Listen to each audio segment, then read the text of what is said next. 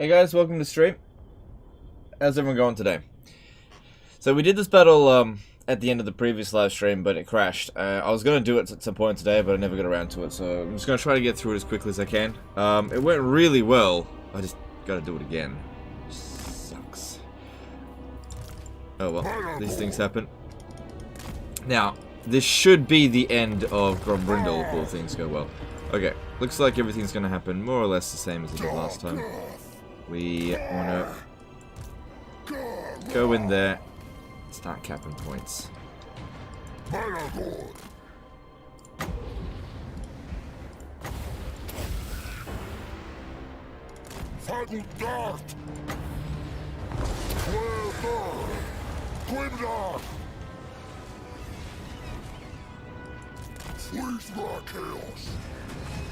Now, I believe we won this last time by capping all the points. Alright, now this guy here, I'm going to pull, just keep him out of this, can't really make use of him. These two, just got to watch out for Slayers.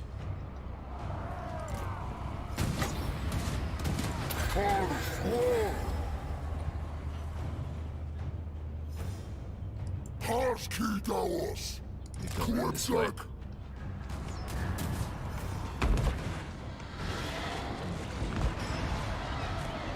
Actually, we'll go around through this way. It's not that well protected. Just try to avoid the Slayers.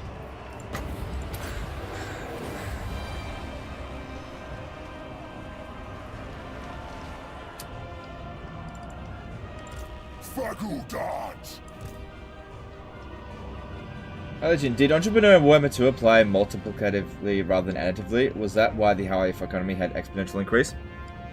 Kind of. So the way it worked was that it increased income in the local region, and that was, sorry, in the local province, and then that was multiplied by the tax rate boost, but they removed tax rate boosts in Warhammer 3, so,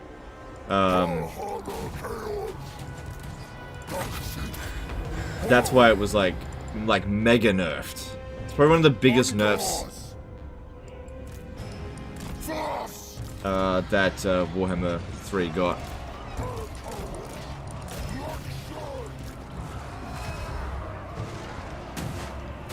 I think they're shooting at this dude here. I'll go to pin that one down, maybe.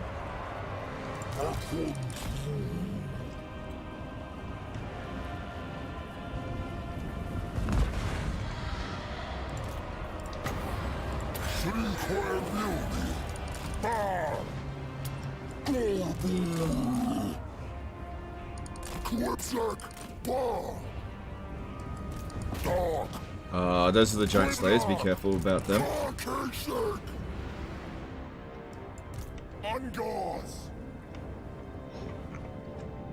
Is Malagos still a one-man doomstack? He can be, he can be. He did get a big nerf in Warhammer 3 though. He got a pretty big nerf. He's still very good. Not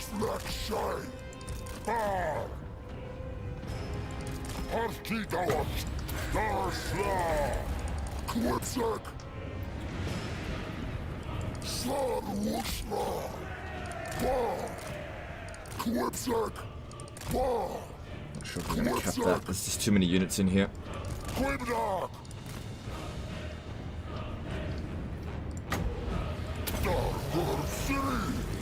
This guy's got one as well.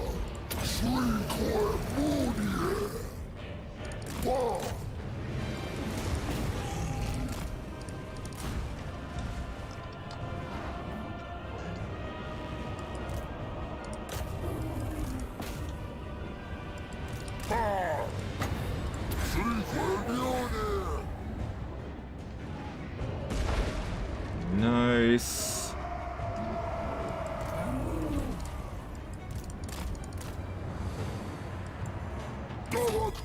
Good. That's 3-point capped.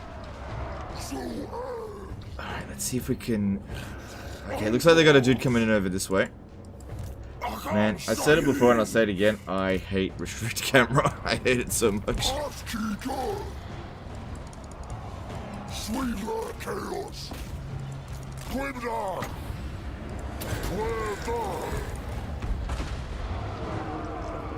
Does farming Greece's and disbanding Lord's worth his trait rework. His trait doesn't provide a global bonus, does it? Sorry, I'm not familiar with Greece's trait. I know they changed it. It used to be like extra income from tariffs, and then they changed it. Sorry, dude. I can't remember what it is.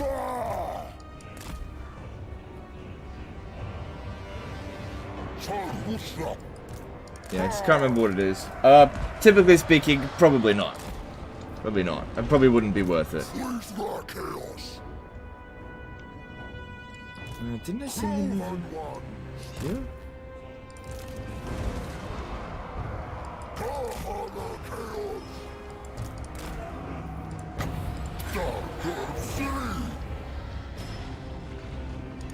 Dark.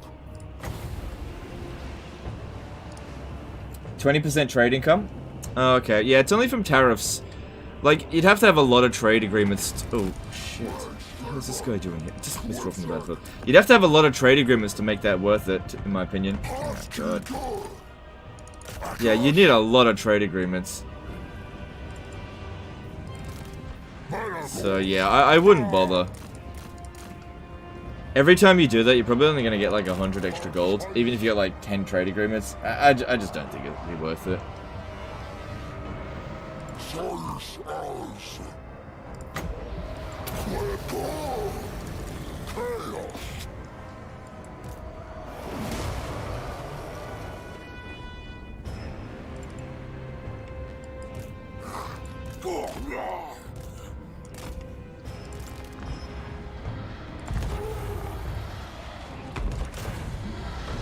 Why would you just shoot that?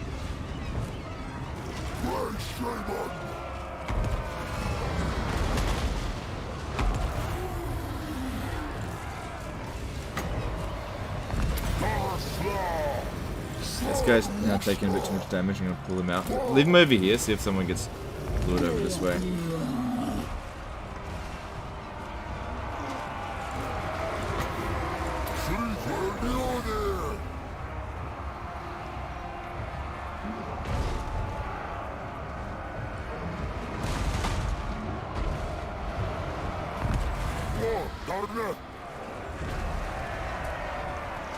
Yeah, the game's a little bit deceptive about income from trade. Yeah, it doesn't actually increase your total trade income by 10, 20, 30%. It's only tariffs.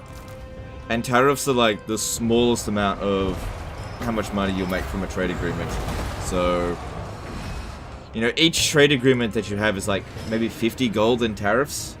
50 gold base, roughly. So yeah, for each trade agreement, you'll get 5 extra gold from that trade. So if you've got 10 trade agreements, that means that each time you farm that trait, you'll get about 50 gold per turn. I mean, why would you bother?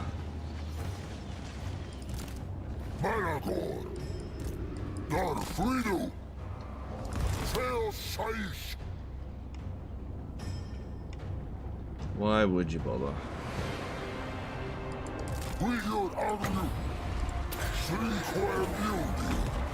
HelloFresh sounds ideal for my girlfriend and I at the moment. We have just had a baby. I noticed that you only get 5 recipes per week. Are you able to get this up for breakfast or lunches temporarily?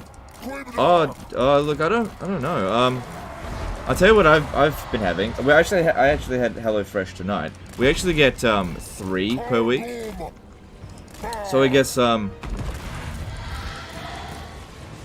yeah, I've only had 5 meals from HelloFresh so far, and they've all been dinner meals.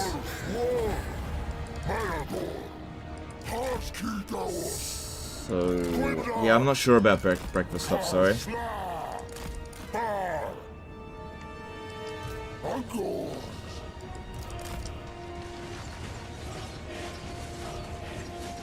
Yeah, I mean, breakfast stuff. Isn't that just like, I mean, cereal, toast, eggs? That's not really recipe worthy. I don't know, man. Like, I never thought that breakfast food was particularly complicated.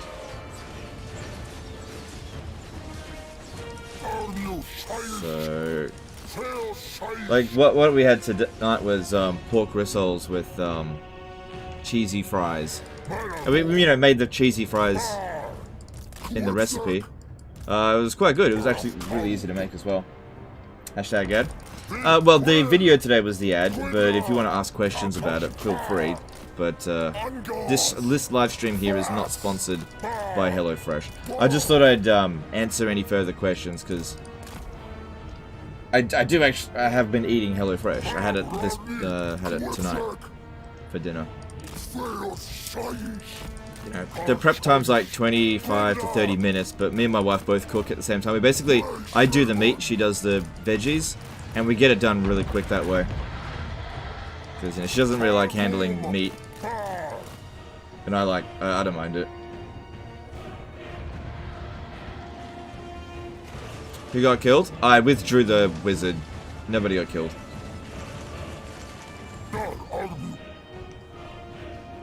Okay, we've thinned them out a ton. Let's go... Yeah.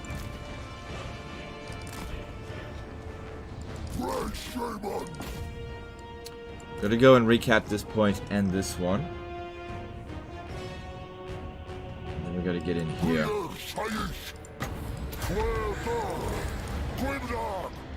Is the code only valid for Australia?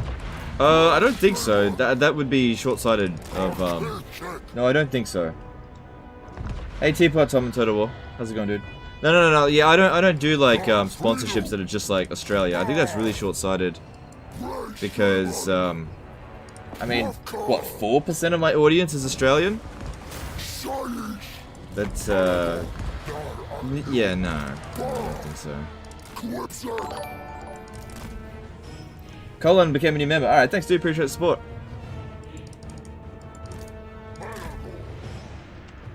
Alright, let's start trying to sneak over here and cap this point while they cap that one and this one. Is Malagor still good? Oh yeah, for sure. Yeah, he's definitely good, but he is a little bit nerfed because, you know, you've got limited winds of magic. And he doesn't provide a global bonus to Winds of Magic cost.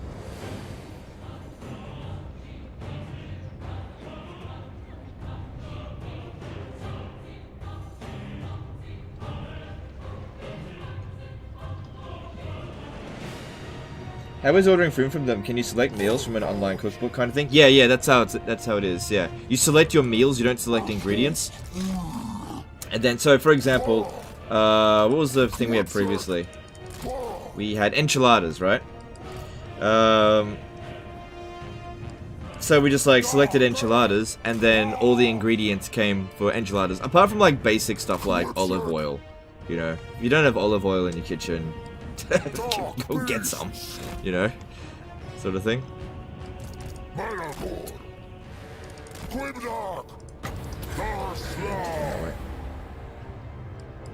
Chaos.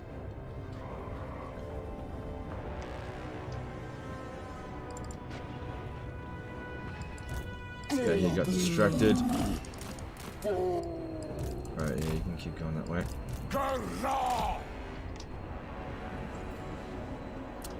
But yeah, funnily enough, like the vegetables that we get from the grocery store actually don't taste as good as the ones we get from HelloFresh. Like sometimes I like to just eat a carrot, right? Because you know it's long and orange, and I can just put a hole in my mouth. No, I'm just kidding. Just like to eat a carrot. Just as a snack. And I snacked on the HelloFresh one. It was actually tasted better than the grocery carrot. Weird. I don't know how.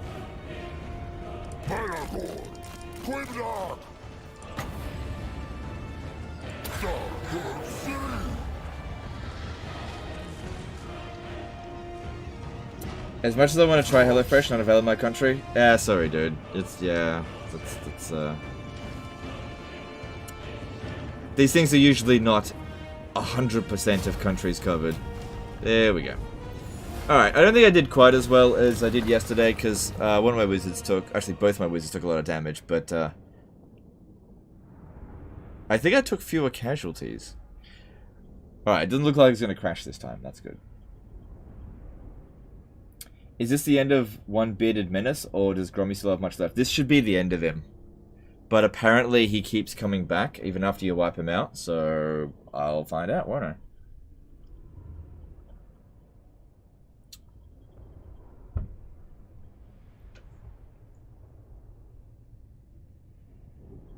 It's a $3 carrot, it better be fresh as hell. That's not a $3 carrot.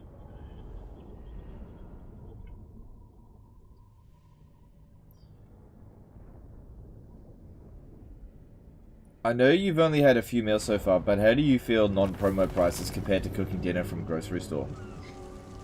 Oh well, it's obviously way more expensive than getting food from a grocery store.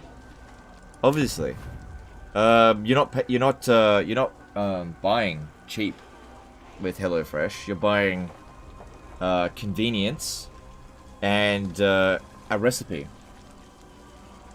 Yeah. You're not cheaping out. No, for sure. Like I think we averaged it out that each meal costs about $30. It depends. It varies for for two. So it's kind of like going to a cheap restaurant, like really cheap restaurant. All right, raise and advanced. So that should have been the end of them. Yeah, the Ancestral Throng was destroyed, but apparently they come back, so we'll see how that goes. Now, I totally betrayed these guys here. My reliability will never recover. To minus 40. Oh well. How does she feel about me now? You will facilitate my continued slaughtering, minion.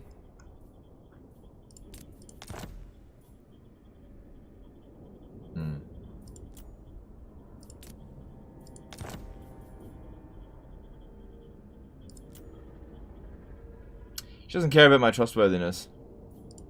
Just curious.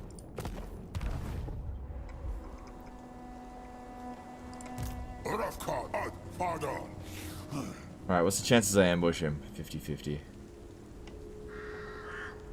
Whatever. No. He got away.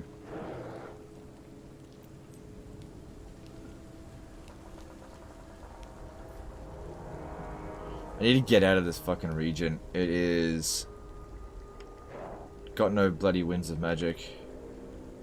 I need to get over to here.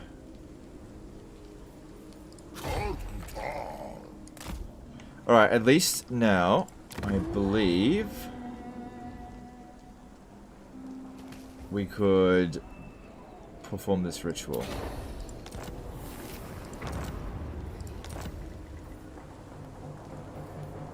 Ah, we just got short victory. Nice. So, alright. We'll always have 100 winds of magic, well, after a few turns now. That's good. That'll fix things up with Malachor. Because obviously our winds of magic reserves is very important for him. It's like his primary strength, and we've been getting weaker.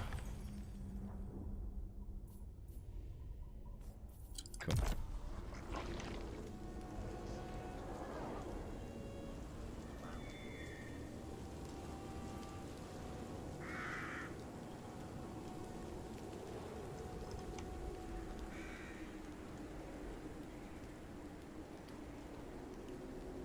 I used to get HelloFresh, it's really good, pricey but good. Plus I kept the how-to cards if you choose. Yeah, exactly, we're doing that as well. We kept the that's it, that's what you're getting, the recipes. Yeah, it's not about buying cheap food, like for the groceries. It's about getting good recipes, and it's about convenience. So, it's primarily for people who are time poor, not necessarily, poor. If that makes sense. Sorry. Yeah. Like, if your budget is a concern for you, then you should just get your food from the grocery store, and, get specials and that kind of stuff. And, don't worry about supporting the channel if you're on a budget. But I'm just saying, out of the 5 meals that I've cooked so far, all 5 of them were delicious. That's all I'm saying. Alright, so this guy here was scouting... Okay, I think I want to send Kazrak back over here. Yeah, I'm going to send this guy back. And Kazrak, get moving. Because I got a feeling that, that Morghur might not be able to handle this. Now that we've suffered a defeat, I don't really care if we suffer more defeats. So, we'll just play for fun now. Do you have a preferred Chaos Chosen unit? I think I preferred Zinj. Because I just really like Barrier. Although Khorne Chosens are very good. Like, they're each good for different scenarios. You know, you got Slanesh if you want speed and physical resistance. You've got Nurgle if you want durability. You've got Khorne if you want anti-infantry. And you got Zinj for anti-large. And Barrier, which is, you know, very good.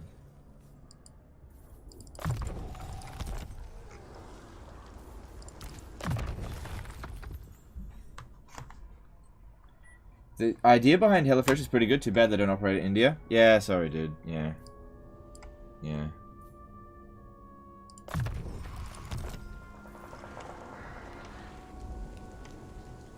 Yeah, can't cover everywhere.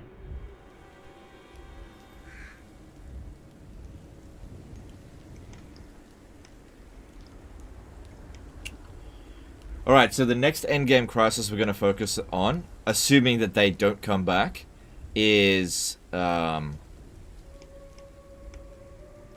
Sisters of Twilight.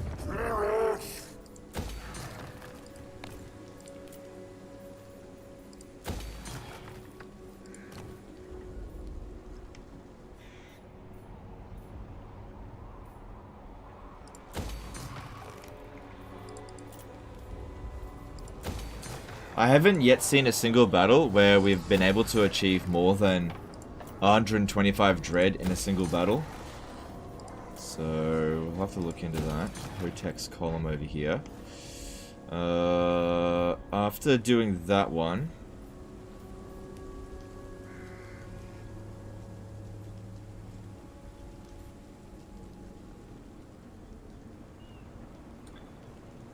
I kind of like the small chance of the plague, because if our armies get that plague, it actually benefits them, I believe. The plague of the crow actually benefits us.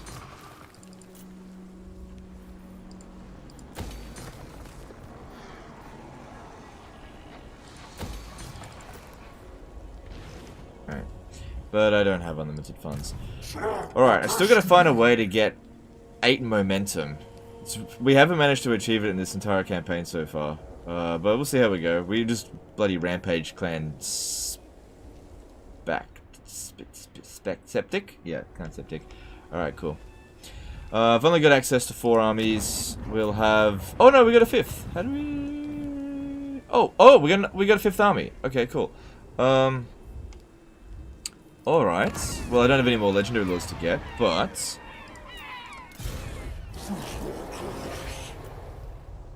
Let's cheese our economy a little bit because I need money. Should we work towards this? Ruination level 8.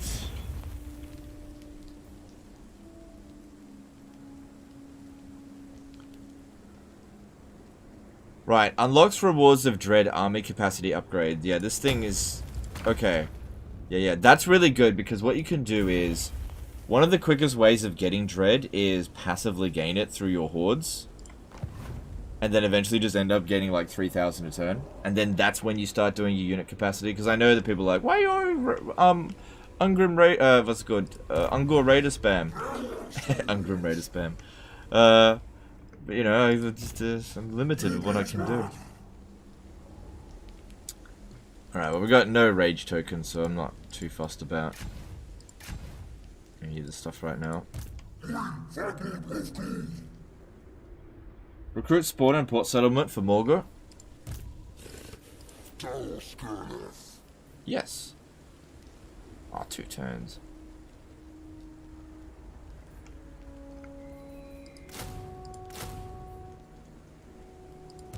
Oh, look, we've activated the glitch. Oh, whatever, I'll just do it this one time. Alright, with Taurox, we gotta be careful not to get attacked by Sisters of Twilight. Because they will fuck me up. And I'm not too concerned about this constantly resetting now. We just gotta be careful what we're doing.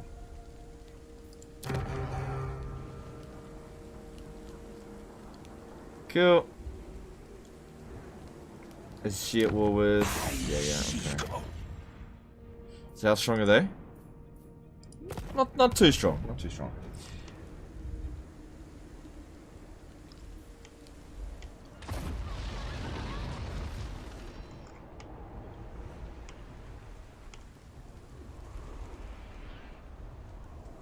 Okay, let's move on.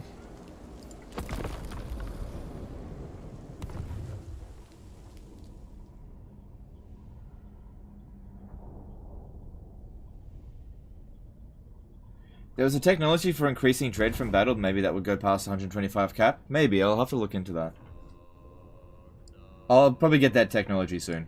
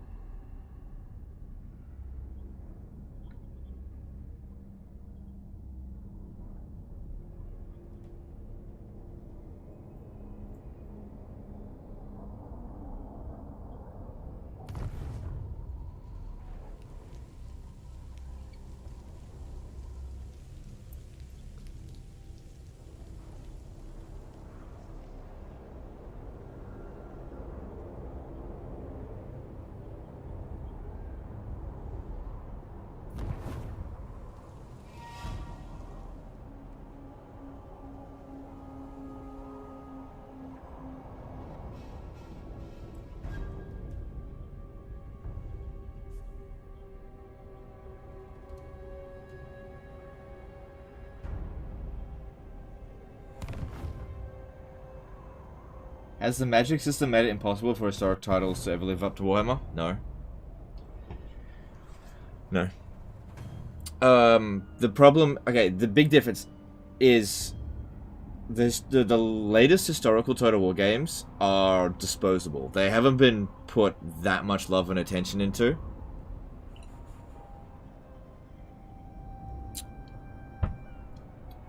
So... if Creative Assembly puts in enough attention to detail and makes the game actually good enough, then it doesn't need magic. Or single entities or bullshit or anything like that. In fact, I think with Historic Total Wars it would be better if that stuff wasn't in it. How goes the Trump across Nagaroth? Pretty good. Pretty much got Nagaroth under control. Pretty much. Shogun 2 lives up pretty well? Yeah, I guess. I could argue that.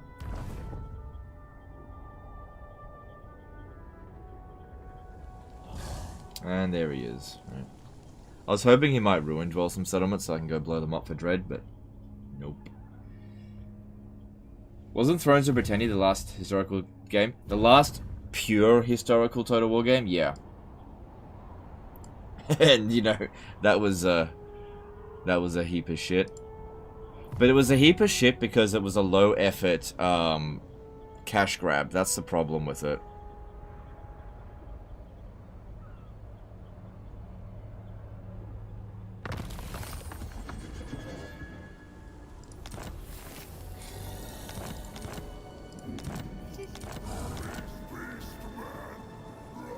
No sign of them. Oh, gotcha. Yeah, no sign of the Grombrindle coming back. Let me just confirm. No, he didn't seem to come back. Yeah, some people said that they would just keep coming back. Maybe it'll happen in a few turns, but I don't know.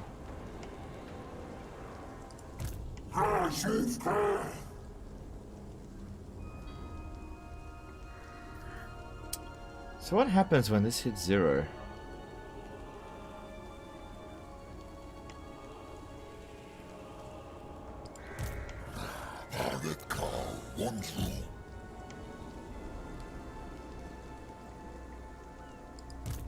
'Tis impudence.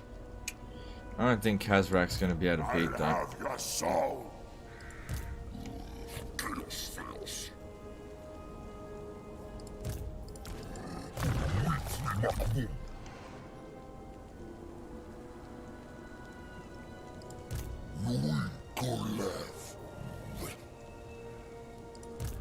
Never.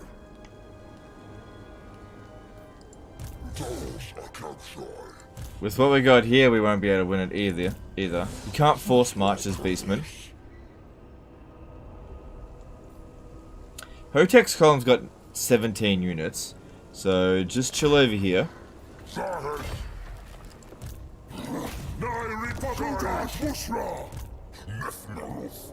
Get Morghur over here, transfer all of the units over. And let's see, what can you recruit now? 2 turns to recruit a giant. Ugh.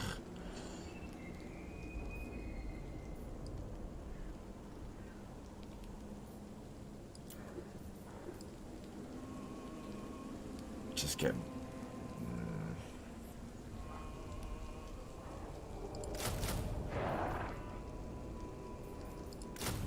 That's all I bloody got.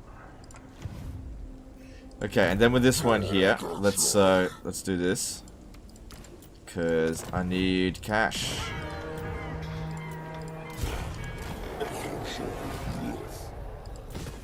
And then have this one recruit whatever is left available.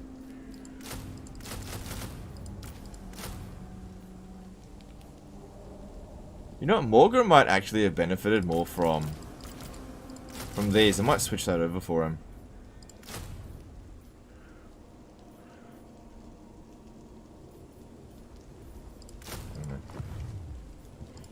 Because, like, you want to get a blob going so you can mortis engine, but these are terrible in a blob.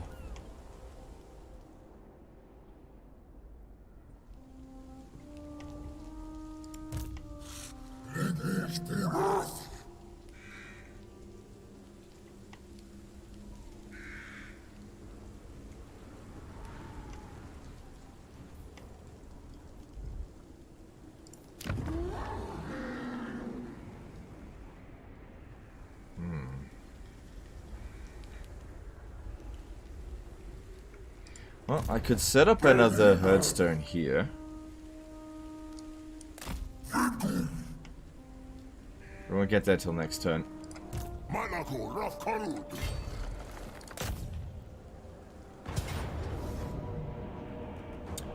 Wasn't giants 1 turn in Warhammer 2? Yes, that's correct.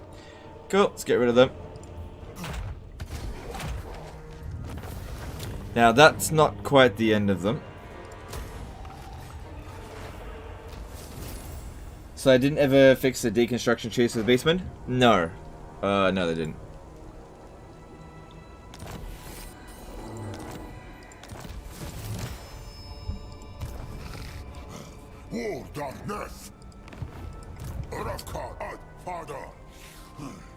Alright, well... Oh, look at that! The Tomb Kings actually managed to take a settlement away from them.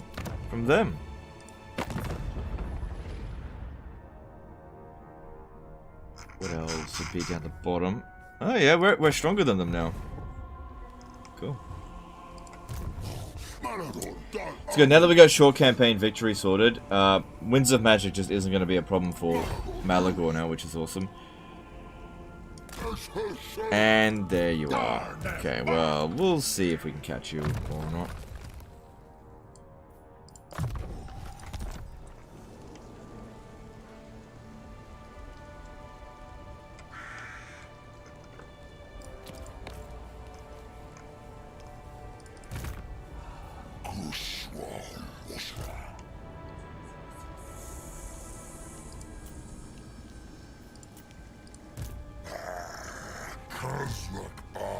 Because, yeah, even if I catch him in force march there, that won't be enough. He's got a 100% ambush success chance here.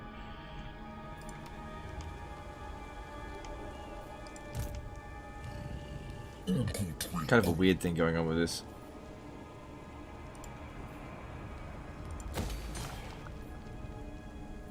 Oh, God. Okay, now it's okay. Alright, so with Morghur, it would definitely be good to have that, but these buildings are bloody expensive.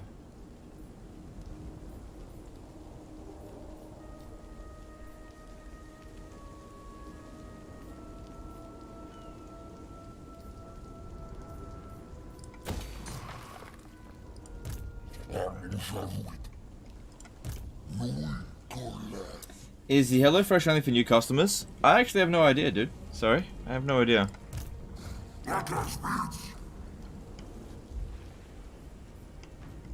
I mean, you could try, put the code in and see if it works. I guess you could always create a new account. I don't know.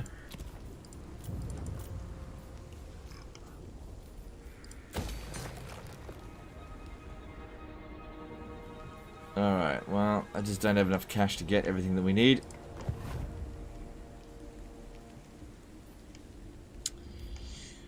Alright, so I'm curious about this stuff here. If we really want to get a whole bunch of favor quickly, getting to here quickly will be very useful for that. But if we want to get dread quickly, that's actually really useful. But I think, yeah, I think I want to go down this line here a bit. Nice permanent upgrades. Definitely want to get more Minotaurs, but we gotta get that damn dread going. Okay. I think that Ungor Raiders and Minotaurs are actually a really bad combination. It might even be a better idea to switch out the Ungor Raiders for Ungor Spearmen. Because if we have a look at the stats. Oh no, their stats are the fucking same, really. They've got more health and more entities. Yeah, I don't know, just leave it.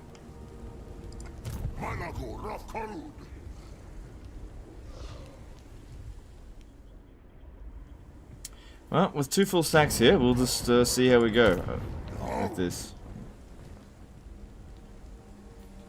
And then what we'll do with Morghur is bring him over to Karen Carr and re-establish our self there.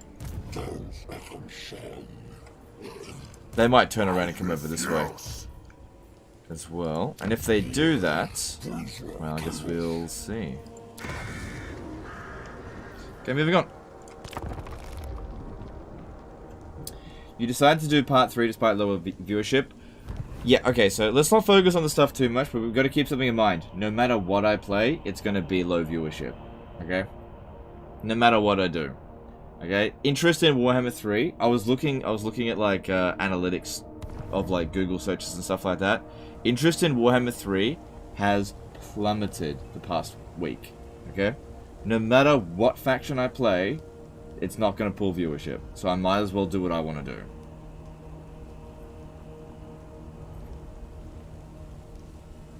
Warhammer 3 lost like 30% of its players over the past week or so. Going to do the quest battles? Let's see how we go. You know, and I get that people love to sit there and comment, "Oh, look, Legend, your channel's dying, low viewership." I'm telling you, it's fucking Warhammer 3. Okay? The interest in it has plummeted dramatically. So, you just wait it out until Creative Assembly does a hotfix or whatever, brings players back, or we'll just wait and see. But yeah, no matter what faction I play, it's going to get low viewership. Why is everyone so concerned about how many views he gets? Yeah, I don't know, people just... I don't know, it's just an interest of people. I don't know.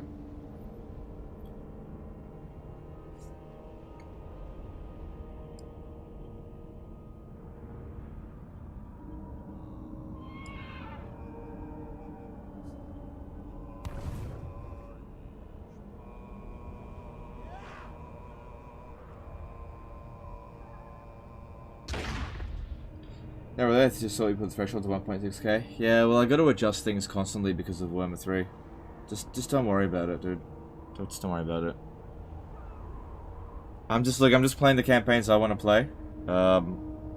Just don't worry about it. If I don't like the campaign, I'll can it. If I like it, I'll keep going. You know, I think worrying too much about viewer numbers right now is pointless because, like I said, the game's not holding people's interest.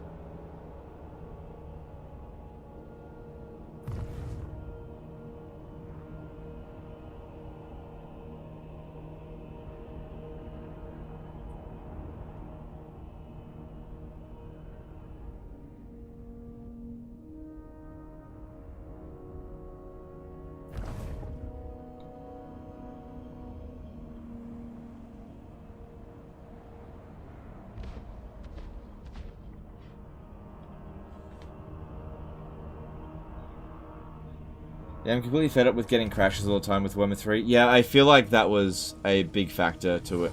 Oh, he went up this way. Okay. Oh, well, we ambushed him, but, can we beat him with this? Well, okay, so here's the thing to consider. Are you a wizard? No, not, like, he is a wizard, but he's not a good wizard. Right? And I'm a mortis engine. I think we can win. I should have gone with Spearman with this. Alright, I need... Let's have a look here. Unbreakable. Put that on Morghur. You fight to the fucking death in this battle, bitch.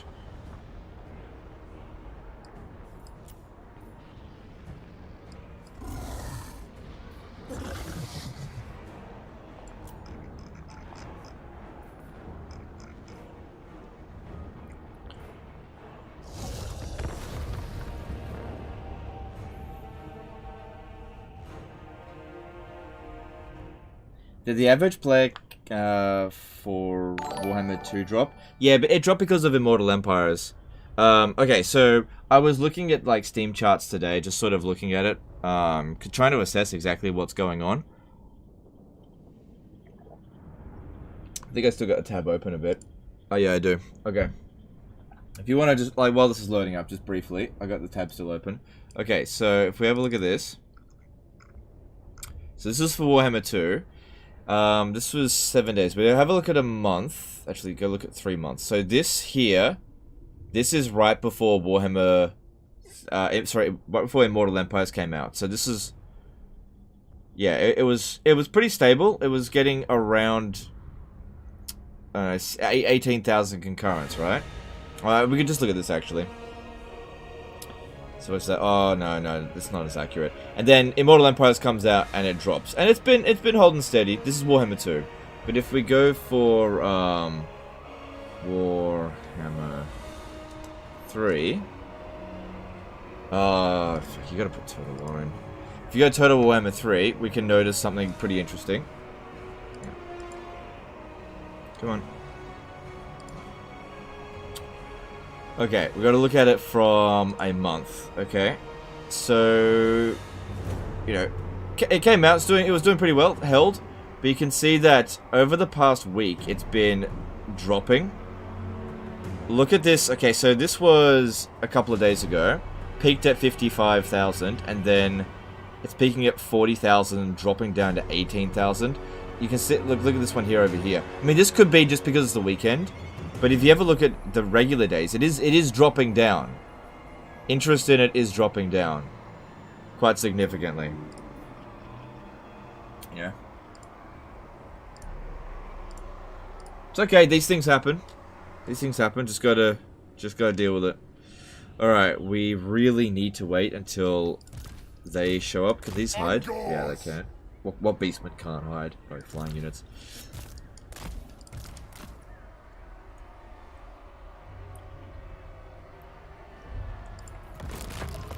Just gotta wait for my reinforcements to show up. I think it might be best if I keep the Ungor Raiders completely hidden for the entire... Oh, no, not for the entire battle, but just like... We should fight in the water. It'll lower our melee attack, but lower theirs more. Just waiting for these to show up.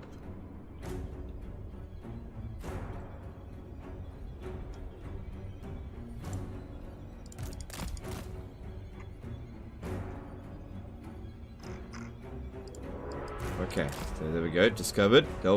Might make their way over here. Seem like it. Let's just get organized before we do anything. Alright, we got a big army. Let's see what we can do. We need to get revenge. Alright, there. What's this guy doing? How's he damaged already? I think he just came into the battle damaged. Okay, so how are we going to do this? Well, they're seemingly just being stupid. They're not doing anything, but let's just see. Can use the Chaos Spawn. It's like a big meat shield.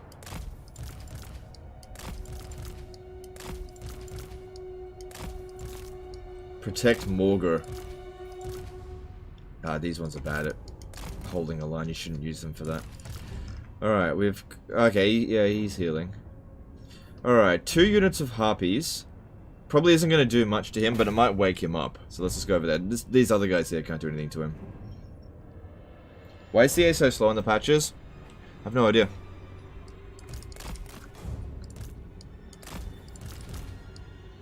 But yeah, we're fighting in the water because they've got a lot of infantry, and we're not trying to dish out damage with our troops, we're just trying to hold them back.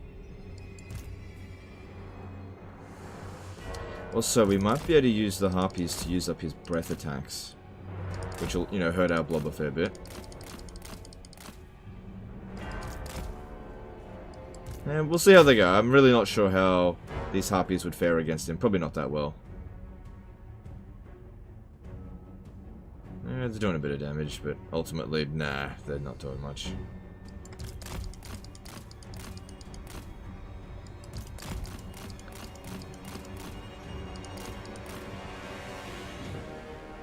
But yeah, he's just...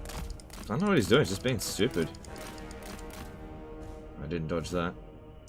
Alright, he's only got one more breath attack left. Let's try to lure him over to the big blob, and we'll just take him out.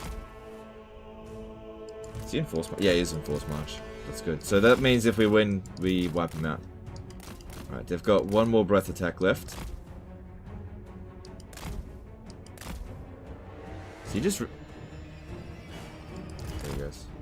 Alright, that's it. Okay, well... Shit, I don't know.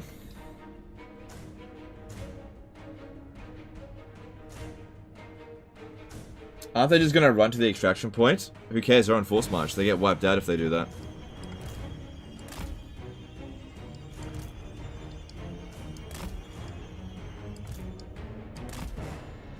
Right. I do not mind in the slightest if these Ungor raiders get wiped out. Let's just get organized real quick first.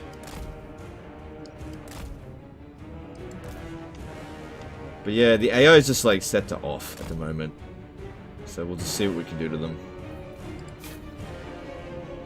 Okay, now they've activated.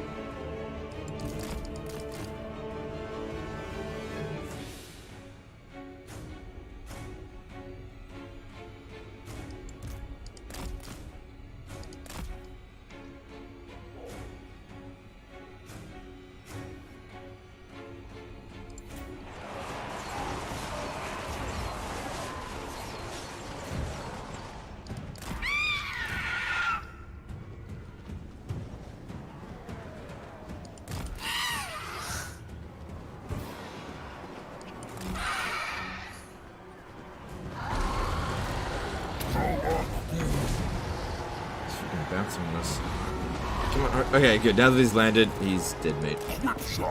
Good.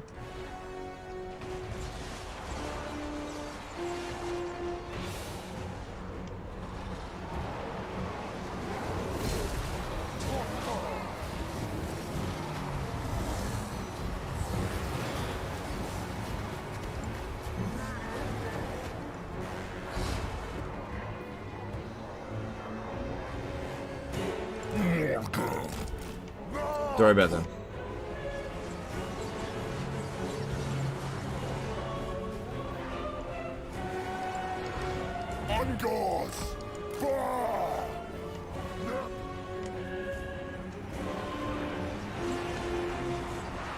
As far as I'm concerned, they've already done their worth. Yeah, he's trying really hard to kill Morghur, which makes sense because if he does that, I won't be able to use him as a mortis engine. This guy's pretty damn strong.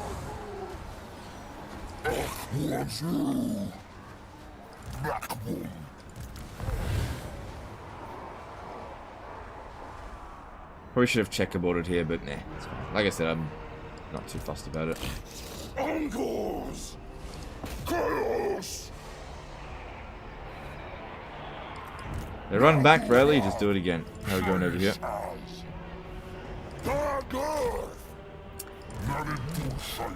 He's doing a good job cycle charging Morghur.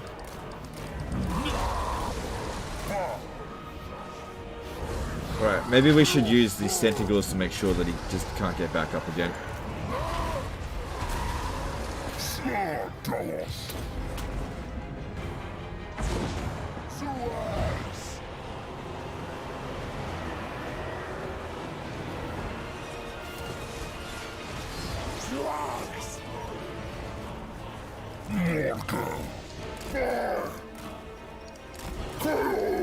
Yep, you are not escaping, not this time, bitch.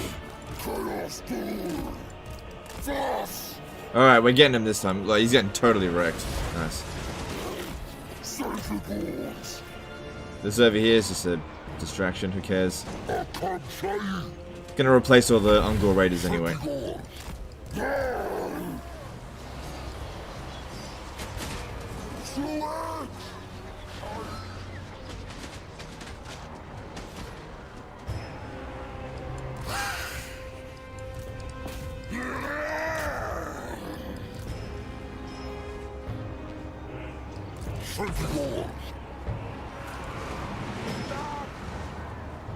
Good. They charge in and then they get hit by Aura of Vile Transmutation.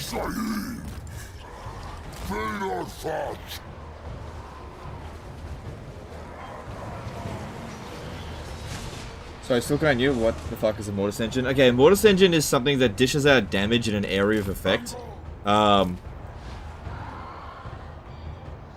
It was first introduced by the unit Mortis Engine. It's just that other units have been introduced with the same effect.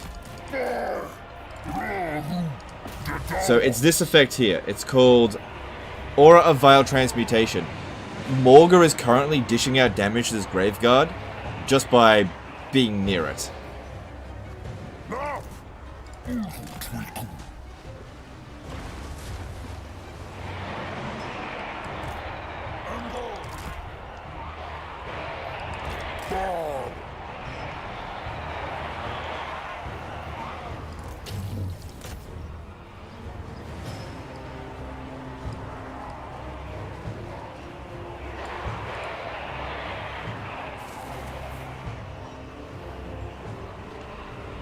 And then we just wait until the battle's over. Because there's nothing else we need to do now. They charge in here, they just die. If we have a look, yeah, the Mortis Engine just kills them. Unless they can manage to get to Morghur quickly, which there's no way they can get to him. No, just out of the way now.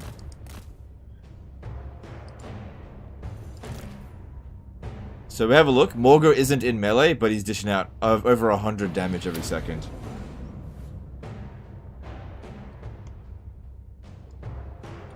Okay, there's going to be more units over here, so we should be over this way. So the aura, that's the area of effect of it. It's fairly large. And he doesn't even have to be in melee for this to happen. So just putting him in the center of a blob, and if the enemy doesn't have any missile units to shoot at, which by the way, he's basically immune from missiles, it's like, just, it's disgusting how much damage you can do with Morghur. Look at this. Doing 300 damage per second. Just because he stinks so much. He's not even in melee.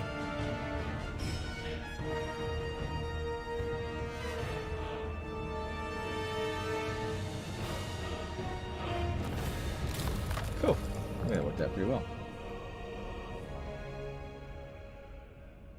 And they can turn to Chaos Spawn on death. You can do that once. So it happens automatically, but yeah, you do that once.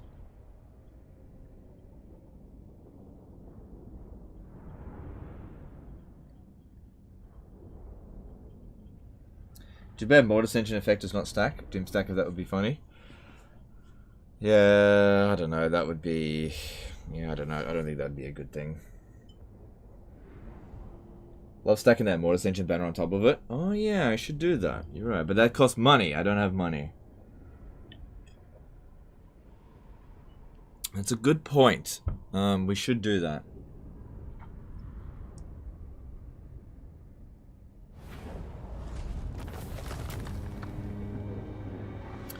Yeah, look, still just 125 dread. I don't keep track of that if it ever goes any higher than this in this campaign. I don't think it can. But we'll see. Cool. Alright, well that was the only armory in this area, so that's been sorted. I miss you, member chat? Oh, sorry, dude, I didn't even see it. Let's see. Mr. Person Man became a member for 4 months. Hey, Legend, how's the Beastman feeling for Warhammer 3? Always love your vids, Mads, and as always, do what you want to do. Alright, thanks, dude. Thanks for the membership. They feel good, but they felt better in Warhammer 2, but they still feel good. So, they're a faction that definitely is nerfed in Warhammer 3, and yet they still feel fine. Whereas other factions with a nerf don't feel good. Son of Man, Child of God, did a $20 super chat. Been a fan of yours for a long time and don't always catch you live. Just sending some love, brother, from the middle of nowhere. Okay, no, it's good. Thanks for super chat. Appreciate it. Alright, cool. Blackened plate. Useful if they have more damage output. Oh, the rampage ends. And then, well, we didn't have any rampage, so it just came straight back. Okay then. Okay. Well, okay then.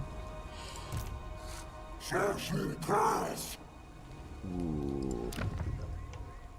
Ooh, the Witchwood isn't a special herdstone, is it?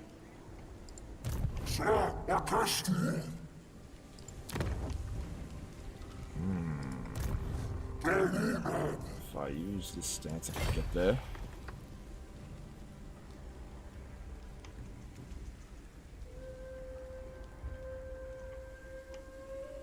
Well, we got more incoming, so we got to be ready to deal with that. I'll send more. Did we get any of those followers? The ones for extra chaos spawn. I don't think we did.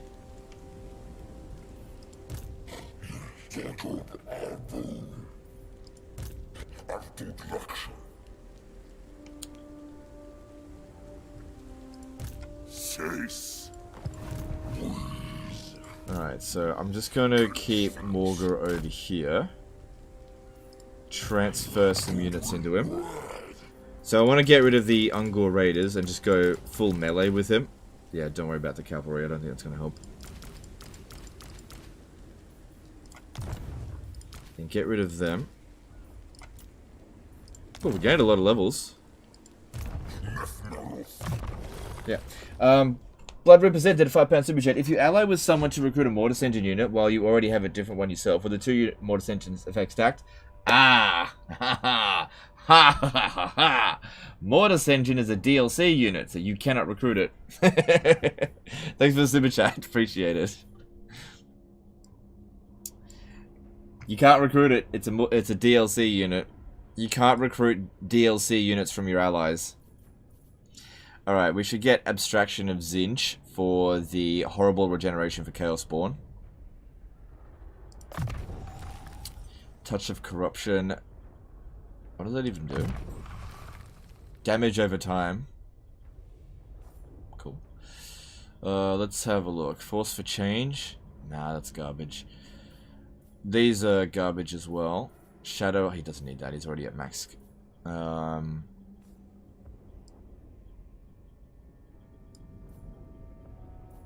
Freakish Mutations. Yes, let's go with that. And then we get... Oh my god, all my money. We get ready to jump over here. Now, I believe I've got a couple of things that are providing extra... Let me just check. Global bonuses to... Man, I could be mistaken. Oh, maybe I'm mistaken. I thought I had upgraded one of these. Maybe I didn't. I did. Dread gain from battles plus 10% faction wide. Yeah, we'll see. If I stack that up enough, we'll see if that makes any difference. Alright, I'm gonna go after this. How could I?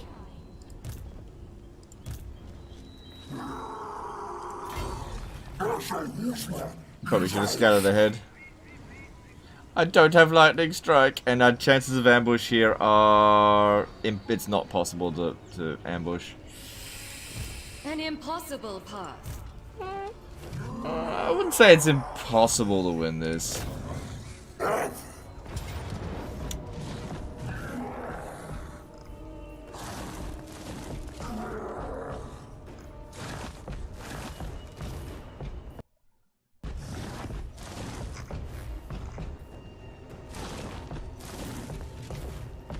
Okay. Okay.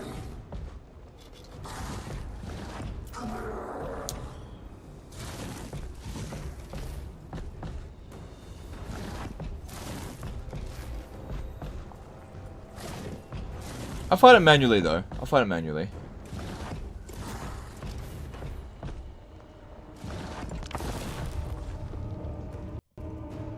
Hallity, can I ask you a couple of questions about the game? Sorry, dude. Every time you ask me a question, you have to pay $10. I'm just kidding. Of course you can ask questions. No second army. It was out of the way. It was too far away. I noticed on the Dread Unlock page that it says you can create herdstones at higher level, but I can only create them at level 1, even though I have unlocked tier 3. Yeah. Yeah, I have seen that before. I mean, it's free to upgrade them. So I don't think it's that big of a deal. So yeah, I'm autoing this because I'm fighting it manually because I don't actually want to wipe them out. Because I want to be fighting as many battles as possible to get that momentum up. I really want to try to get it up to... So what I'm going to do here to begin with is just send Taurox in by himself. I'm going to see if the... I don't think the archers will... Oh. They're going to... Yeah, I don't think the archers are going to fire at him.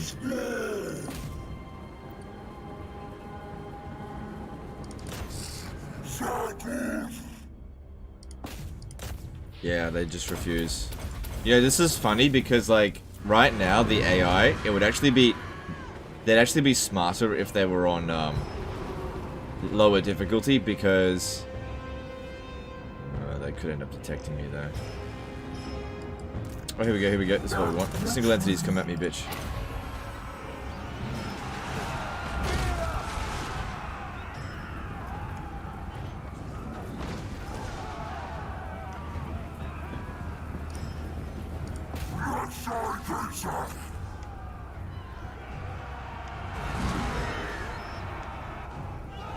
I know I've got this, but I want to try to clump all of them together if possible.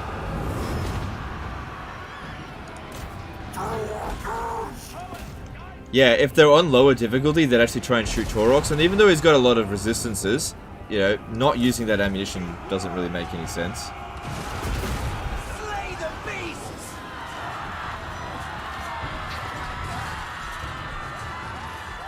The forest shall prevail!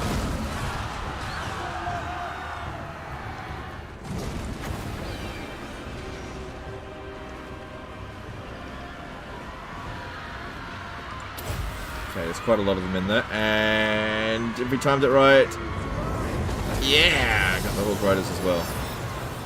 Our factions will destroy them!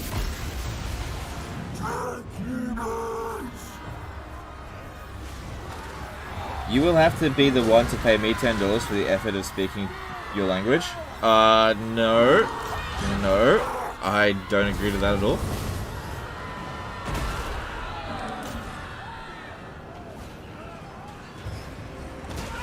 You're the one who wants to ask me a question. You just wasted a question, by the way. I might not read it next time. Oh no.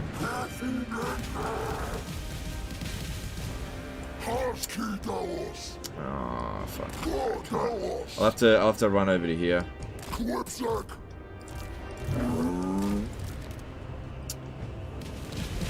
anything.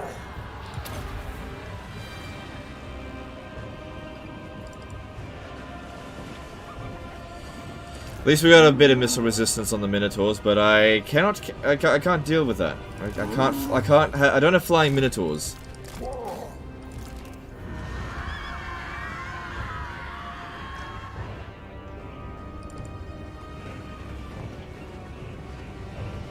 Hey Skaven Den, how many free questions did we get?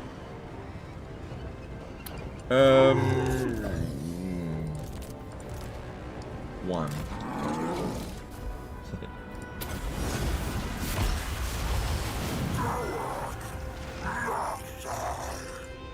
So the only unit that can get it are the archers, so I gotta lure them over here.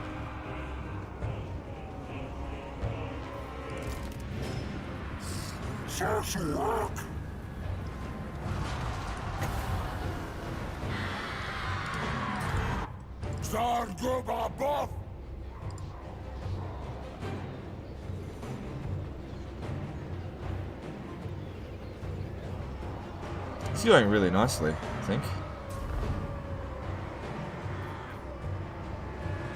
Now, I've got another one of these, but I don't think there's much urgency with it. Should probably shoot the Azray spears.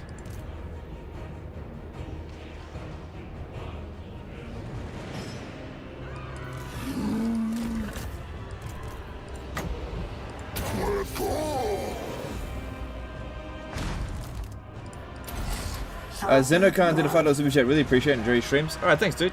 I'm glad you enjoy him. Appreciate it. Dark beasts! Ungars! Fast! Ashlek Shay! Grey Shaman! Fast! Quipsack! Darker Sleep!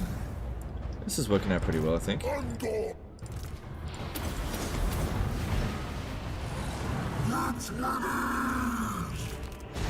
Where's my Wheaties? Now go map! Quillak! Chaos! Ungars! Bar! Grey Shaman! Quipsack! Bar Slaw!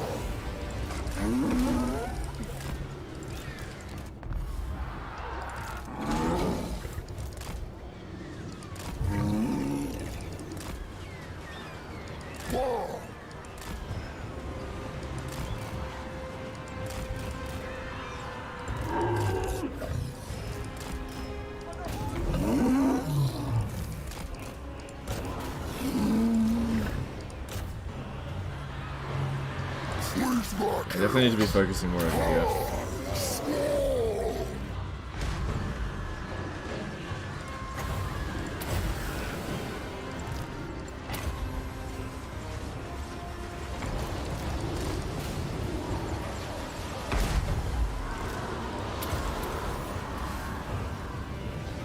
Right. Get rid of those archers and get rid of these damn freaking eagles. Quipsack!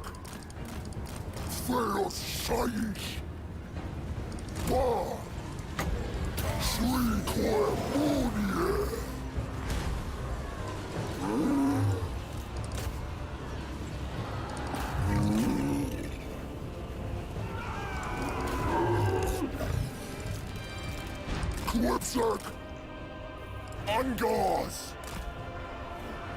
Sawushra! Sweet Lord Chaos!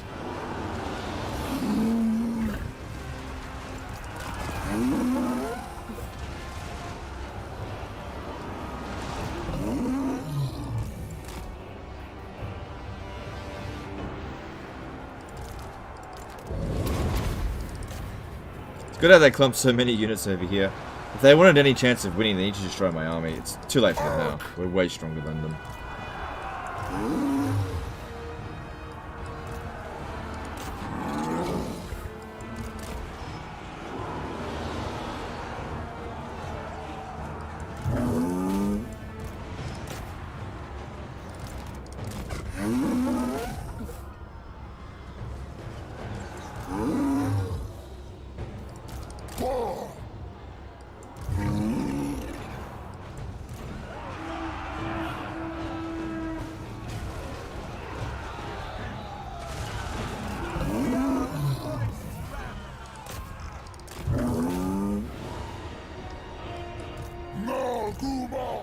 Quipsack!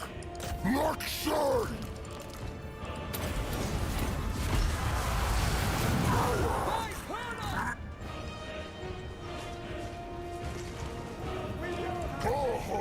Chaos! Ray Shaman! Bah!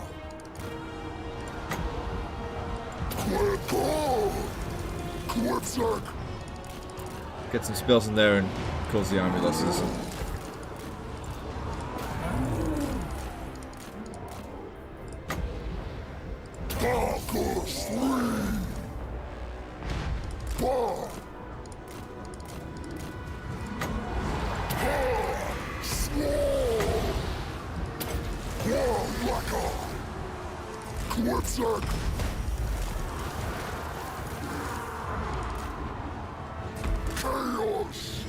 Where did enemy lord go?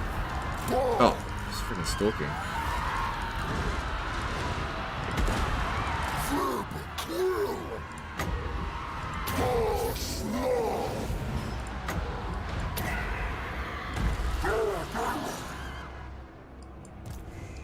I think that worked out pretty well. A lot of damage on the Ungor raiders, but who cares about them?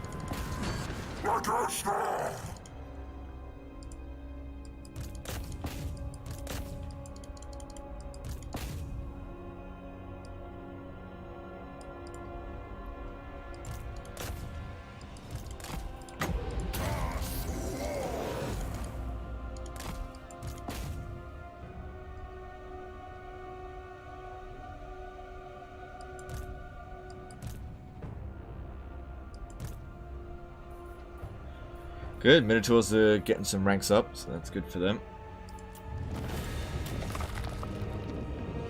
Alright, I reckon 125 Dread, right? 125.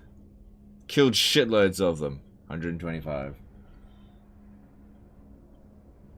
I don't think terror routes count towards the 3 required for Shatter. That's correct. Yes, it doesn't count. You have to properly route it.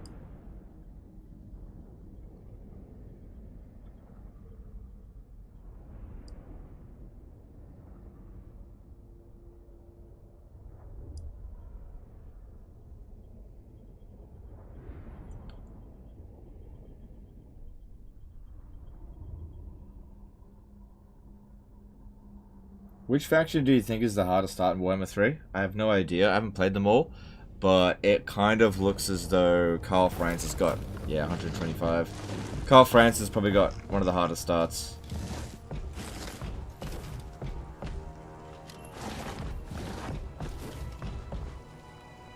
Yeah, we're probably going to need replenishment because I imagine we're going to be fighting a lot out here. Even though that cost a fair bit.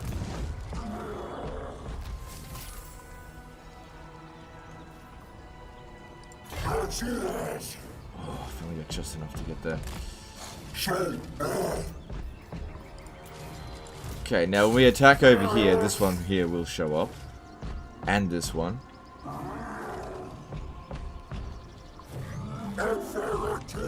Is this their only settlement? Are we about to wipe them out?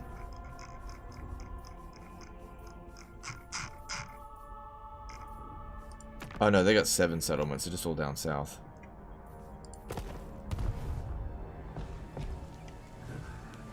So much stream over to you after some Wood Elf actions this morning. Hope you have a good one. Thanks for all your support. No worries, thank you, Lemon Pledge, and welcome to Lemon Pledge's viewers.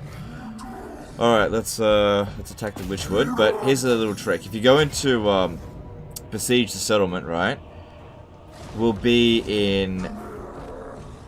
Hang on, let me just confirm that we're not in raid stance. Oh, decisive victory with medium casualties. Yeah, okay, it automatically takes him out of it. That's good. Alright, we're gonna level up over here. It might benefit this guy if we switch over Troll Hide here. Don't need it on Taurox. Yeah, don't need it on Taurox. Sorry about it leveling up.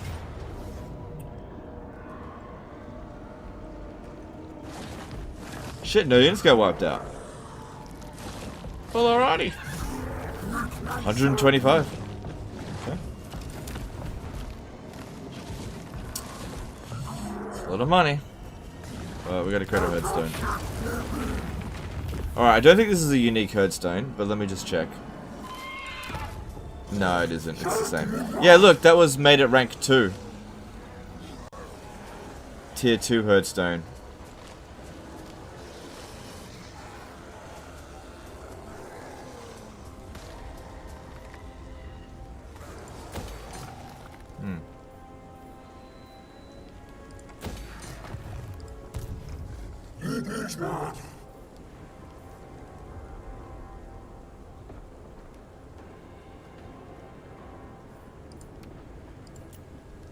Okay.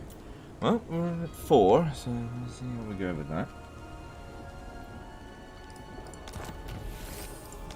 So yeah, once again, it just 125 seems to be the maximum that you can get. Alright, I'm still going to declare war on Kotep, because fuck him. know many secrets. And Morghur should be okay to handle him. He's got 90 winds of magic now.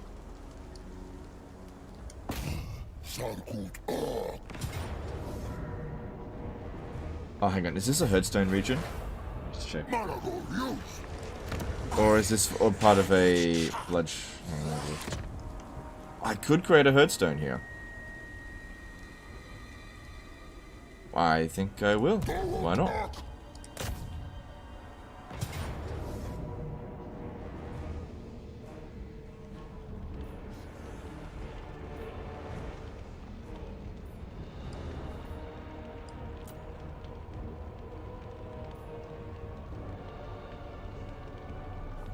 I took off his troll hide armor. I need to put it back on.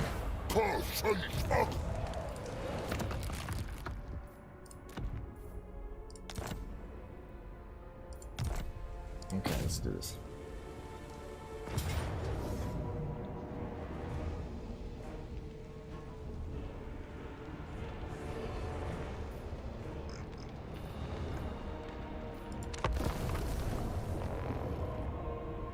I did some Empire, it was fairly easy, I thought. Yeah, I don't know what the hardest start is. Some say Kislev, I did that, and it was a challenge, but, you know, it was fine. I just, without having played every single campaign, I just don't know what is the hardest start. I just don't know. I've really only played maybe a quarter of all start positions. Maybe not even that.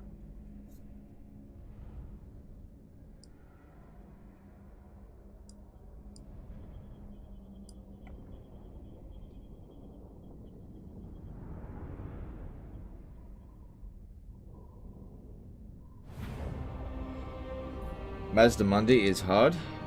Okay, say so.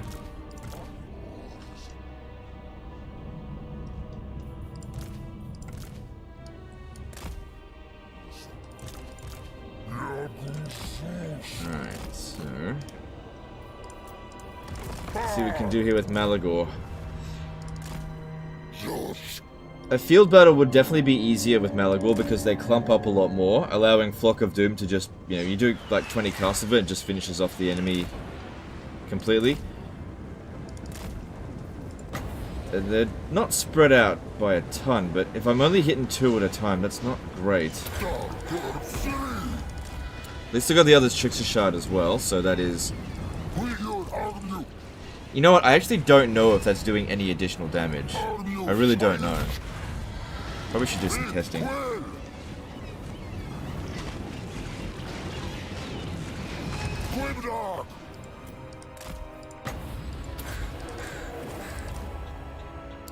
But we got plenty of reserves, so just grind through it. The towers aren't going to do anything to us. Just grind through it. Just keep them back for now.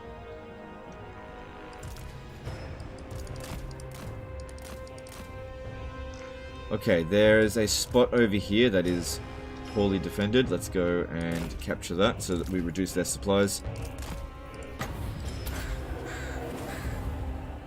And a spot over here.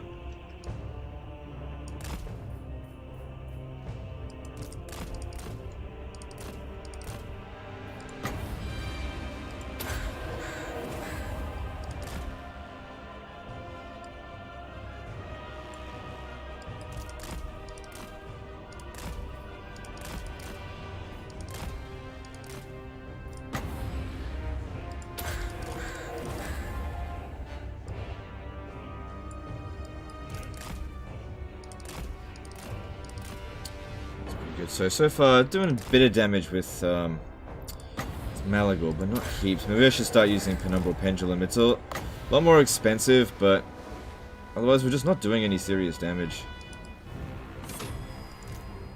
I think this is just right. They moved out of the way. Okay, there, that was right. No, that was okay, one position captured, then move back. Keep that one.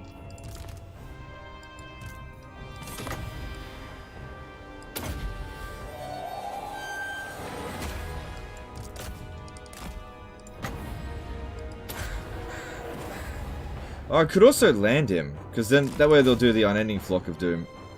Just gotta watch out for the Ushabti if they come over this way. But yeah, if you can create a bit of a blob, that'd be good. Dish out more damage. Just get this battle over with quicker. Why not overcasting? It's not as efficient. Overcasting in most cases is usually inferior, especially with really good spellcasters, and especially if you've got life leeching. It's usually better to just single cast it. Because every single time we cast a spell, we get 2.5 winds of magic back. Okay, so if I cast a spell that costs 8 winds of magic, it only costs me 5.5. But if I cast it at 13 winds of magic, then it actually costs me, 11. They're actually shooting at Malagor.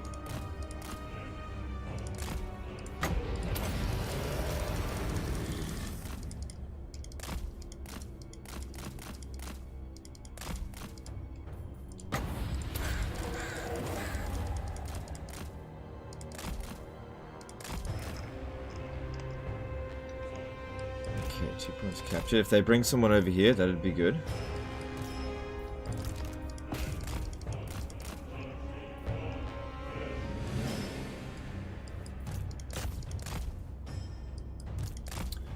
He must have cast because he put my cooldowns up.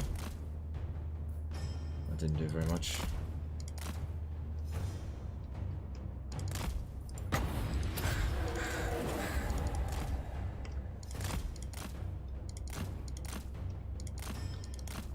Yeah, CA doesn't really give you much incentive to overcast. What they do is they make it seem like overcasting is better because the AI does it all the time. But it's actually, in most cases, not all, sometimes it is better to overcast. But in most cases, it's actually a vastly inferior option to overcast. Vastly inferior.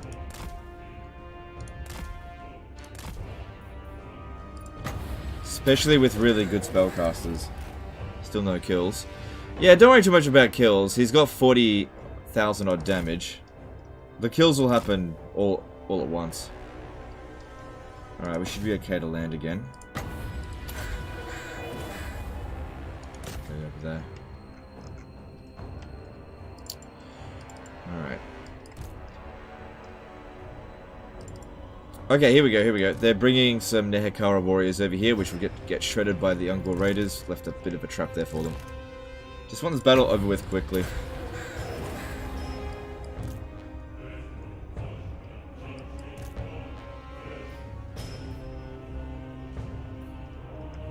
Do you overcast Winds of Death or Firestorm? Winds of Death, yes. Firestorm, no. Only in extreme situations would I overcast Firestorm.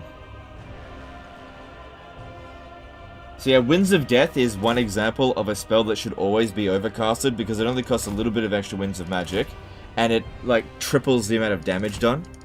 So that is a rare example.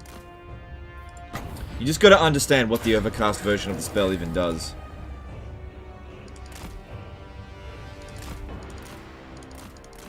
But yeah, a spell like Flock of Doom, I would only overcast it for the extra range if I need it, but we don't really need it right now.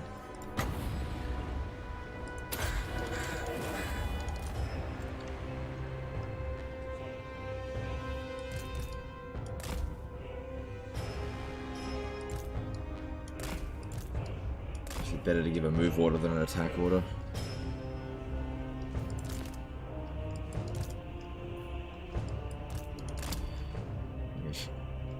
Oh, they're sending a lot of force over here.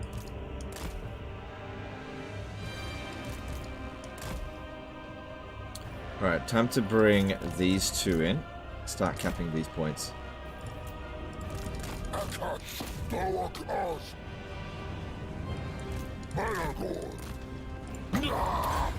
Should really use this, but just wasn't sure on what to use it on.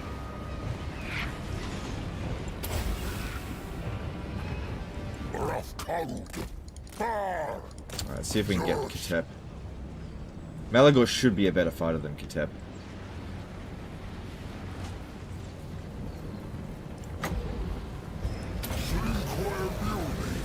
Especially with regen.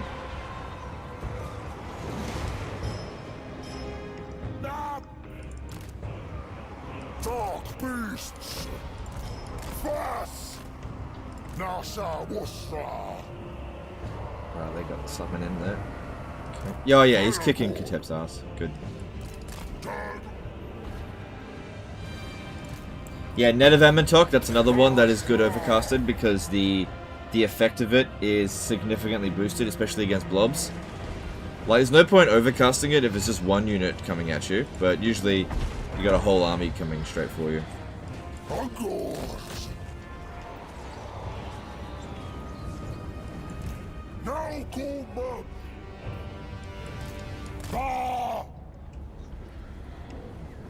Like how they got the summon unit here, not doing anything. Good on them.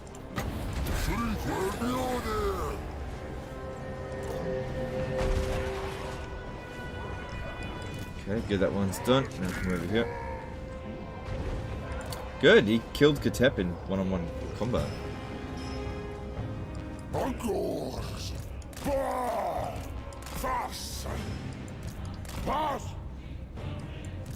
I can't say.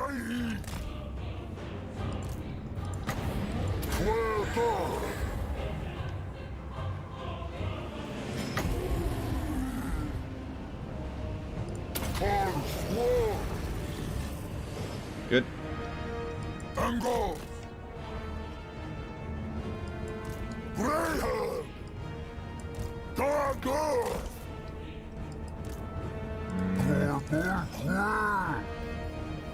Yes, okay.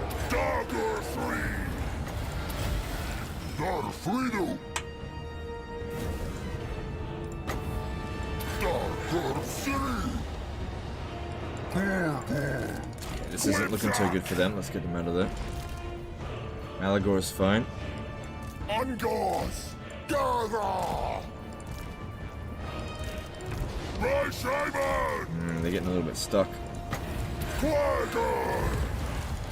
Akashkar. Darslaw. Blood. Quipsack.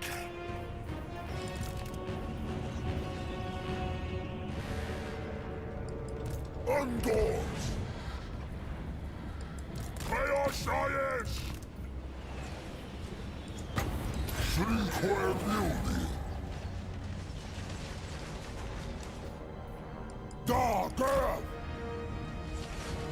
Malagor. Okay, this should bounce, I think. Yep. Nice. Oh, Malagor's hit his max healing. That's okay. Oh god, they ran out of the city to get me.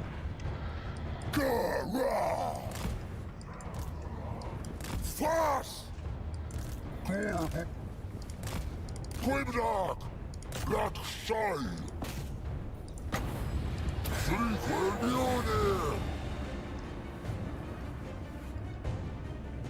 Your heroes and lords now have no way to regenerate except potions, right? No, we've got Trollhide armor.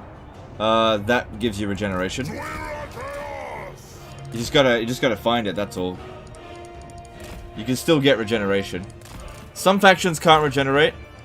But most can. You just gotta find different ways. You just can't do it through Isabella's defeat trait anymore. Do you overcast Fiery Convocation? Sometimes.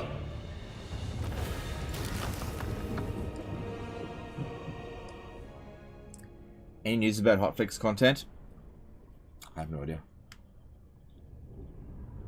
I can only sort of predict that it's probably got something to do with the crashes.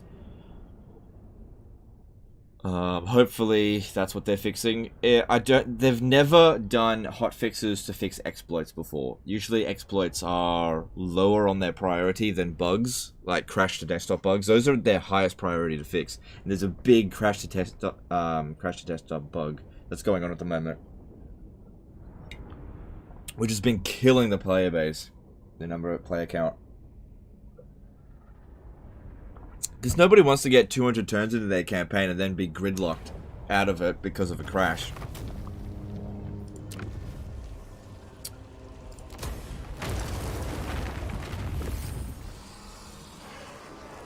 Mirror of Madness apparently leaked just now. It looks like a DLC FLC. Yeah, I heard about that leak. Yeah, I mean, I don't know anything about it internally. If I knew something, I could tell you because I'm not under NDA. So, yeah, I've heard that there is a trailer coming called Mirror of Madness. Yeah, I heard about that. Don't know any details. Apparently it's got something to do with magic.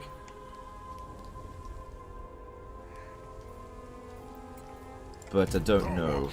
Alright, Malagor. Time to upgrade this. And...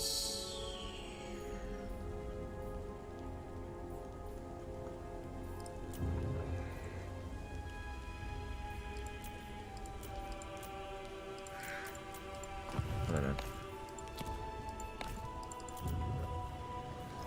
Can't put down edicts. Alright, let's have a look. So, Bulls are us over here. What do you got for me?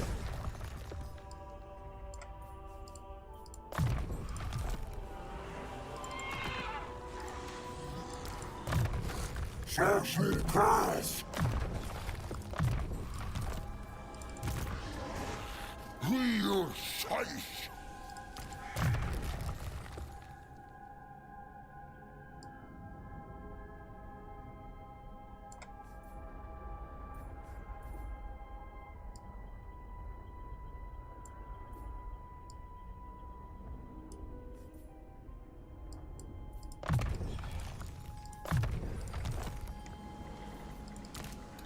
HT on Tyler did a $10 super chat. What would you say are the top defeat traits to go after? Probably Sigvald's defeat trait is currently one of the best. But it largely depends on what you're playing as. Throt the Unclean's defeat trait has always been one of the best ones to go after because of, you know, hit points plus 10% benefits everyone, even if you're a spellcaster. Werzeg's defeat trait's still really good. Krokgar's one. Always been high value. Yeah. Thanks, Super Chat. Appreciate it. Alright, what are we doing now?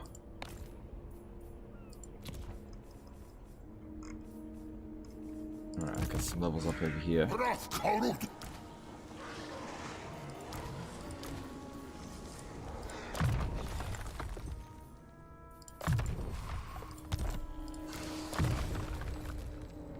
Next FLC, Magic now base.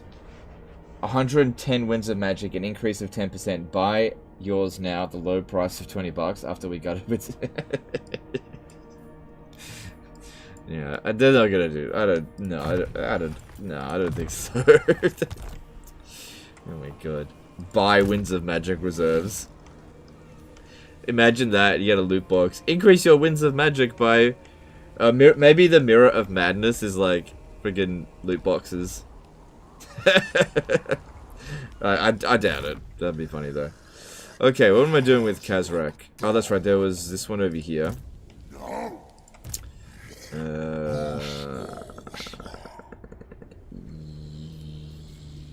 Yeah, stay in the stance here. Just let's go this way.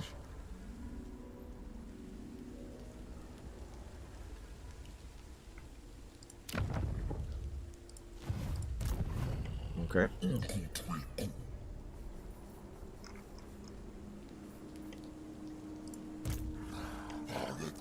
Okay, I've got enough for this now. Okay, now that we've done that, we can recruit a new lord. Right? And yeah! Look at this. An additional 2,400. We've just doubled our money-making potential. Good, because it's just got so much stuff I gotta build.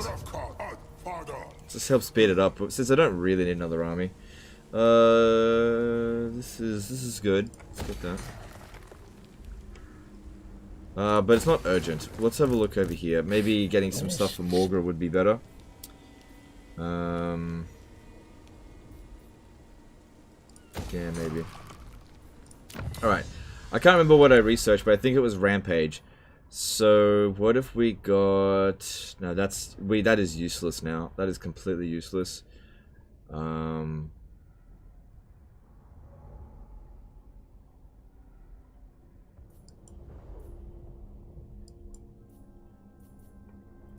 Alright, let's research this one here and see if it makes any difference. I kind of feel like it doesn't.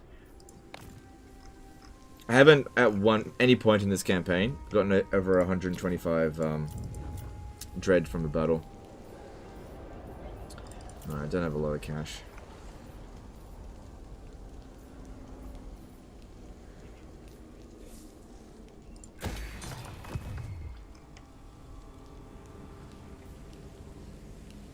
I heard it was the NVIDIA laboratory returning with a new coat of paint. Okay. Well, that's okay. It's good. I mean, it's better than nothing. Alright, hang on. I need to... Where did I build? I think it was Nagon, wasn't it? Yeah, this over here is kind of more... Wait, did I build it? Yeah, I already built that one. We need to build this one. I need line of sight over blood regions. Alright, so I think I'll have Malagor sort out Temple of Adioth while Taurox goes and rampages through Wood Elf territory. Since...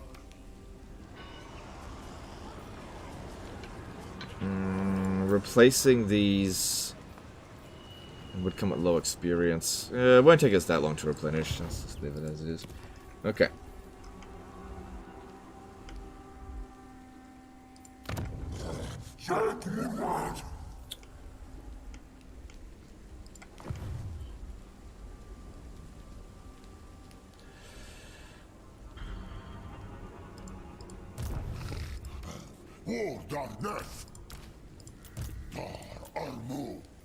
Don't care about his experience here. Okay, next turn, I think maybe we'll do the Icons of Vilification quest battle. Yeah, I think we'll be able to manage that. So that'll give us a good amount of dread. Alright, cool. Let's move on.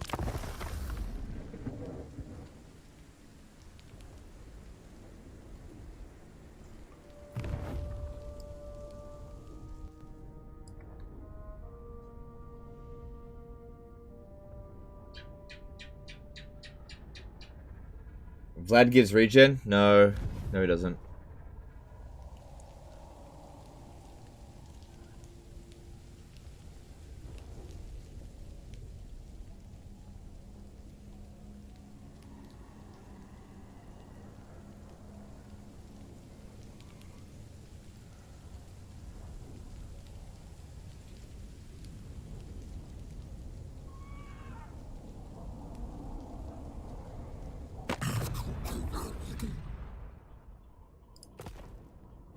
Aw, it's probably because of my low reliability.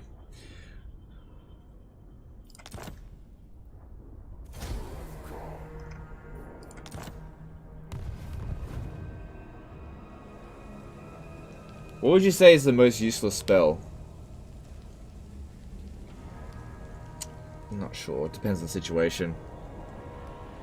I don't think there's any spell that's completely useless. It just depends on how you use it. Casting, for example, Flamestorm on a single entity is pretty stupid. You know, buffing a archer unit that's not in melee with a melee buff is pretty stupid. So, no spell is useless. It just depends on the situation.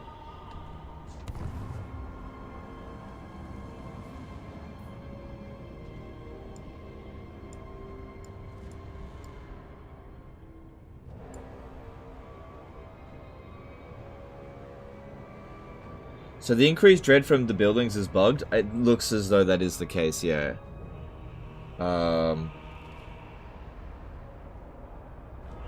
But I haven't tested it enough to say conclusively that that's the case. Ooh, Masterful Ambush.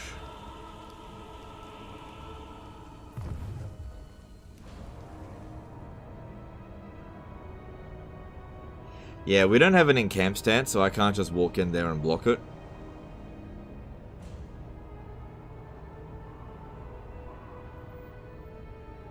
Why is your reliability low? Sorry, I didn't watch the whole thing. Okay, so at the end of the previous episode, a Beastman faction that I had a non-aggression pact with besieged a settlement that I was about to attack, and I couldn't be bothered waiting for them to starve it out, so I attacked them.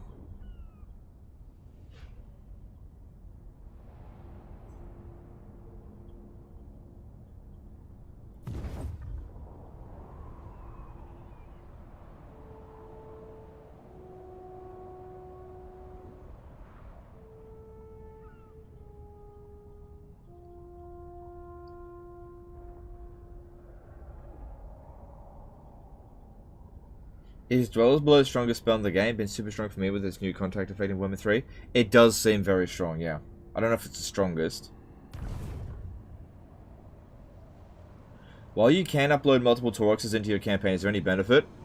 Yes, because it can bypass your army limit, so you can have, you know, 40 armies straight away. Without needing to increase your army limit. So that is very powerful. Horde growth. Dread cost for increasing Chaos Warhounds. Oh. Those are shit units. Replenishment rate would be good. Alright, let's go with replenishment rate because I'm a bit damaged.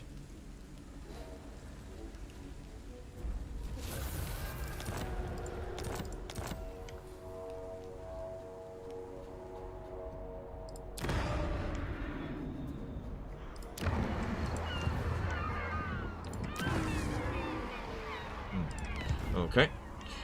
Okay, so they're coming at us with I refuse.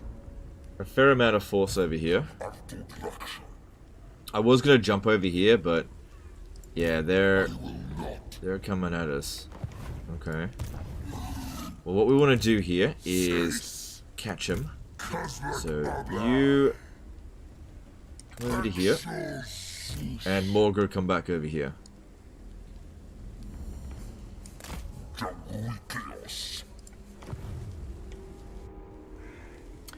Alright, well we know that this is a Twilighter there. There's a really high chance that they'll ambush us in that spot. I really don't care if we lose the Witchwood. Apart from the fact I spent money on it. So, I could sit inside the settlement, but another thing I could do is just go blow up.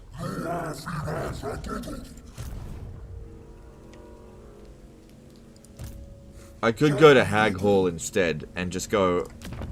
Hang on. Yeah, actually, that's not part of our blood grounds. And set up another whatever it's called. Herdstone. Because, yeah, getting ambushed by her would not be good. If we have a look at her strength ranking, I don't think it's very high.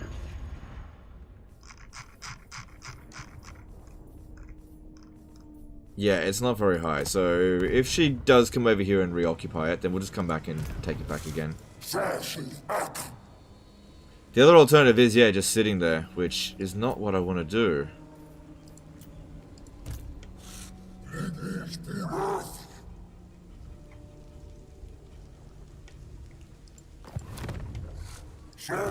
Yeah, fuck it. Let her get the Witchwood back. I'll just come back and take it, because...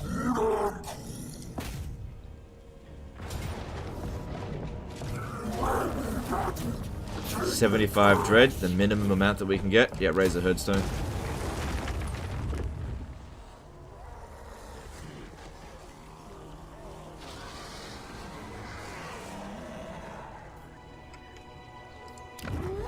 Doesn't cost anything. And who knows, maybe she won't do it. Chances are she will. But we'll see. We'll see, we'll see. Alright, and... let's come over here.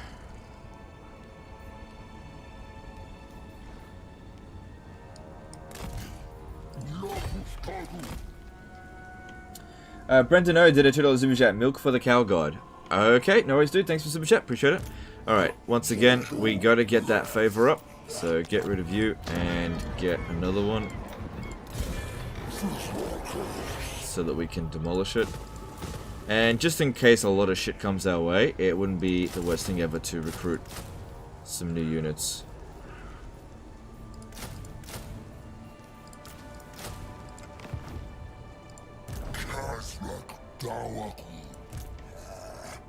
Yeah, they might force march all the way to here, or they might swing around this way, in which case Kazrak would be able to get him. I don't know if Kazrak would be able to win, but at least he'd be able to get him.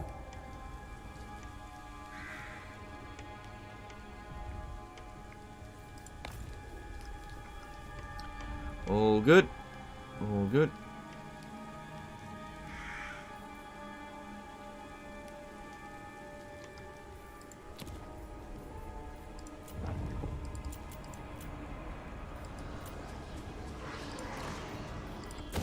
Yeah, look, that one started at tier 1. Ah, I know why you're capturing it at tier 1. Because the settlement that you're capturing it was tier 1 or 2. So when we captured the Witchwood, it was tier 3. We brought it down to tier 2. See, in Warhammer 2, you just automatically built it at the level it was. So, as an example, if I was to capture... Nope. If I was to capture... Let's see. Nope. Alright, if I was to capture Ancient City of Quintex, because it's a tier 3 settlement, I would get a tier 2 Herdstone. That's how it works. Different from Warhammer 2, but that's how it works. Because, yeah, someone was asking about that before. Oh, it only takes a couple of turns to get it organized back up. So, yeah, Sisters of Twilight will probably retake Witchwood. Whatever.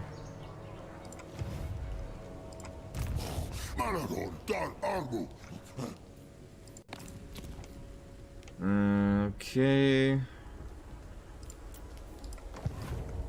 I'm just never gonna get this to 8. Because, like, by the time you get close to 8, you're in a rampage. And, yeah, okay. Just never gonna get that to 8. Unless they abstain from actually rampaging.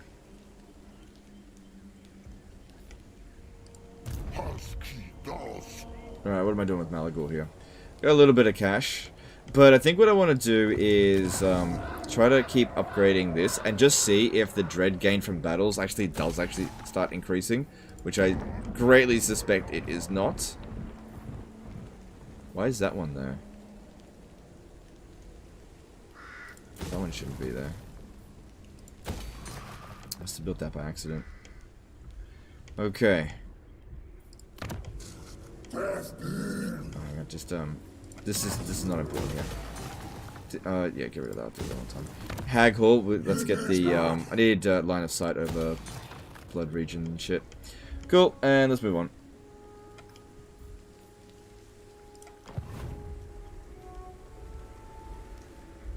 Yeah.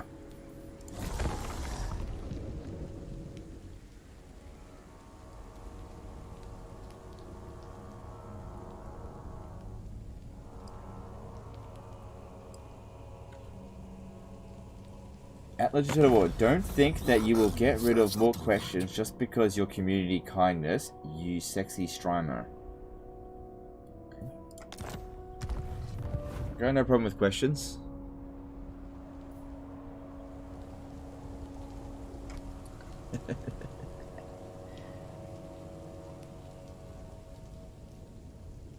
Hey Tariff, how's it going, dude?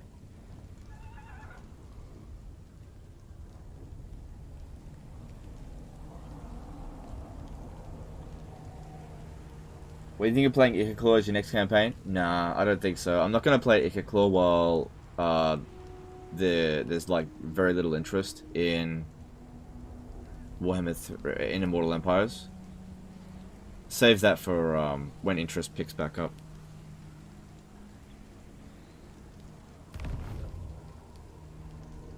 It definitely won't be the next campaign.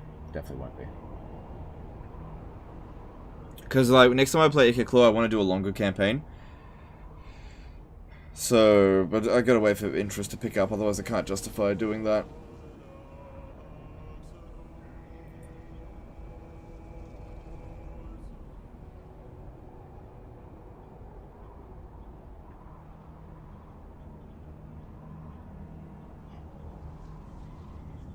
Didn't your Herdstone start at the max you had tech to? Yeah, in Warhammer 2 they did, but not in Warhammer 3.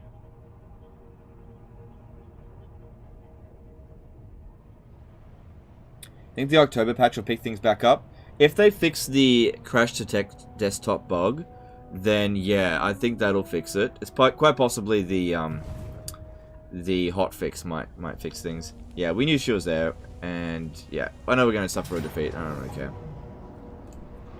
I'm just gonna come straight back over here. Because now she's trapped in here.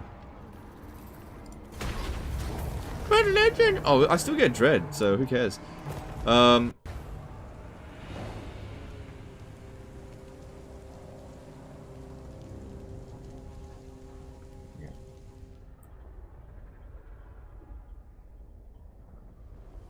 Wonder why interest is down? I'm not entirely sure. Not entirely sure. I think it's because of the crash that's happening.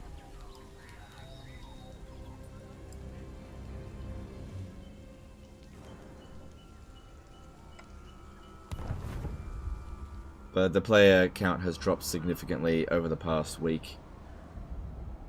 Funny thing is, I haven't really encountered that crash. That campaign freeze lock. But then again, I do tend to abandon my campaigns pretty early, so... We'll see.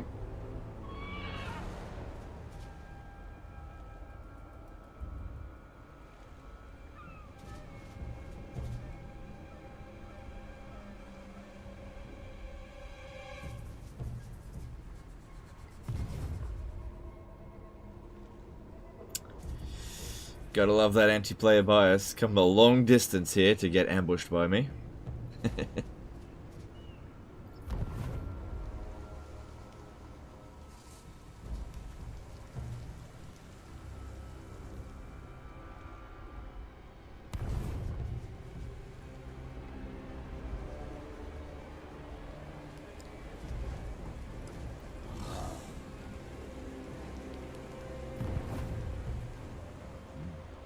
Garrett Ratchford did a $10 super chat. First real stab at Zhao Ming campaign and got the Luminarch lens and it reduces fire resistance by 40%. Is 0 as low as fire resistance can go? Also, which Yang spell actually deals with fire damage? Thanks. I mean, it'll tell you which spells deal fire damage. So I don't have that stuff memorized in my head. I think most of them do fire damage, but I'm not sure. Like, if it looks like fire damage, it probably is fire damage. Sometimes the fire resistance can go below 0%, and you can have fire weakness, but you have to check their unit card. I'm not familiar with that particular item, so I don't know. Thanks, Super Chat, dude. Appreciate it.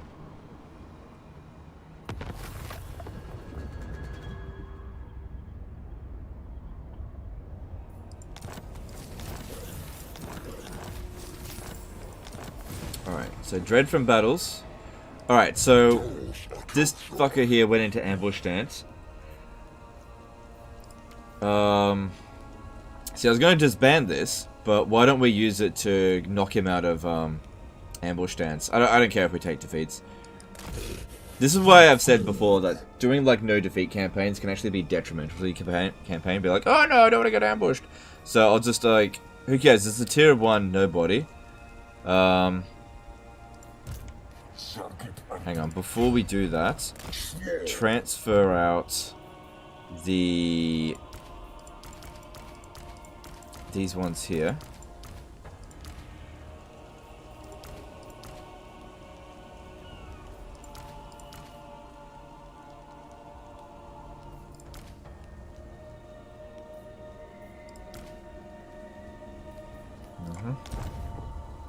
And then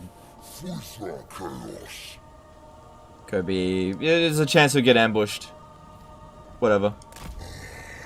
Wait, where was he? There it is. Oh no, Legend, you got ambushed. You suck.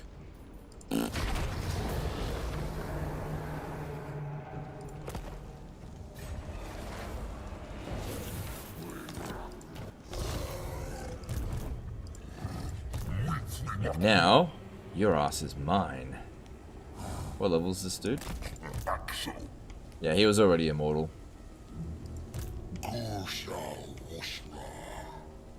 And now, let's see. I do feel like I need to bring Kazrak down here. I could bring him over here to assist, but if we do that, this one's gonna get ahead of things. Morghur should be able to handle this on his own. Should be able to. I have the power of Mortis engine on my side, and they don't even have one, so... Defeat number 2. It's actually number 3. Alright, here we go. Alright, let's see. Let's see. Armor for you. No, put it on a, Chaos Spawn.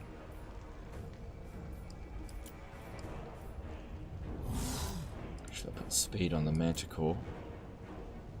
Actually, I'll put speed on... Yeah, on the Manticore. Alright, let's do this.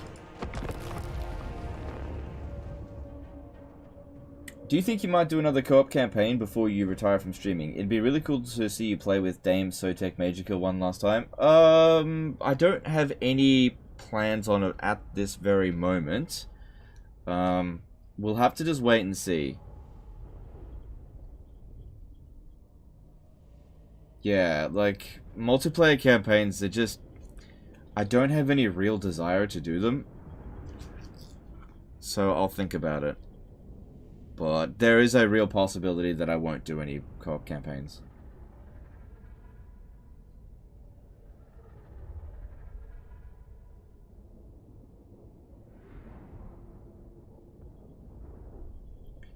How long do you think new Demon Lord DLC release would take? Demons are really bare to the bones at the moment.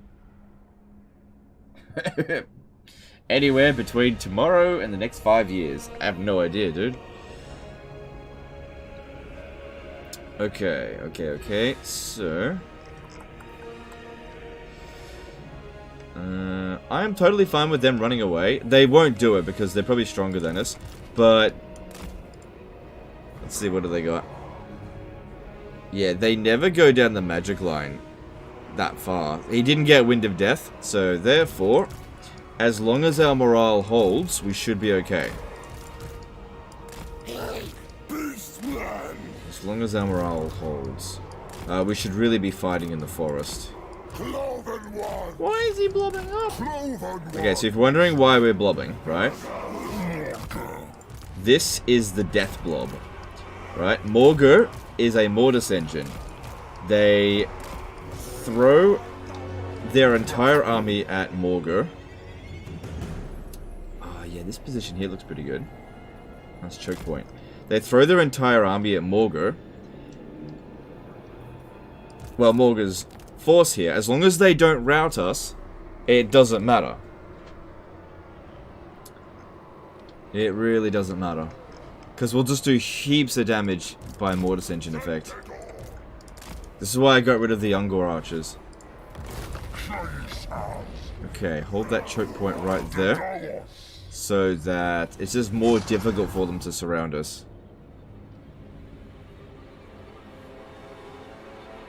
Plus we have the high ground.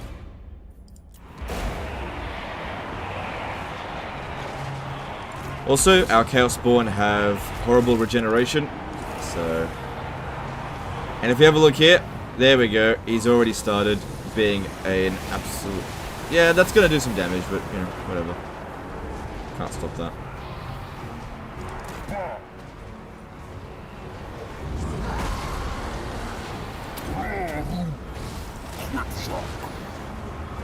Oh yeah, here we go. Here we go. Are you ready, Morghur? Oh yeah, here we go. And now we just wait.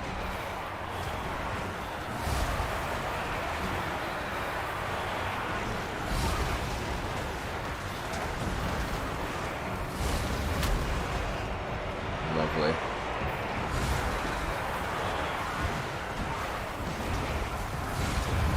Yep. Loads of them have got the Aura of Vile transmutation and oh, I forgot to put that banner on him. Doesn't really matter that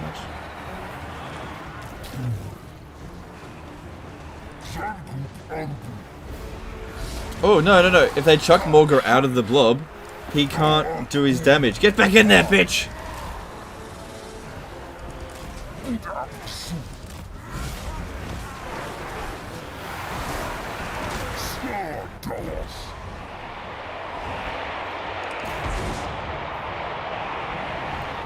Legend, why don't you use that army ability?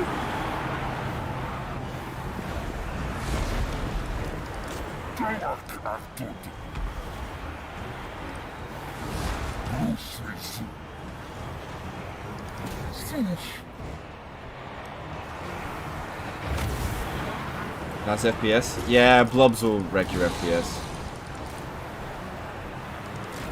It's okay, this battle won't take very long though. What's the radius of Morghur's thing? Okay, that's the radius right there. So we're hitting most of his army.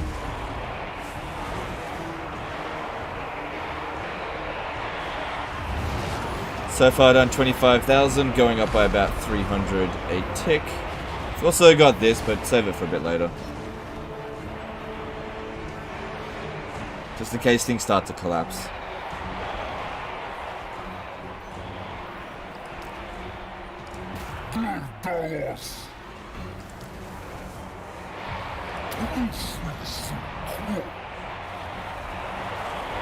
Cool, and we just don't do anything.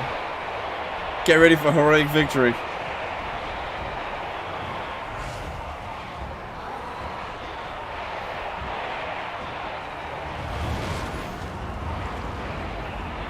Does Morghur's mortis engine require being in melee now? No. No, it's still the same.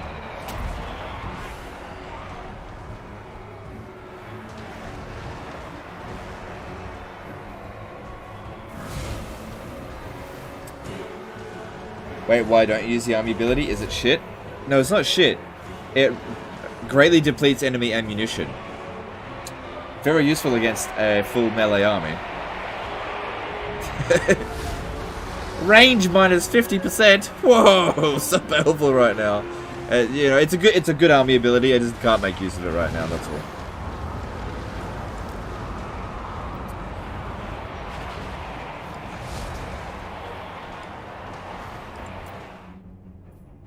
Alright. Yeah, already done 60,000 damage. Like I said, it's just insanely powerful mortis engine. If you want to beat Morghur, you have to do it quickly. You got to get in there and kill him quickly. I think he's got huge amounts of resistances as well. Okay, I don't think that's actually speeding it up. The blob's too strong. Now, he hasn't got that many kills. Because I guess he's dishing out damage fairly evenly. Still playing vampire count music. How dare they?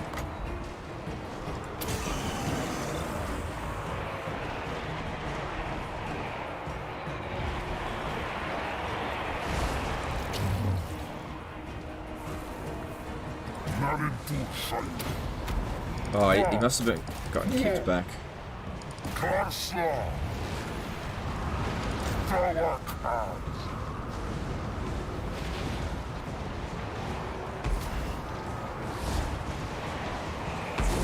You've done so much damage, most of the enemy units look like full HP. Well, they're probably healing. He's probably using the heck. And I don't think that they do look like full health. You know, these guys are pretty badly damaged.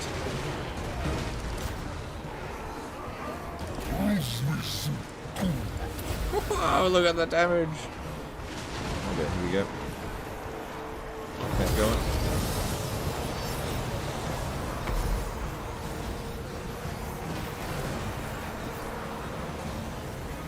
How's this one doing?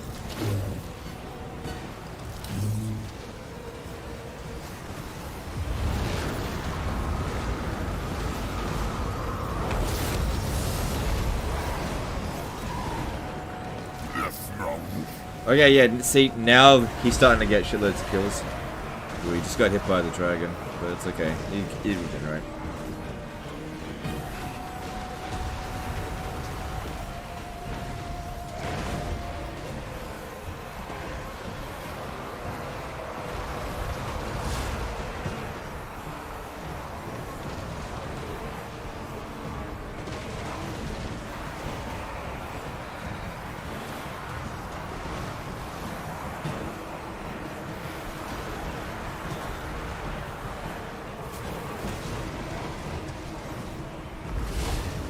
$100,000 damage.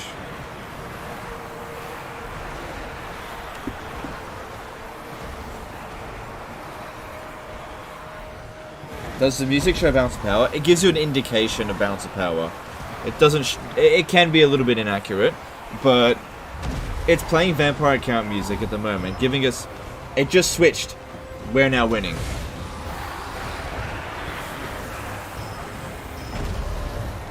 So. Usually, if one side has clearly more bounce of power than the other, it'll play that side's music. And then if it switches, you know that you've gained the advantage. Notice how it just started playing chaos music? We just gained the advantage then.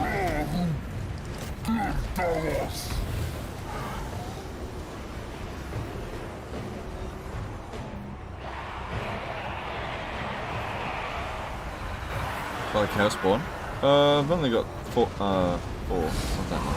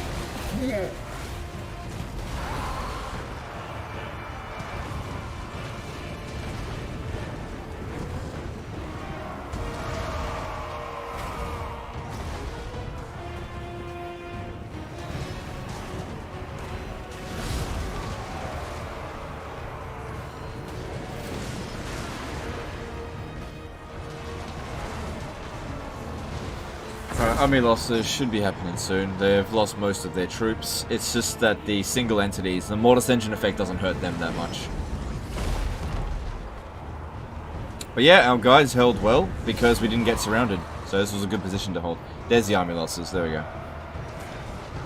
Cool, cool, cool.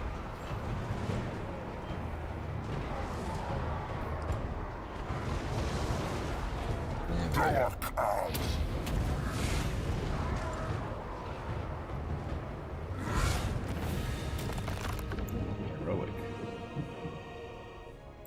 What does mortis engine mean? Sorry if it's a stupid question. Okay, so mortis engine usually refers to an ability that dishes out damage in an area that can't be blocked. like a constant. Why don't speed up? If I put on triple speed, it wouldn't speed it up. It'd just make it look janky. Yeah, it wasn't. I tried putting it on triple speed. It didn't actually speed it up. We give him a Chaos Spawn Doomstack. I'd try to, but I'm limited by capacity. We got to get our capacity up. So, I believe if you fight battles using Chaos Spawn, you get a follower that allows you to recruit more Chaos Spawn, so that I don't have to use Dread. How is there one survivor? Guy survives the battle, and I'll take that. It might help our chances of getting it if we could get some heroes in his army, but I don't have any at the moment. Ah, shit, I can't reach him.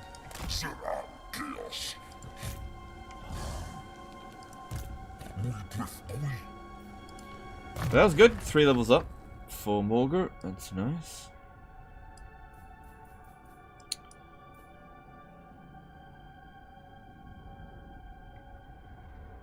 It's kind of garbage. Alright, so which one here provides benefits for the things? Yeah, missile resistance for Chaos Spawner is good. But they gotta get high rank. So if we have a look, I believe I'm over my capacity at the moment. Yeah.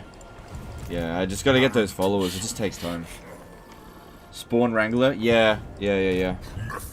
There's just a chance that I'll get one every time I fight with Morghur. This is a chance.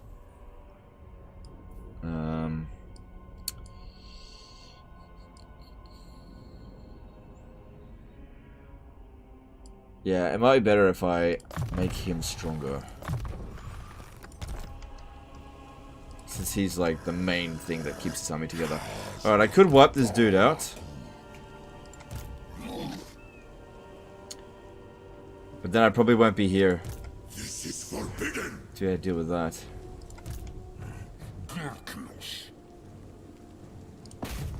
Just curious.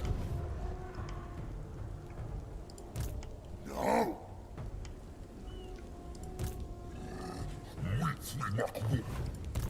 This impudence. Alright, I got an idea. I will wipe him out. How do you like Chaos Spawn Warhammer 3? I actually quite like using them as meat shields now.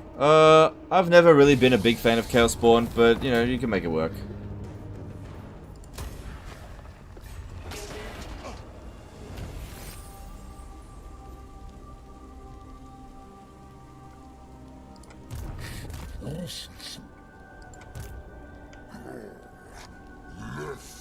Yeah. Well, I don't want them to know I'm coming. But if I stay here, I'm going to need to recruit another army here.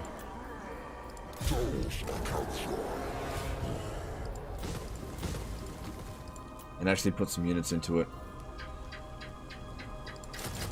No, it's kind of loud. No time for a giant. I would get it if it took 1 turn, because I might need to launch the attack next turn. Just get whatever we've got available. Yeah, 2 turns is sometimes unacceptable. Okay, now... with Taurox, his army's mostly recovered. He should be able to make it to the Witchwood by raid stance. Oh, okay. I just gained movement somehow. How the fuck am I supposed to get his momentum going?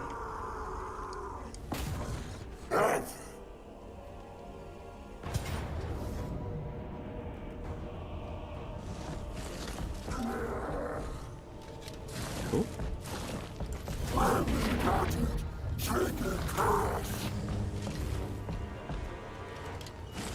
That's the most amount of dread I've ever gotten. Maybe it's not bugged. The Biking Beaver did $2 a jet. What's the longest you've ever spent in a battle? 3 hours. Yeah, thanks for Super Chat, dude. About 3 hours. That was the infamous swoop battle. It was like an entire live stream. Just swooping. Missile strength, so useful.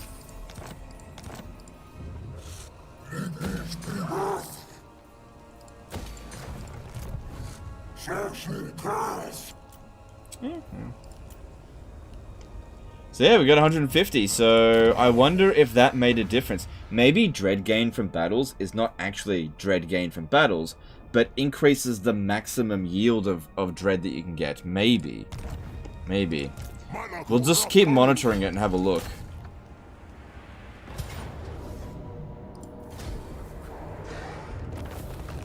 What if 90 is the minimum now? Because I'm noticing I'm getting that quite often. Getting more dread is good.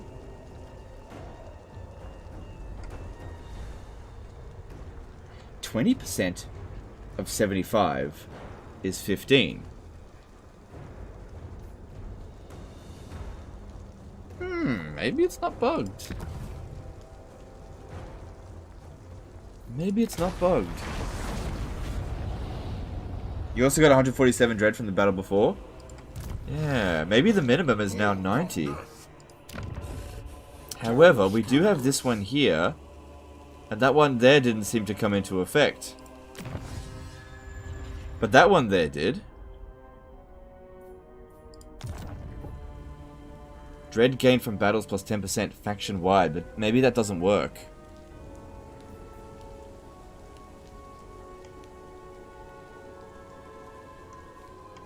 So it seems like that tech works, but the Bloodgrounds ones don't work. Because extra dread is good. I need bloody dread. Yeah, get more dread per turn. Yes, please.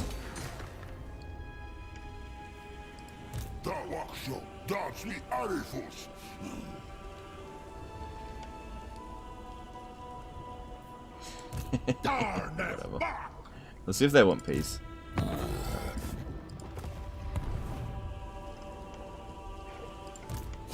Red sound affects the bug. I'll look into it. I'll look into it.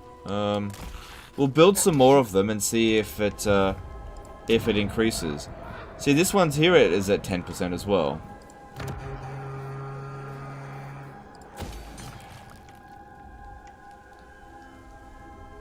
Maybe it says faction-wide, but it only procs in battles that happen in the Bloodground region? Maybe. Maybe.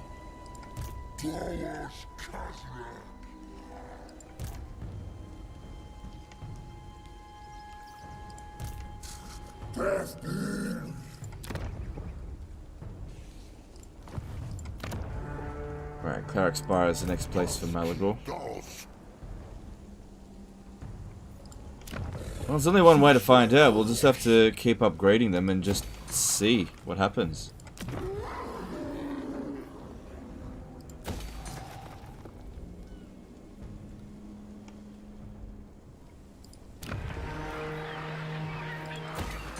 And see if our dread actually increases from it.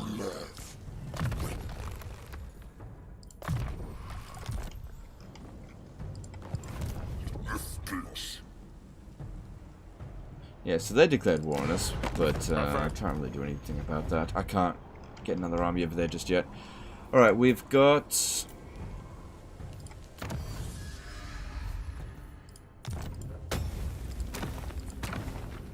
Alright, I need 250 to grab this, and then we'll really be in the money.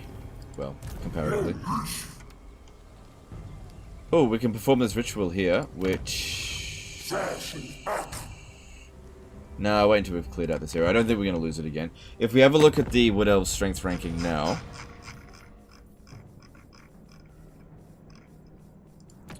Yeah, they're severely weakened. It's good.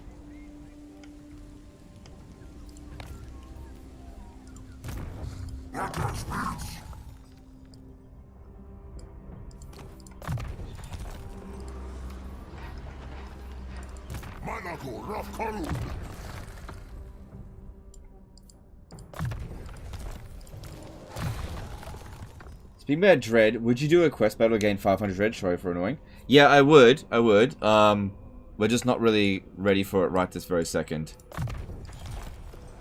Maybe beginning... I just forgot it. To be honest, yeah, I just forgot about it. I can't do it now. We're damaged. But yeah, I would. Alright, so what are we going to research next? Dominate the world.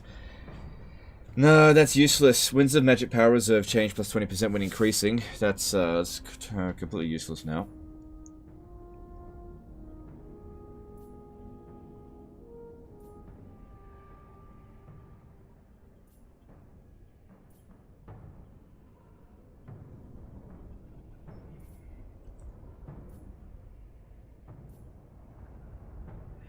Vanguard deployment for Minotaurs could be good.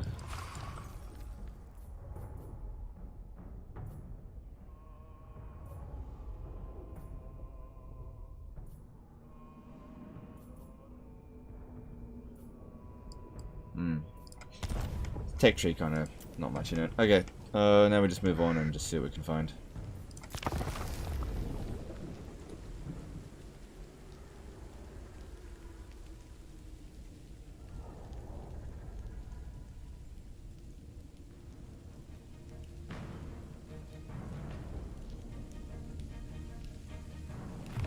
You get to spawn Wrangler by fighting battles while the army has the building that allows the recruitment of cow spawn.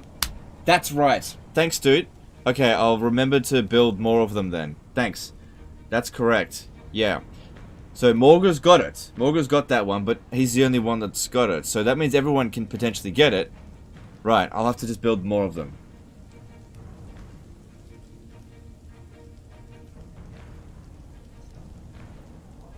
Yeah, thanks. That's really helpful information. Because, yeah, that way everyone has the potential to get them.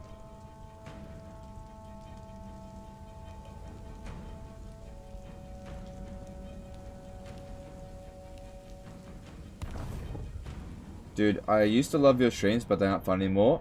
Sad face, Warhammer 3 is simply uneventful. Same pacing, no ramping up, no cheese. You're trying, but the gameplay loop is dead. I understand, dude. I'm doing the best I can with what I got. I don't... Maybe we should try going back to Warhammer 2. Maybe I'll try that out in a week or so. But I feel you. I feel you, dude. I'm doing the best I can with what I got.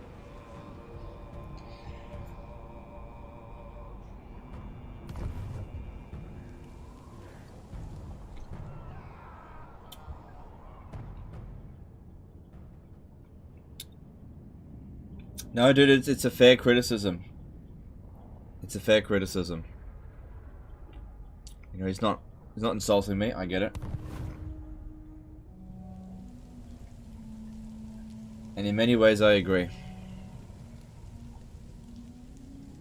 The pacing's all wrong. It's actually one of the criticisms. I said that to Creative Assembly when we were in early access. I said the pacing in this game is wrong.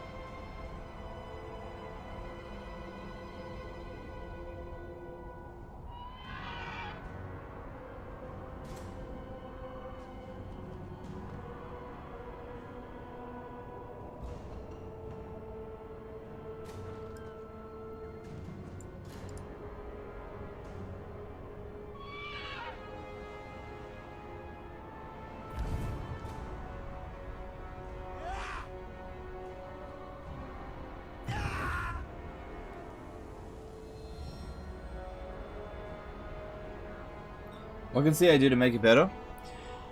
They got to improve the AI. You know, that's probably the key thing. The AI is just not satisfying to fight. So improving the AI is top priority. And like remove this anti-fun mentality that they've been. Oh my god, so many freaking shit coming in this way.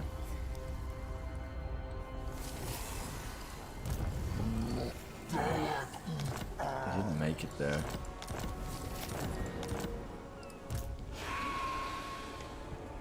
Damn, that's a lot coming this way. Good thing I don't care if I take a defeat. Alright. Alright, I should be able to reach that one if we go into raid stance. I forbid There's this Ariel. dance. Alright, I am still gonna send Morghur to jump over here and capture Karankar.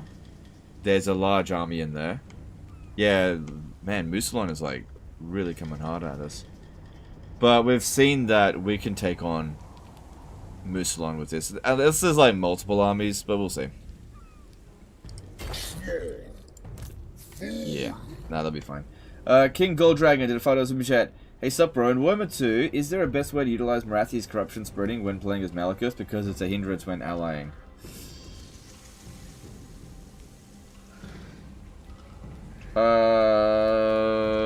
Yeah, no. When she's an ally, she'll be a pain in the ass. Just confederate her. In Warhammer 2. Are you still 0 battles lost? Nah, we've taken a few defeats now. Thanks for super chat, dude. Appreciate it.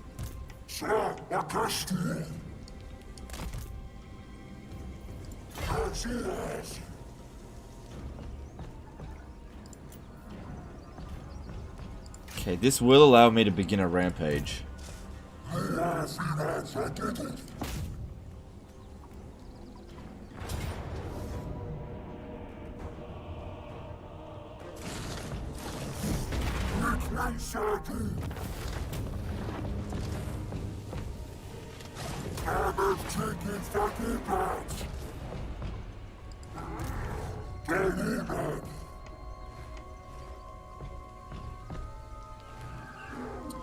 Now the big question here is, should I start a rampage? Because I'm trying to get 8 momentum. But because if I start a rampage, I'm gonna get through all this really quickly.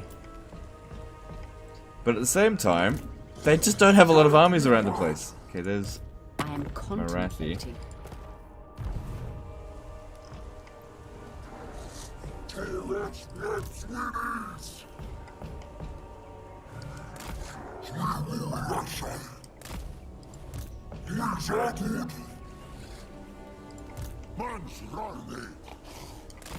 Alright, so if we want to get the Spawn Wrangler, we need to build this building here.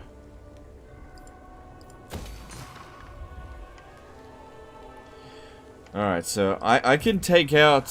Hang on, let me look here. Oh, Khazrak can reach it, but if he does that, he'll come out of encamp stance.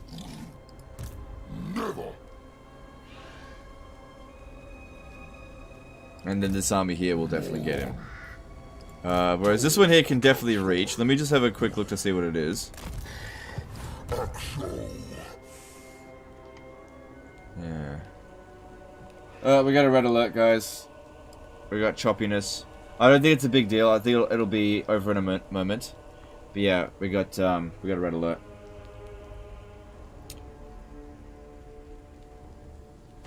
Get to 5 and do the 3 quest battles. Okay, for one thing, you don't get momentum for doing quest battles, and that you only get momentum when Taurox fights. He doesn't have 3 quest battles.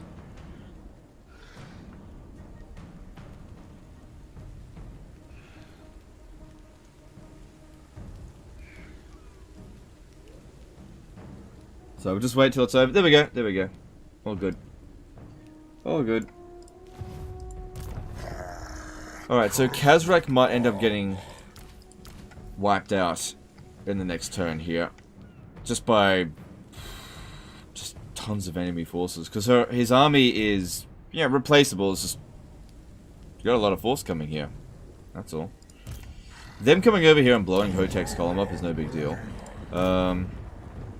As much as I want Khazrak to launch the attack, if he does, he won't be able to remain hidden. And I think that's really important.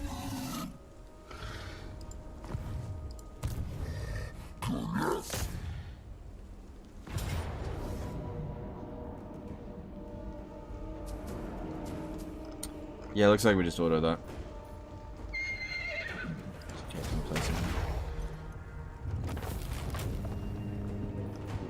Alright, that damage is not the worst.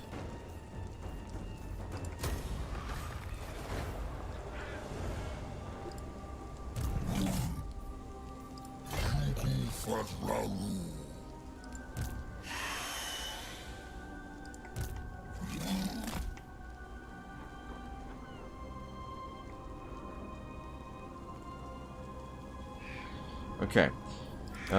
This guy here, while he does, I believe, increase replenishment rate, I think that's only in local owned region. Let me just check.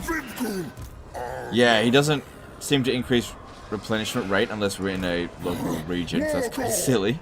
As for this dude, just get rid of him. Oh, no, don't get rid of him. Wait. Yeah, gotta recruit the Gauls back. In Khazrax. Get rid of this one.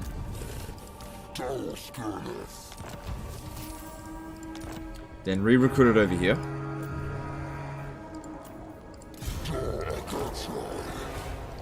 Oh, hang. Oh.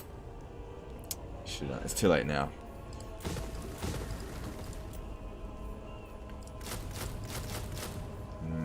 Maybe getting a Razor Gore wouldn't be the worst thing ever. No, just get them. They've got more damage potential, and I just need everything that I've got. Do we have Regiment of Renown ready? Yes, but get them next turn so that they don't suspect anything. Because we've still got a good amount of force in there. They're not going to attack it this turn.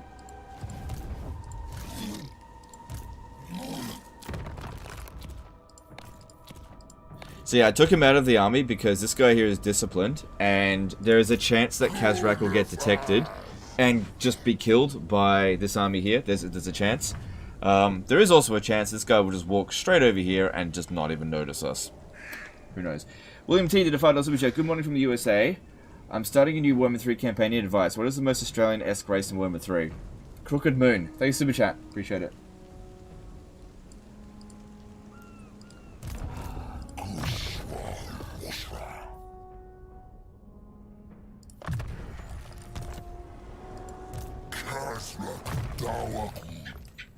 Okay, and then we need Fury of the Herd. Yep. Oh, what about this stuff? That's pretty good. Yeah, let's grab that.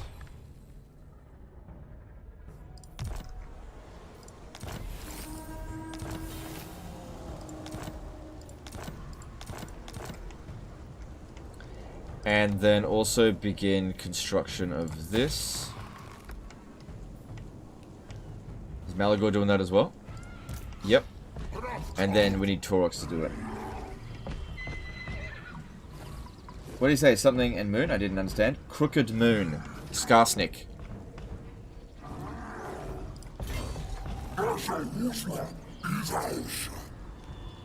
Oh, hang on. Before we do that, make sure we grab this.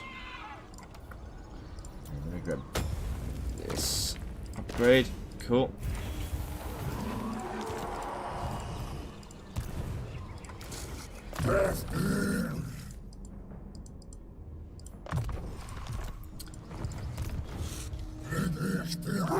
Okay.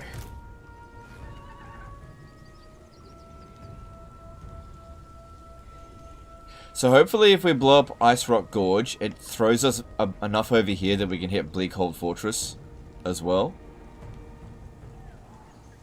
I guess we'll just have to wait and see.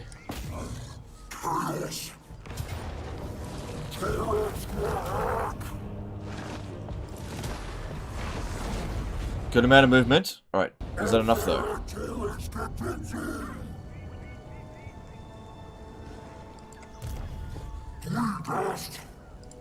Yes! Good, we got enough. Cool, so that way we don't end up losing momentum this turn. Is that yeah, that's Marathian there.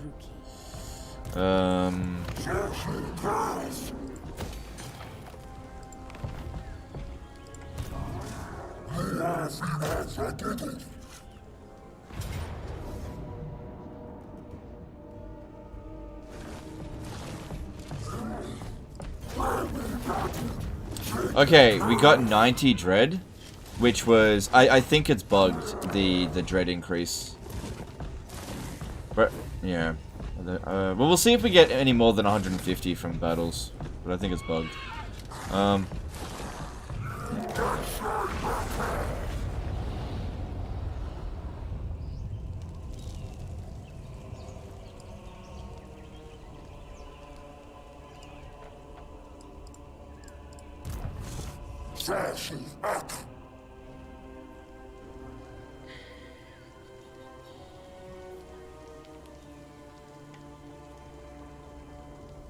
Well, we're not at war with Marathi yet, which is part of the,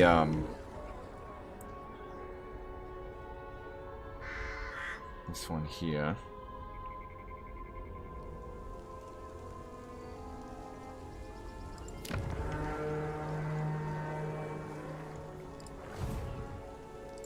I forbid this. What's Cleric Spire part of? Which blood ground?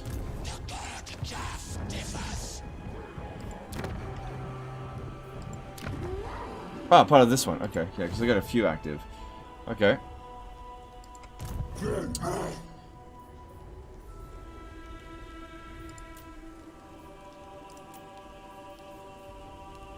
Yeah, I'd say chill. We can hit him next turn. Hit her next turn. And we need to start building this anyway. So just in camp. Yeah. Cool. Have you experienced your game crashing on an end turn yet? No, I haven't encountered that one so far. So I've been lucky. There's a good chance this one will come over and attack us. We'll see.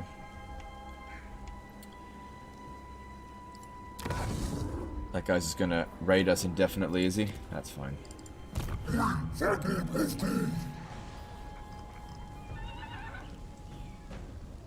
Auto penalty from auto resolve? No, I don't think that's got anything to do with it when it comes to Dread.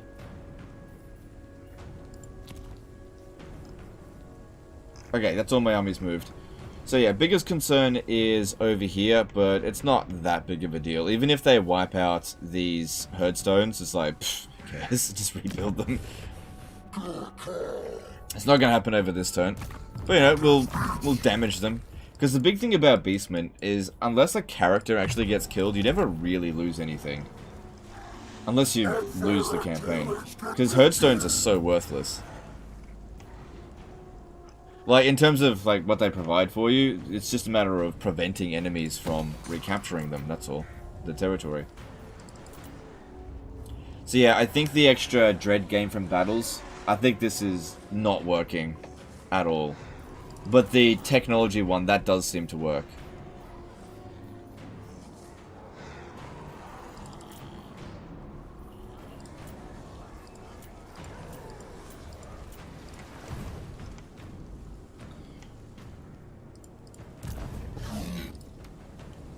Actually, recruit one more unit in here. And we'll just see how we go. Oh, there's a Razor Gore. Let's grab that.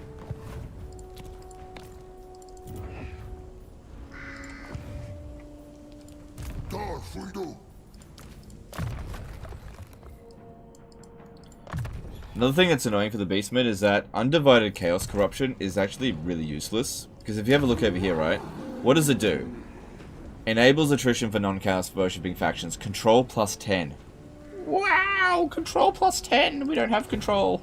You know? We just don't need it. Let's see here. Let's get extra ward save for Taurox's army with that.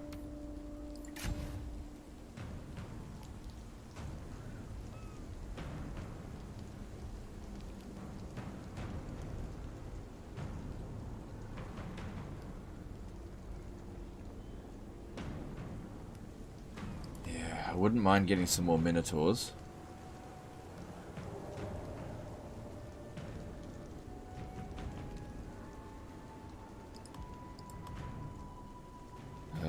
Just this way, it's not urgent. I'm not going to get him just yet, I don't have enough dread. Okay, all looks good. Let's move on. Hang on, I got a level up over here to do. This guy is immortal, so he's not going to lose anything. Oh, hang on. Kazrak has items on him, so let's have a look. Helm of Discord, yeah, get rid of that. That shouldn't be on you. That doesn't matter, but keep it off. Keep it off. Yeah, anything that we have a chance of losing, take it off him. And if we want to use the Helm of Discord, put it on this guy instead, because items cannot be stolen from immortal heroes.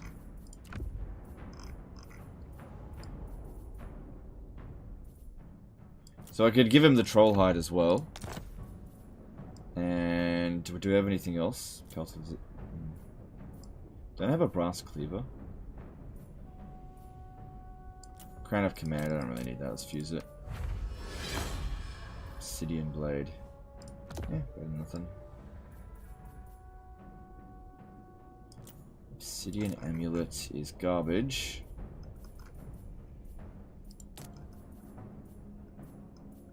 Scroll of blast is not that useful. Forbidden rod. That could be good for more Malagor's army. Sword of striking and the gold sigil sword. Shit. 2 pelts of the shadow gave. Both of those kind of suck.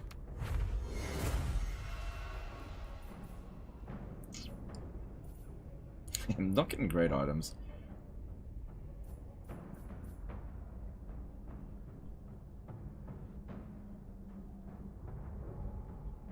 Alright, I'll just have to deal with that. Oh, I didn't get Skyscrapers up.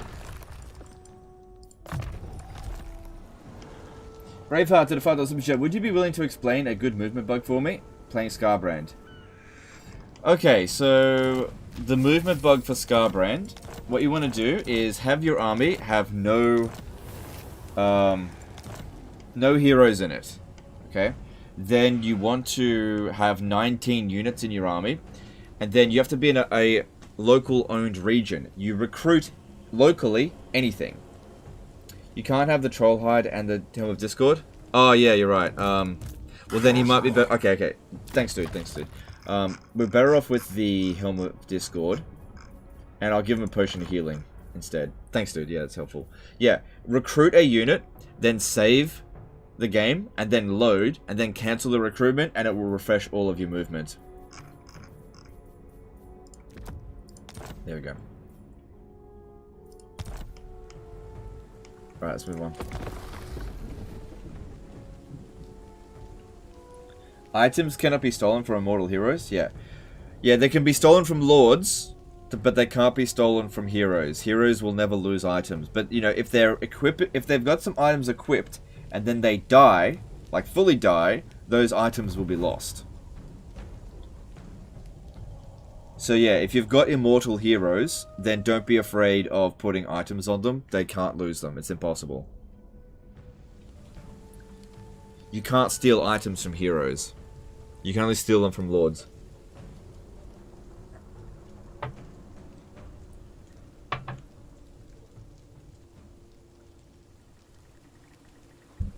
Forgot the potion healing the wizard. Thought I'd put him on it.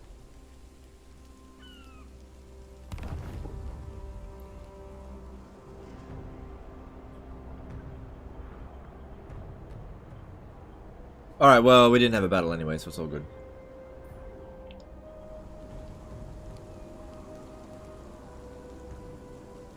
When do I expect Chaos Dwarfes? Chaos Dwarfs will happen either December this year or maybe January or February next year. So, you know, within the next 6 months, I think. If I had to guess.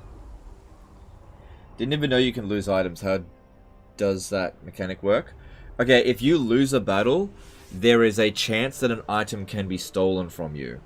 Now, that chance varies depending on what the item steal chance is. I don't know what the actual numbers is, it doesn't tell you. But, yeah. And it can be any item that's equipped on a lord. A follower or, you know, if you've got an Armor of Destiny, they can steal it. You pre-ordering Victoria 3? No, you should never pre-order games, period. But no, I'm not really that interested in Victoria 3. Now, when I say you shouldn't pre-order games, period, I'm not saying that you shouldn't buy the game. I'm saying you shouldn't buy the game, like, months in advance. Oh, yeah. Did they not move? Yeah, they didn't even move. Yeah, you shouldn't buy the game, like, several months in advance, unless you get something for doing that.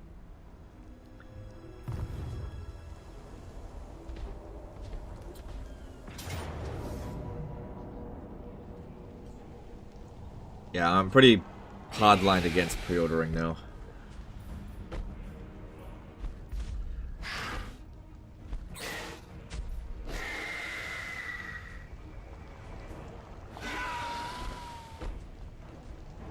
Should be fine.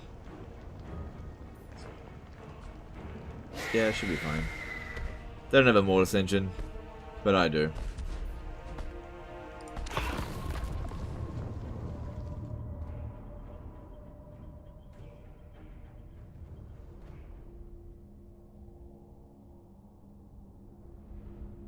Can race-specific items be stolen? For example, I've seen Azazel running around with an Ancestor rune, which I think is dwarfs only. Yeah, any item can be stolen unless it is locked to that character. So, for example, Grimgor's Immortal's banner can't be stolen because it's locked to his character. Purple items can be stolen if it is not locked to that character. So, for example, the Elector Count items, which are not locked to a particular character, at least in Warhammer 2, Elector Count items were able to be stolen. So it was possible to steal a Rune Fang, right? However, you could duplicate them that way, because you just, like, spawn a new one in. Now...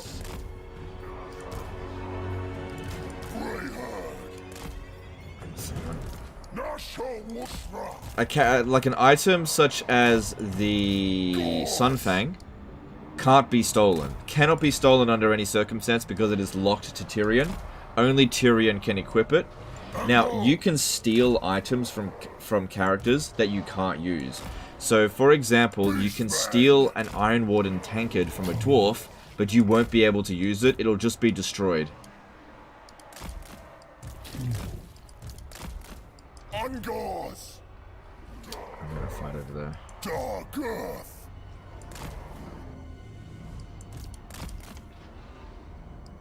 What am I gonna do with you? Can't really do anything with you. Just stay there. Try to fight as best you can. Yeah, you land with us.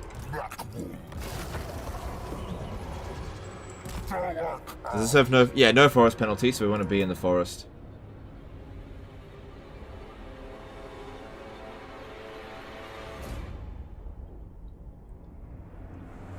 Steal Sword of Slanesh from Nakari?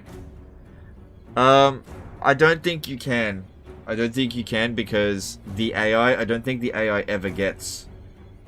the Sword of Slanesh. I believe only the player can get the Sword of Slanesh. I'm not sure. I'm just not 100% sure of that. I've never seen the AI get the Sword of Slanesh. But I guess theoretically, since any character can equip it, that theoretically you should be able to steal the Blade of Slanesh.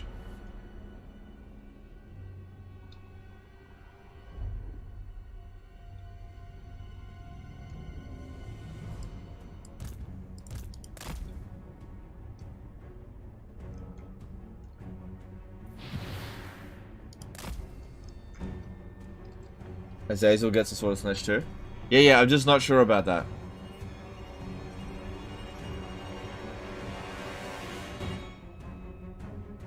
You meant Azazel?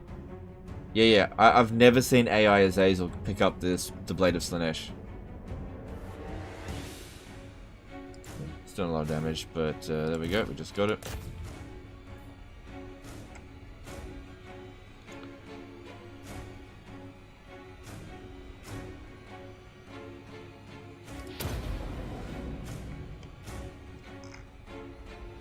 They're on their way, right?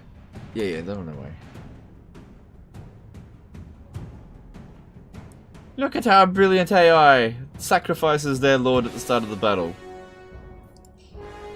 Oh, legend, they killed 116 of your troops. Garbage, who cares? I've got like 5 master runes for my vampire counts. How do dwarves deal with Slaneshi stacks of +4 soul grinders? I don't know. Just auto resolve, I don't know.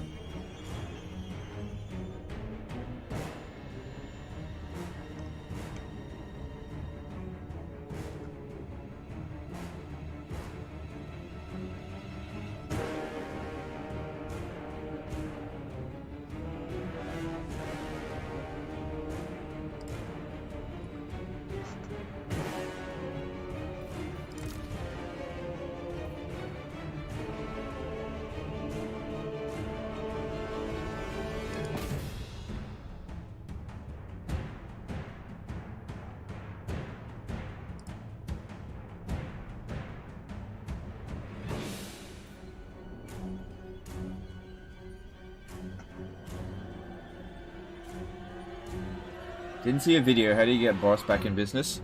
Well, it was a community post where I explained it, but you cause a revolt at Novchozy. That's where he comes back from. That's all you gotta do.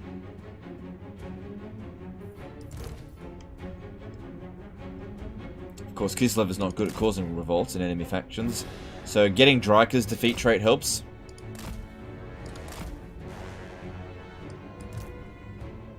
Alright, and let the mortis engine begin. William T did a $5 super chat. In Total War games, I've noticed that the AI will randomly charge a cav unit or two, or lord, into my formation long before their main force. Why do they do this? Because Creative Assembly doesn't know how to program tactics, and they think that that's how battles should be fought. By cavalry charging into the enemy first. I don't know, man. That's just how that's programmed. Garrett Ratchford did a $10 super chat. What is the relation threshold for Confed if the faction isn't super weak and doesn't have tons of enemy? Cleaned up most of Cathaiad hostiles and now people don't want to join me. After 150, it doesn't make any difference. Usually you have to get other factors involved. See, in Warhammer 2, in many cases, you only needed to get high relations and it could give you a confederation. But in Warhammer 3, you have to do a bunch of other things. You've got to be strong, they've got to be weak. You know, they've got to be fighting in tons of wars. And even then, sometimes it doesn't work. Confederations in Warhammer 3 are just fucked. That's the only way I put it.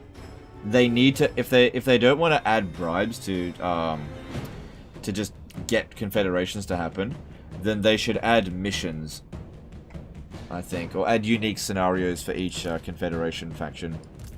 Thanks, super chat.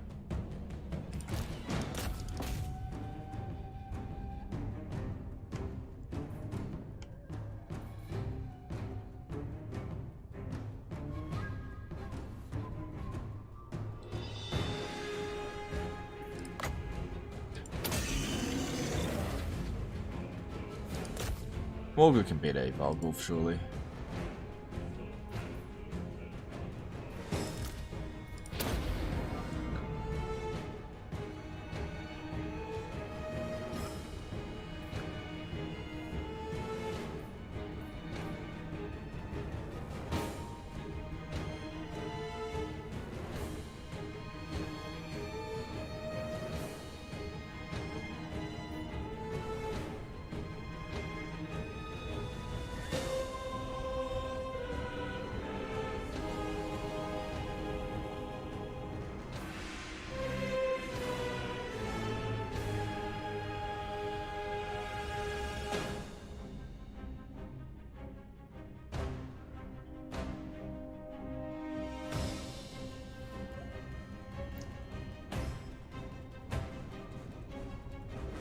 Alright, some of our units are breaking, but they're just Ungors. Alright, we got unbreakable units, so we'll be fine. Save them for last. Even if we get army loss, we're not going to lose. Yeah, our infantry's falling to pieces. They're getting terrified. It's alright.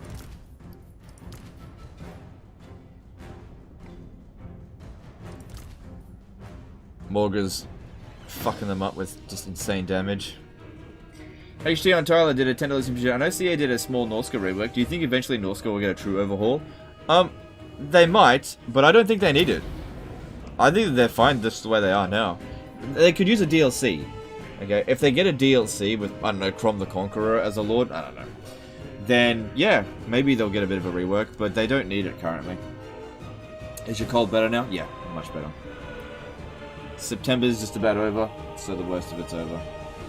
What's the army ability? Reduces enemy ammunition. So in this case here, not very useful. Now, if you've got an army ability that has no effect, you're actually better off not using it.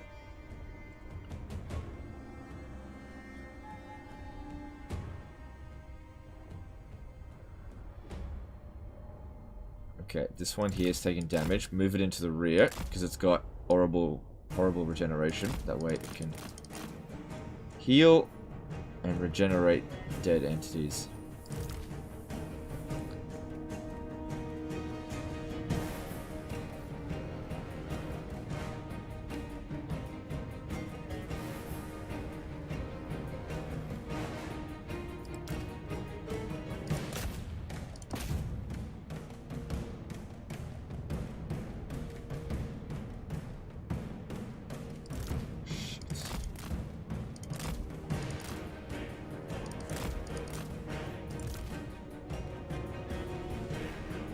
God damn, that black coach did a lot of damage.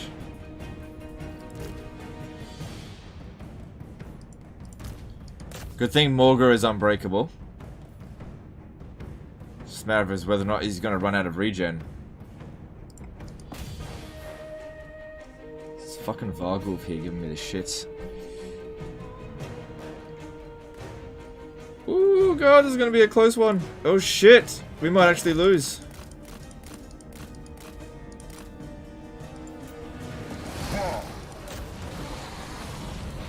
Shit, I wasn't doing that enough.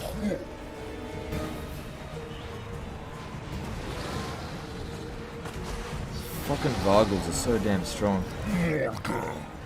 They're almost dead. I think we're gonna win. They're almost dead. Jesus, close one here. Even with the mortis engine effect. Come with Discord? Yeah, I've been using it.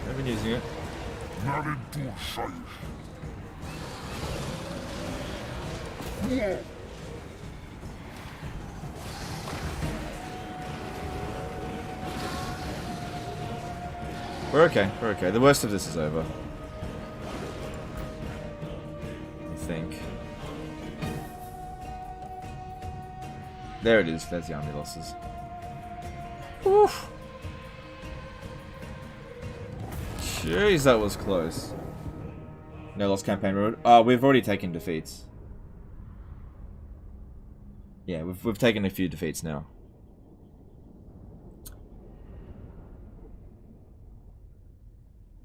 I actually have a lot of troops remaining. It's just that these guys here were cowards. That's why I gotta get more Chaos Spawn. I gotta get my capacity up. Should I give Norsca Vassal Dark Fortress to make them stronger?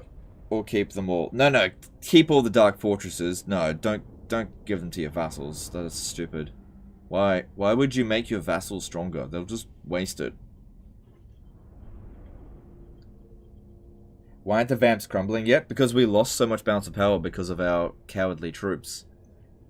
We didn't get an early army loss. But we're fine, Like, we didn't even lose half of our troops, and it's relatively spread out. It's fine. No big deal.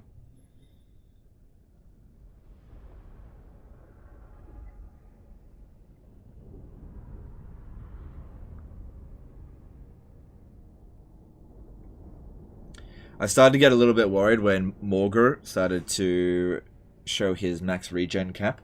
I didn't realize he was that close to it. Now, fucking watch as every single one of them replenish to full. Revive and replenish to full. Fucking vampire counts in Warhammer 3 are really geared towards loser. Because they lose a battle and they just revive their entire army again. Yeah, look at that shit. Look how many of their units come back. Fucking hell. Yeah, 150 dread. Okay, whatever. We'll be fine. We'll get a little bit of replenishment. It'll be fine. Oh what the fuck?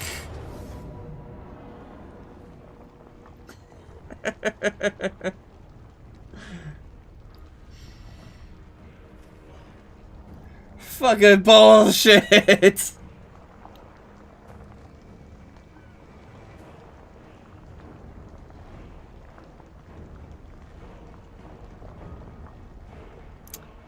And the fucking Vargulf is still here.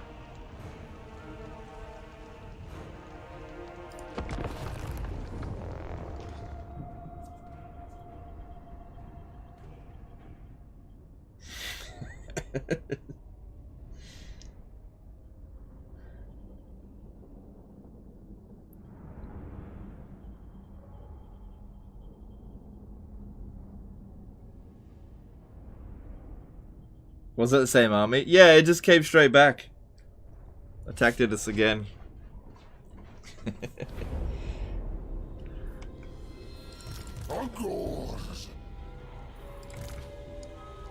Alright, it probably didn't help that we actually moved our units over here as opposed to just deployed here to begin with. Should have done that. Made the blob a little bit ineffective.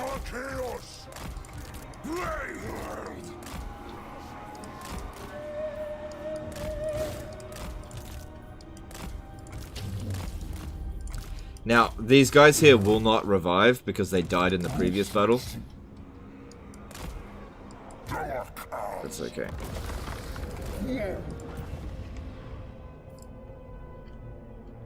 William T did a $5 super chat. Can you make first 10 turn guide for videos for Warhammer 3 campaigns? Warhammer 2 has a lot of these, but many factions have changed boss Warhammer 3, so it doesn't apply. Thanks super chat, dude, and no. I'm not making any guide videos for Warhammer 3 at this stage. I just don't see the point. It seems like a waste of my time. The game is just not difficult enough to require a guide.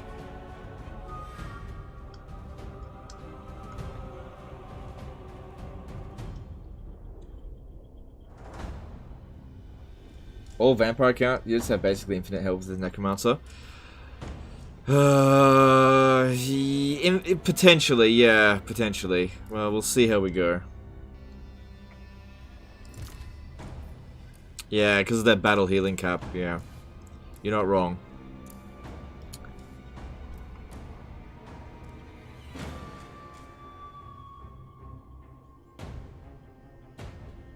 I mean, eventually he'll just run out of magic. Oh, I guess, yeah, well, oh, damn it, already used this up? Fuck. I really wish you could manually trigger that, and it happens automatically.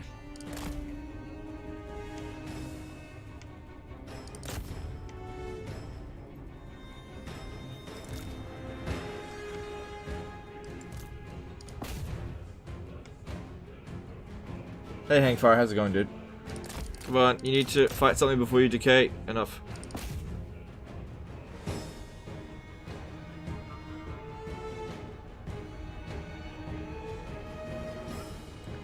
Well, you know, on the plus side, Morghur is going to get a lot of experience, so that's good.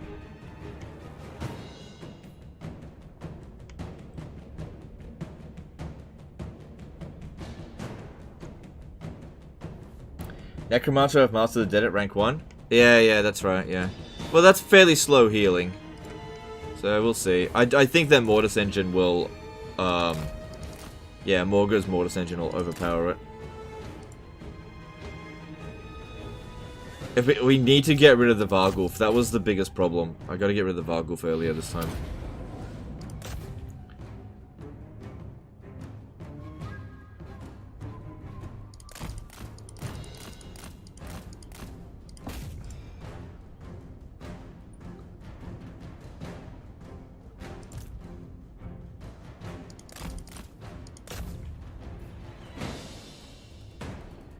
Okay, Varghulf is going down pretty quick. So that's good. Our guys here are holding okay. Mortis engine effect coming in here.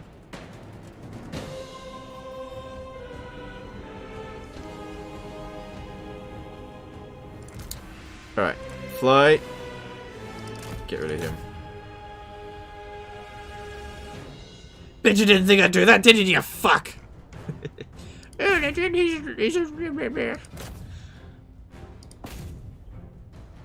Manticore doing work.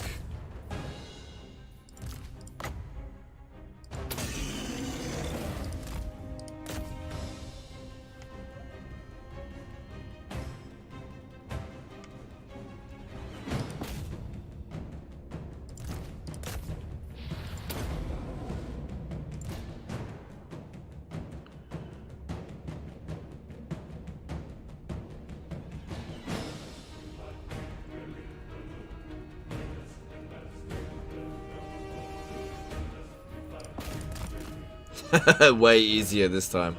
Way easier. Heroic victory. And legend, I have infinite health. Well, just wait as they make another attack on me. They revive the dead again and try again. Maybe. Are any of Morghur's banners worth it? Yeah, I might get them just to show them off, but they're fucking crap.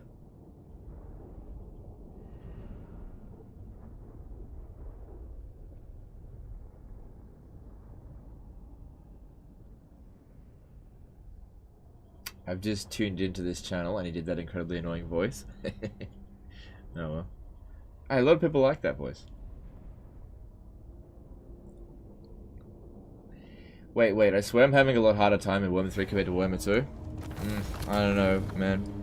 I'm telling you, Warhammer 3 is a lot easier than Warhammer 2. Alright, so, okay, at least the Vargulf is dead, so, even if they come back at us... Come on, you gonna try again? Third time lucky, hey? Nah, this time he's like, nah, I've had enough.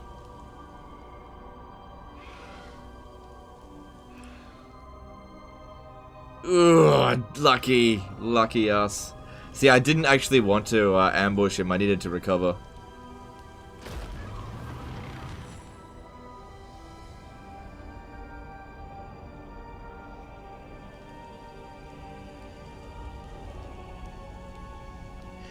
Is there a way to guarantee that a unit will die, or is it always random chances with vampire units die after defeating army? It's just random. Yeah, there's no way to guarantee it will stay dead unless you caught it in force march or inside of a siege. Or fighting it for the second time that turn. There's no way to know.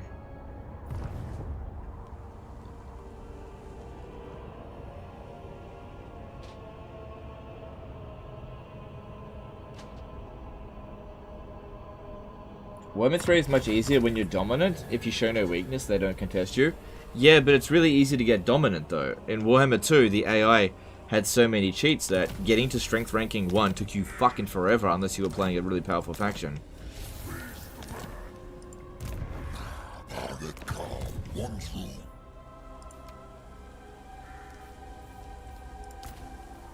Do they take 2 turns to recruit? Oh, they do. Oh, okay, whatever. Okay. Alright, well, we've got him. I don't think that's going to be a problem. And Morghur gained 3 levels up. That's not as much as I thought he'd get. Alright, what does he need? Yeah, it needs to get some 30% hit points. Shit, that is a lot. Okay, get that. And we need him to be able to hold on as long as possible. Well, our replenishment rate wasn't anywhere near as high as I thought it was going to be. Such a thing is impossible.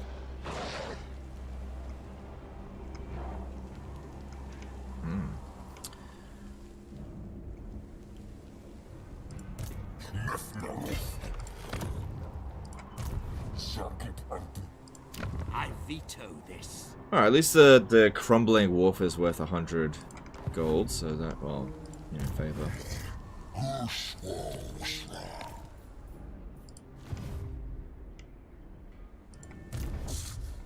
Did we get any of those spawn wranglers? I didn't see it. S. Nope, I didn't get any. You got any magic items? No, mortal. No.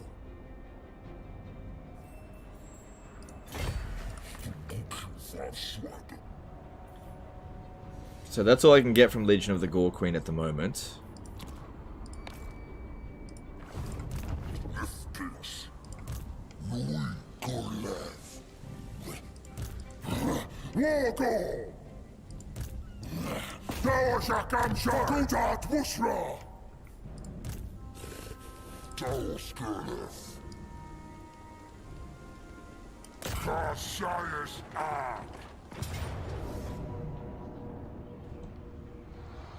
What?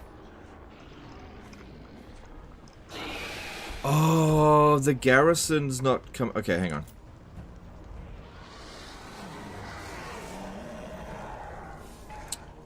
We need to ambush with this dude instead. As much as I want Kazrak to get the experience, there we go. Oh no, not my bestigors. Fuck.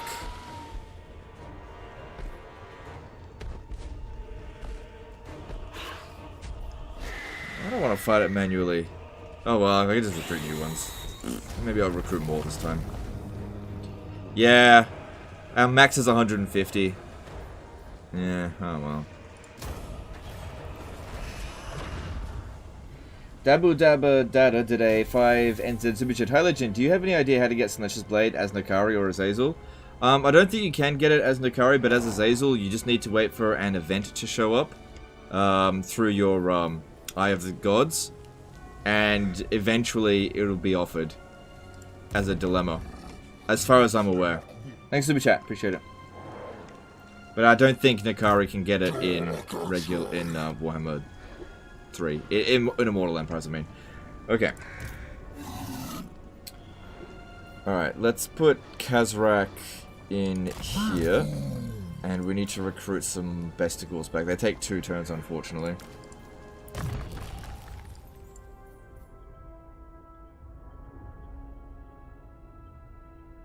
Yeah, that's really good. I feel like weapon strength would be better.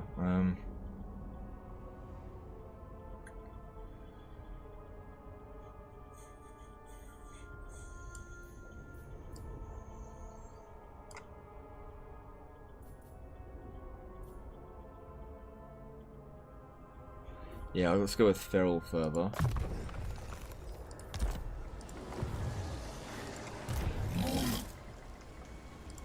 I forbid this.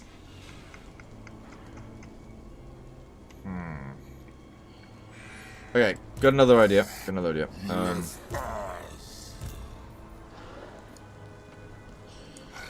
This guy is going to be coming around over here, I think. I don't think he's going to go to Blacklight Tower.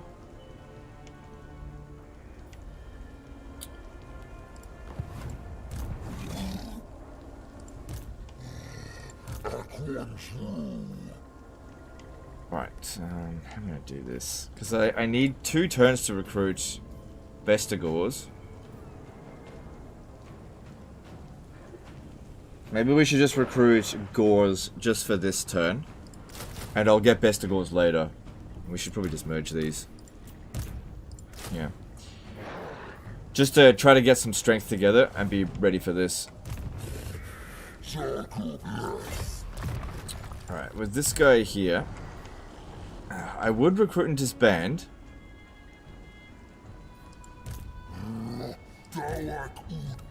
But I think we need to try to be in as full strength as possible for when they show up.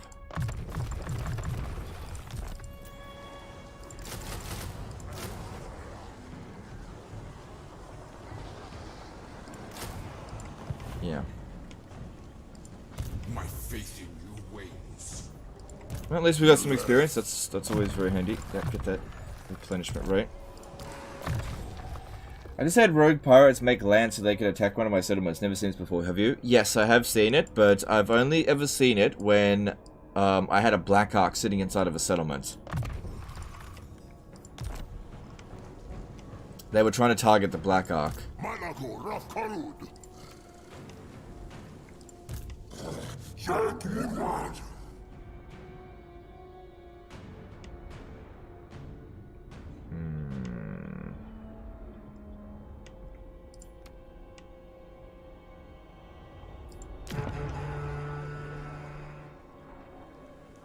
If we blow this up, we can fix up the ritual there.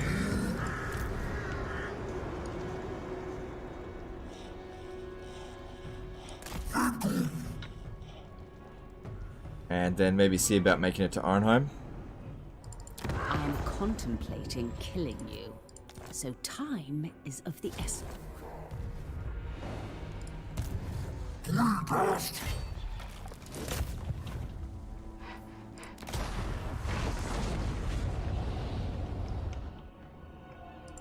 Unthinkable.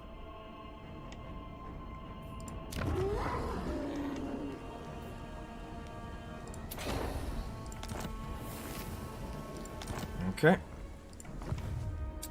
Black Ark was exactly what it was, motherfuckers. Yeah. Yeah.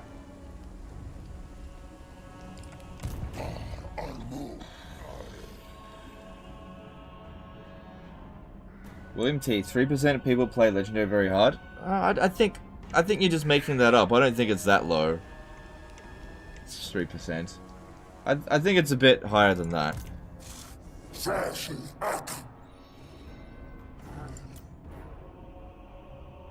They didn't get us any points. I just can't chain up enough victories. Denied. No!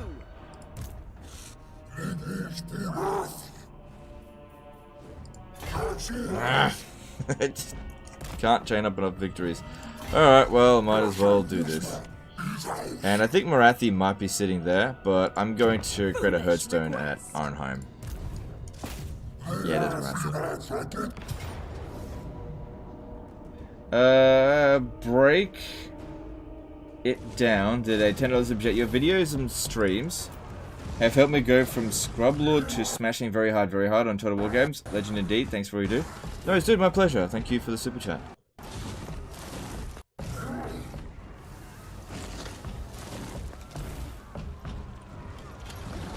Damn it.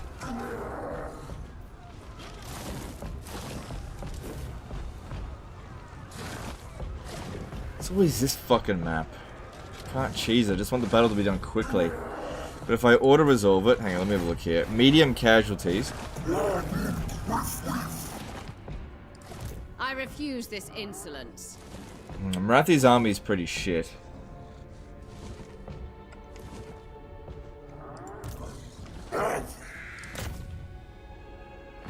I might end up regretting this, but... Forza lazy, because fuck fighting these shit sieges. Yeah, it's mostly the Ungors that took damage anyway. Come, join us.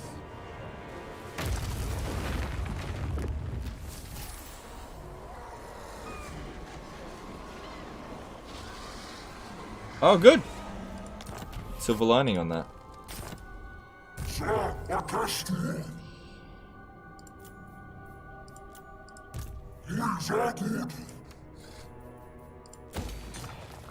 Okay. Yep, that's good. And which one? That's the Shadowstone one. Yeah, let's grab that as well. And yep, might as well. Oh god, there goes all my money. Alright, Taurox Spire is part of the Chimerica America Spire.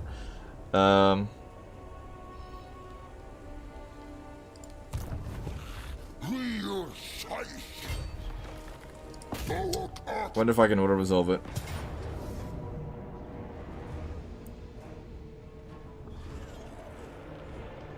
Alright. I got an idea. Let's do the Icons of Vilification quest battle. We should be strong enough to do it with this. I actually can't remember what's involved with it. Back off.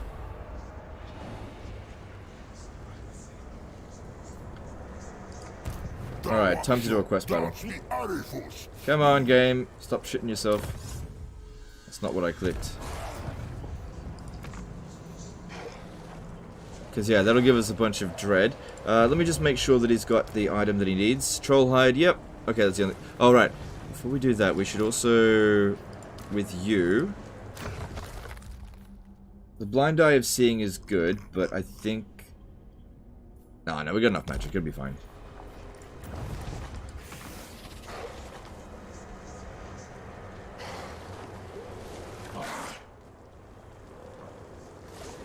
Okay. Any chance that you go back to stream Warhammer 2? There is a chance, yeah. If Warhammer 3's streams don't pick up soon, then yeah, there's a good chance I'll do that. Because interest in Warhammer 3 has once again fucking rock bottomed out.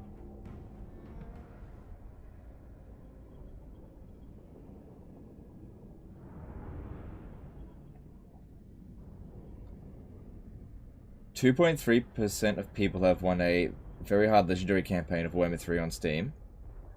Okay, just because 2.3% of people have got that achievement, that doesn't mean that only 2.3% of people play it. It just means that a lot of people play the campaign and probably don't finish it.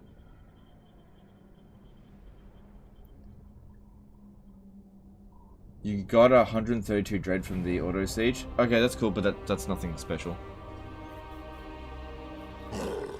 Yeah, it's just gibberish.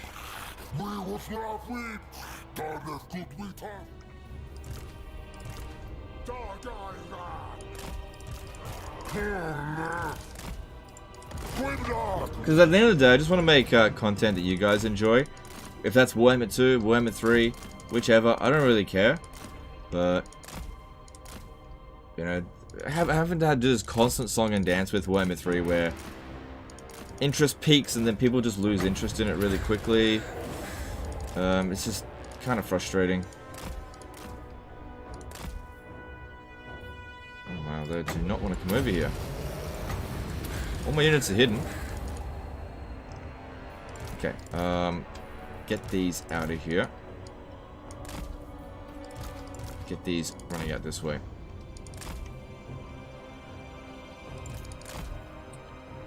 Oh, why didn't that get cast? They got detected for a moment. It's okay.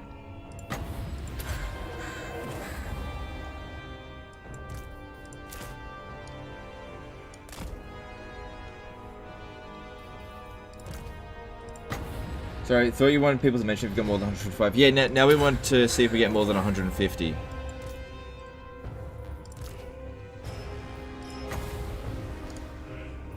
Brendan O did a $2 super chat. BF Vermintide 2 Strammer? Nah. Thanks super chat, but no.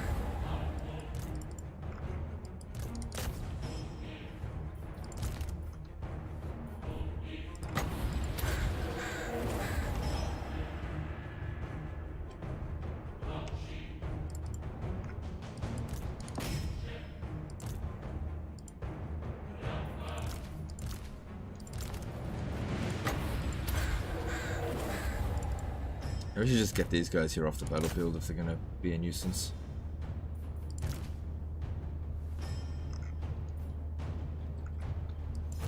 Yeah, just leave.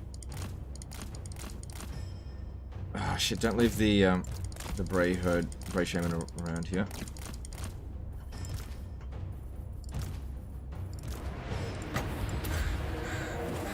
Excuse me.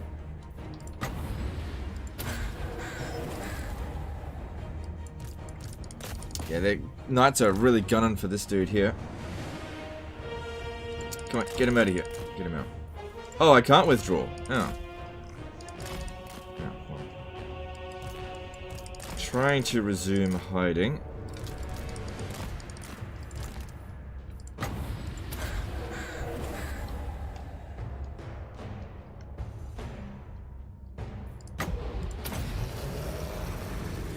Okay, they're not hidden there. Here won't leave me alone.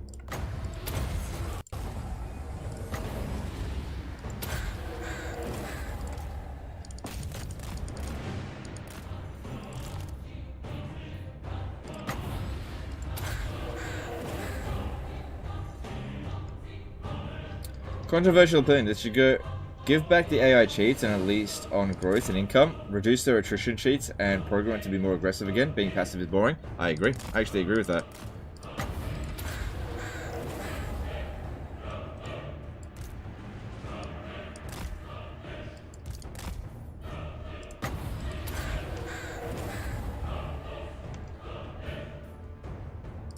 And give us back our cheese. Yeah, give us back our like powerful abilities and things, and lots of wins of magic, and just give the AI more cheats again. I totally agree.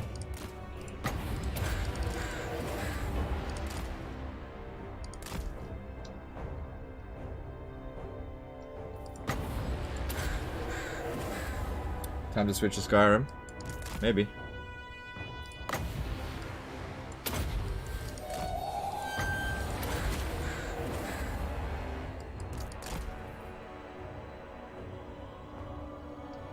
How many people are in game on Steam for 2 and 3? Alright, let's have a quick look at that. Just hang on one sec. Slow this down.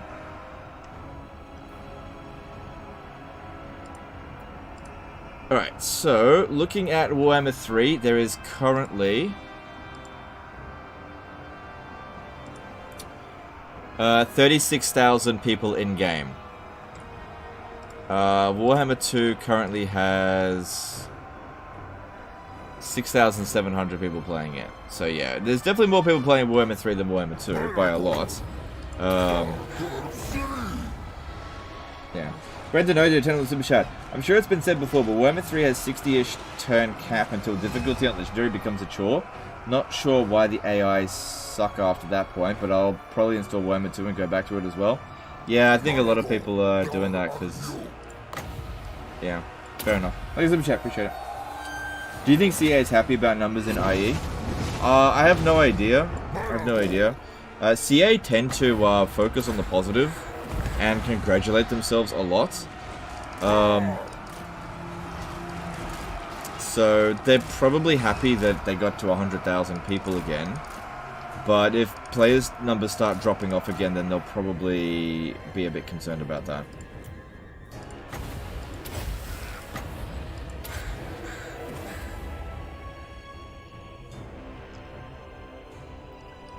It's really hard to know what CA are thinking a lot of the time. Why are they coming over here? No, stay put, stay put, stay put.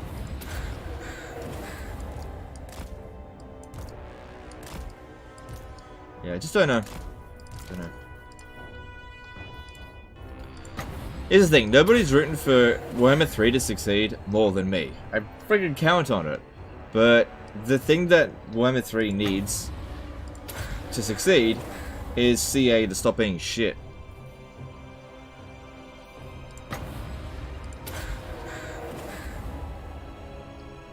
Alright, better get rid of the last of their ammo so it doesn't matter.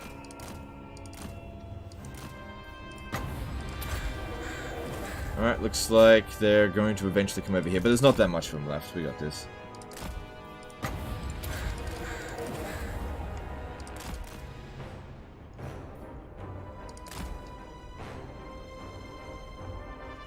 Also gonna take Epic plays into account, but it's probably not that much. Yeah, it'd be like 5.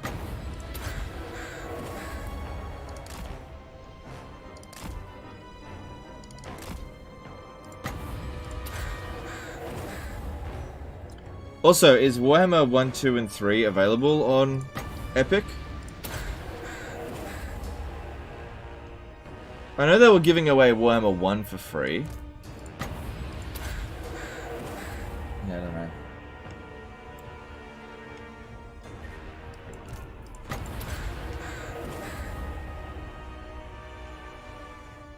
Why so low numbers on my boy Taurox?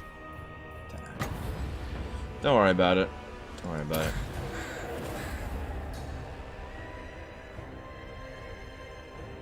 I'm a software engineer by trade. The sheer amount of code they bring, Warhammer 1, 2, and 3, has probably bogged them down more than they anticipated.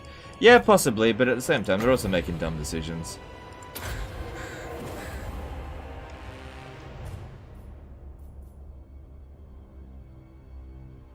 They gave away the first game and couldn't buy the second. Right, so if you can't actually play Immortal Empires in Epic Game Store, I can't imagine that there's like 5,000 people on Epic playing Realm of Chaos. Like, who the fuck is still playing Realm of Chaos? Probably next to nobody. Because it's a shit game mode. There we go. Close. Oh, there we go. Classic. Brendan Odin, if I do some chat. Cheers for the rat god. Always love the streams. Gotta go. Have a good one. Alright, thanks, dude. Appreciate the super chat. And, yeah, have a good one as well. Are you having fun with this campaign for now? Yeah, I'm enjoying the campaign for sure. I'm enjoying it. Yeah. But, you know, there's a lot of people in the chat, being vocal about their concerns about Warhammer 3 and what issues they're having. And it's just part of the discussion that's happened for the entire time of Warhammer 3 coming out, you know. As I've been saying many times, when we were doing Warhammer 2, like 2020, 21, and yeah, 2019, 2020, and 2021, when we were only playing Warhammer 2, the consensus of the community was that Warhammer 2 was great. There was a few things that were just like, you know, buggy or whatever, but only 90 for that? Okay, whatever. At least I'm gonna get 500. You know, at least my entire community were all like, yeah, Warhammer 2 is the best game to play right now. Nobody was like, it wasn't like 50% Warhammer 1, 50% Warhammer 2. Now the problem with right now is that there's a big clash between Warhammer 2 is better, nah, Warhammer 3 is better, nah, Warhammer 2 is better, nah, Warhammer 3 is better, stop complaining, CA is great, you know? And the community is clashing a bit, and that's ranked up at C. Okay.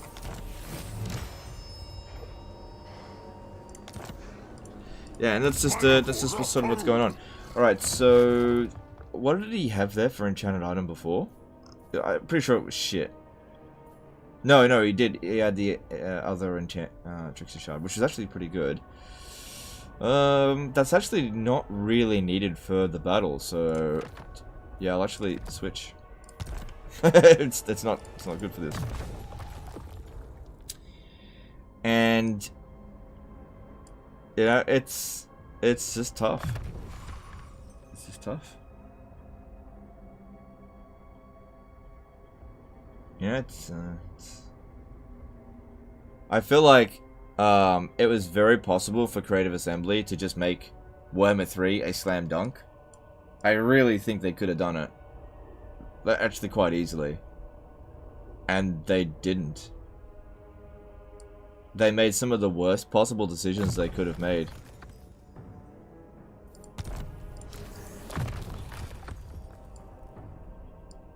What are you gonna do?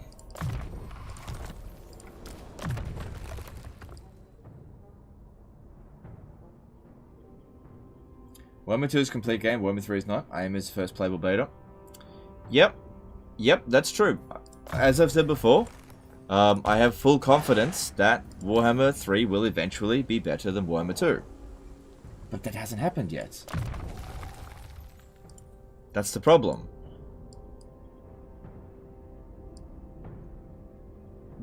Okay, look, here's the thing. Do you do this? Do you...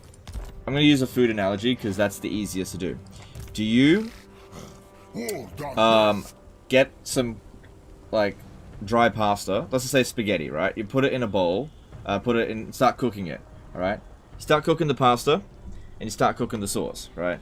And then halfway through cooking it, you pour it all out and put it together. So the pasta is still kind of raw, and the sauce isn't quite thick and hasn't been cooled yet, right? Or isn't quite cooked yet, right? And you start eating this, like, kind of crunchy pasta, and you go, it's just not finished yet. Yum, yum, yum, yum, yum, yum, yum. It's just not finished. You know, do you do that? You know?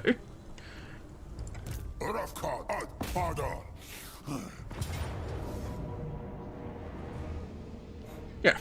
If I had cooked it longer, this would have been really good. You know?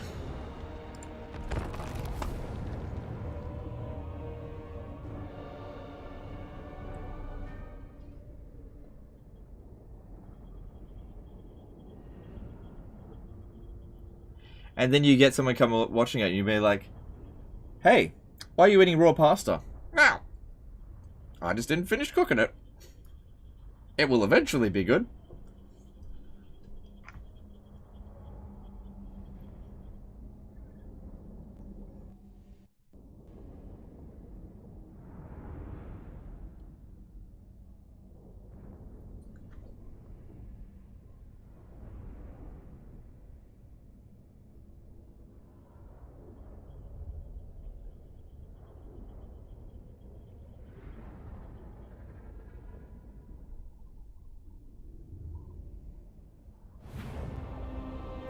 And that's the problem.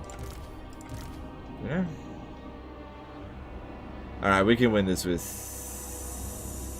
pretty much ease, as long as we can sneak in.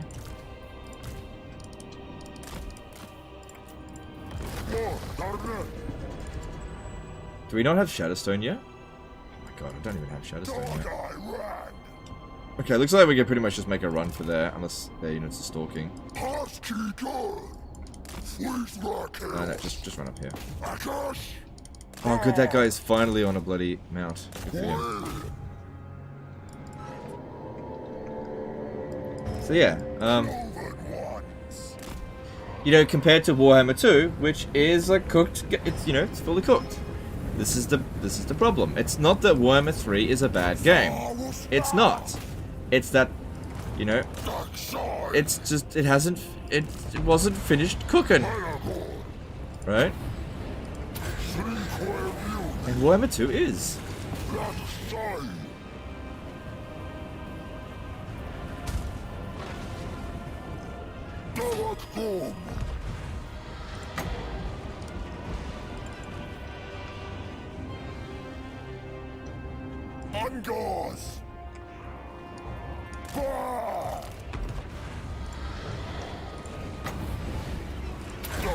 Hey guys, why aren't you guys watching my stream? Warhammer 3 will eventually be good. Sorry, it'll eventually be better than Warhammer 2. Why are people watching my stream? It'll eventually be a good game.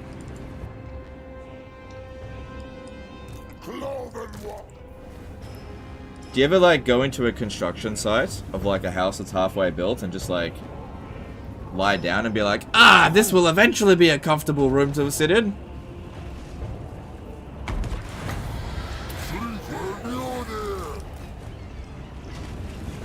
Warhammer 2 was shit for a long time. No, it wasn't. No, it wasn't. Okay, let's just use that as an example. Okay, so let's just say Warhammer 2 was shit for a long time. But Warhammer 2, right from the get-go, was better than Warhammer 1. You can't possibly argue that Warhammer 1 was at any point better than Warhammer 2 when Warhammer 2 came out. That's the problem. Warhammer 2 immediately and permanently was better than Warhammer 1. Right from the get-go. And you're right that Warhammer 2 had some growing pains, but it was better than Warhammer 1 right from the get-go.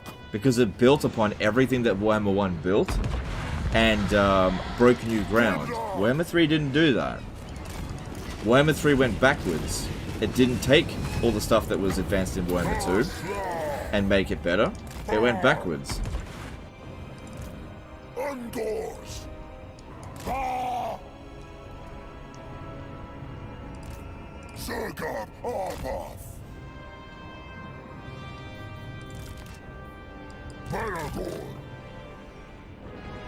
And you can't possibly ever say to me that Warhammer 2 Vortex campaign was ever as bad as the Realm of Chaos campaign is right now. Like, go play patch 1. Patch 1, as in no patch, Vortex campaign with no DLC. And tell me that that campaign is less fun than Realm of Chaos is on current patch. I don't believe you if you say that it's better. Realm of Chaos.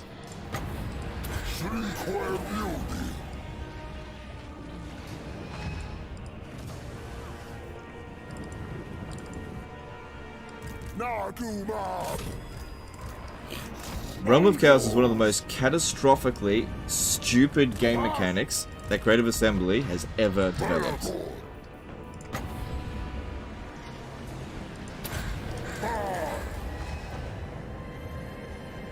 The Zambijin campaigns are better, but you're right, the Realm of Chaos is better. The Zambijin campaigns are better, yes, that's correct. Yeah, they're actually pretty good.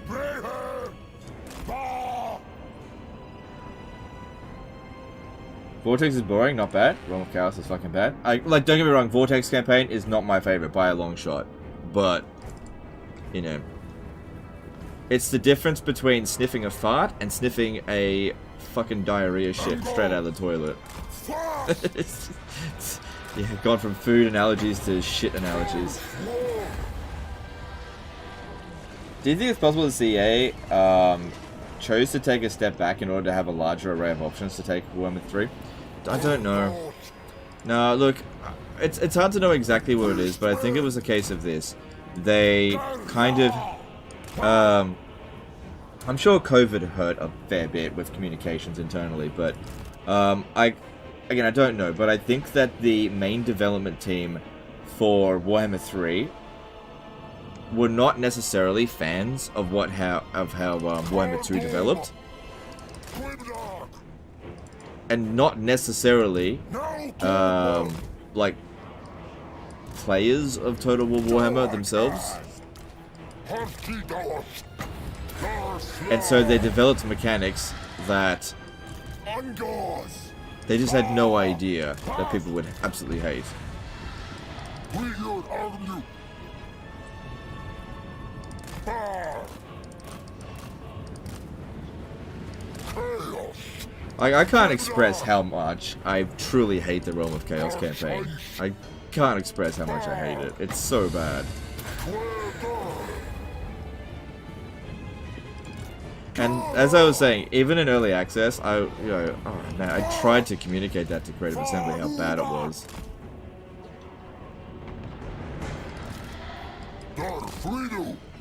The only way I could tolerate playing the game is by ignoring the Realm of Chaos.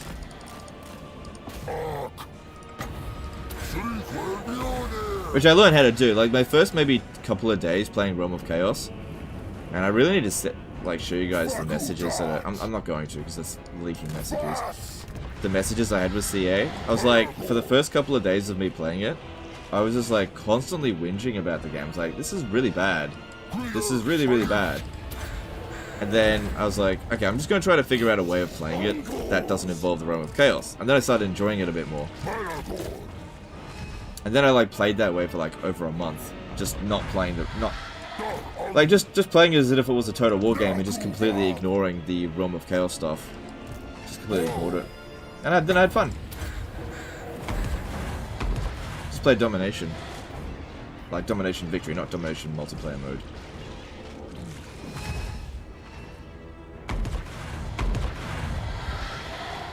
Don't show messages? No, after something. Yeah, I know.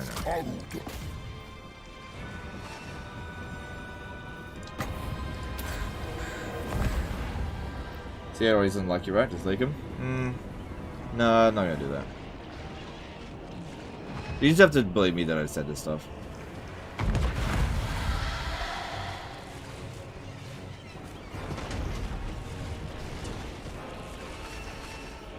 Alright.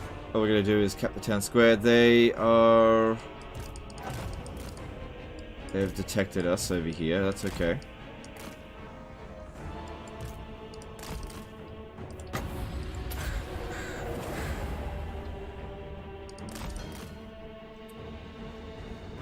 Realm of Chaos felt like upper management thought was gold and everyone below them knew it was a bad idea.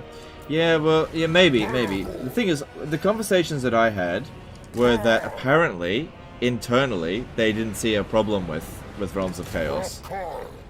Apparently, internally. That's from the conversations I had. Now, I only ever spoke to like a couple of people. I never spoke to like every single person at CA and interviewed them or anything. In fact, I tried to get interviews with developers, and they actually said no, they didn't want to talk to me. So, I don't know about every single person's opinion, but...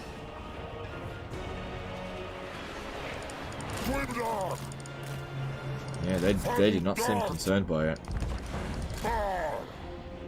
Did CA actually ever respond to messages? Yeah, they responded. I haven't spoken to anyone at CA for... a month, maybe? I don't expect to hear from them again for a year at least, probably.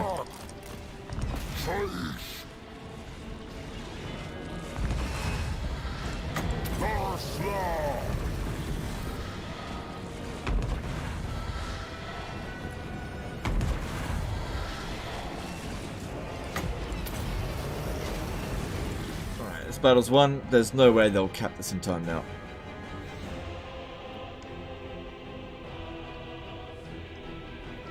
You can tell they put a lot of work into the game, though. Yes, of course. Yeah. Like it's. There are some areas of Warhammer 3 that's been done really well, but you got to keep in mind that the whole game isn't developed by one person. There are some teams that let the ball drop, and some teams that did a good job. So, for example, whoever designed the faction of Khorne, good job. Whoever designed Morghur, you know, made by different teams, different people. Whoever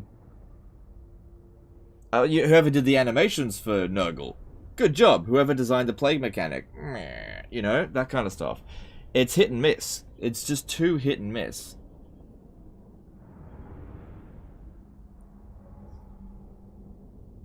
Of course, there's like very good work done in the game. But again, it all comes down to this, right? Anything that Warhammer 3 had was always going to be compared to Warhammer 2. Alright, and ready to advance that.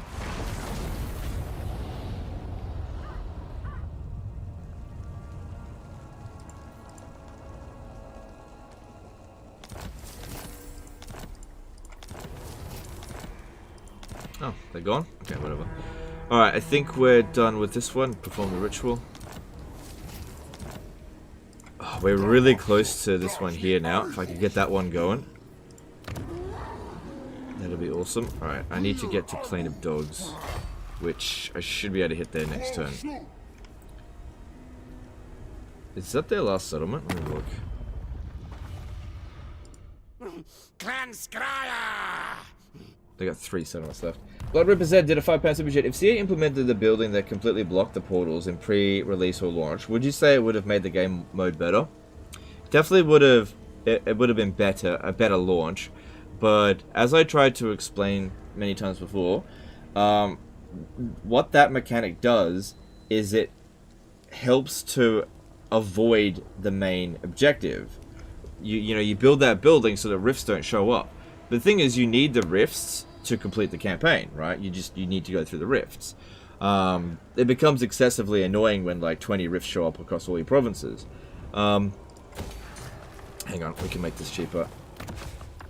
So it would have been better, but as I've said, oh hang on, it's a magic item.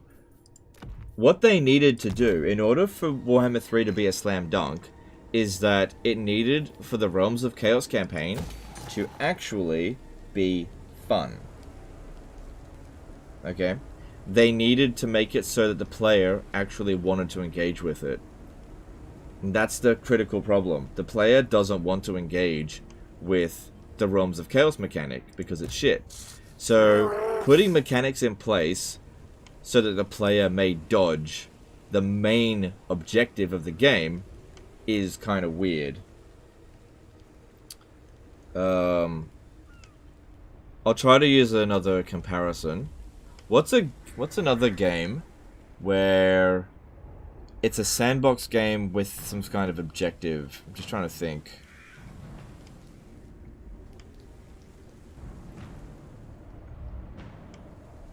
I don't know.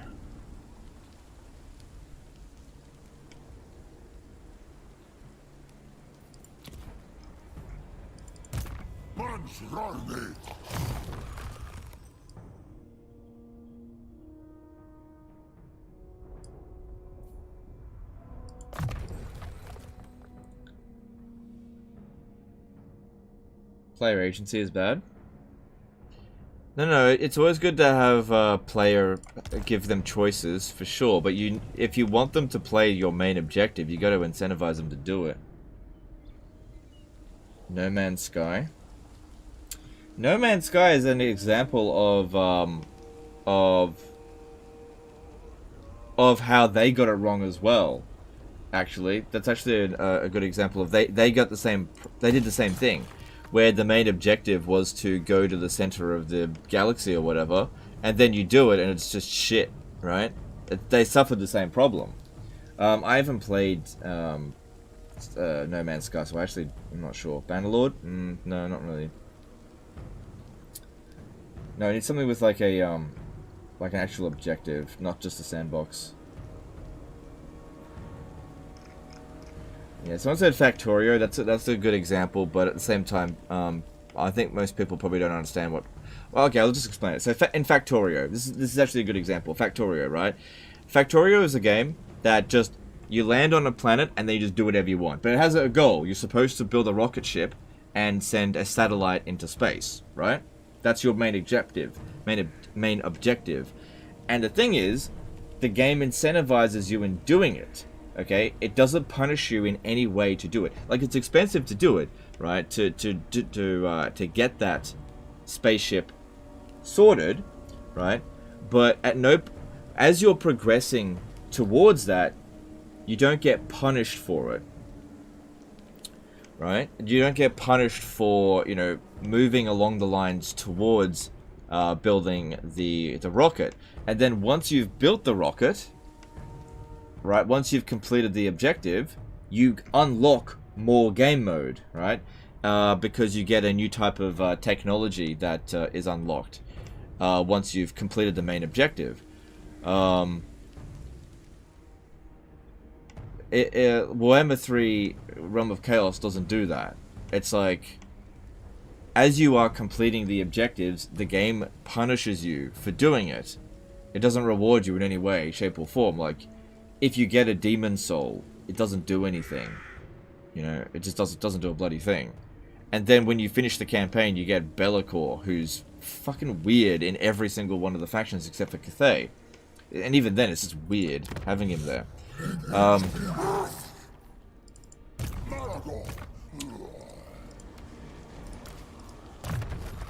You know, it just fails to incentivize the player to actually play the game. Like, most people do the Realm of Chaos campaign, and then afterwards it'll feel like the game robbed you of your time. Don't you get raided by aliens via pollution? Yeah, but that's just a game mechanic. That's got nothing to do with the rocket.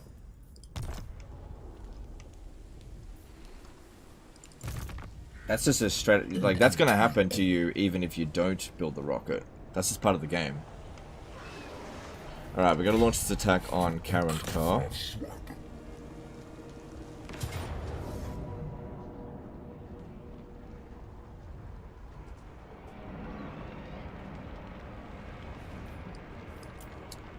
And yeah, CA is just really bad with, like...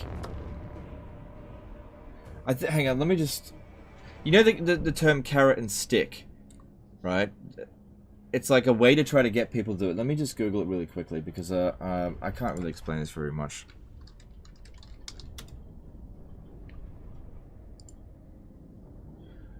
Okay, so the phrase carrot and stick is a metaphor for use of combination of reward and punishment to induce a desired behavior.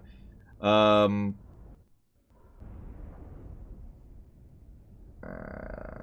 just trying to... So as far as I'm aware, like, I'm not super familiar with this one, but I'm sure you've all heard the phrase carrot and stick.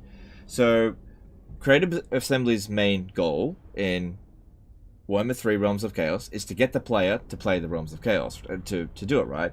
And so you've got carrot and stick, and I believe carrot refers to reward and stick refers to punishment.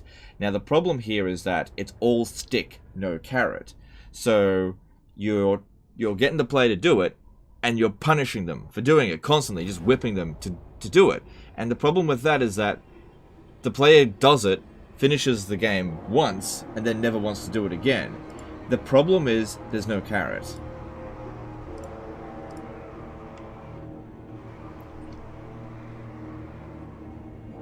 Alright, well, this is gonna be easy.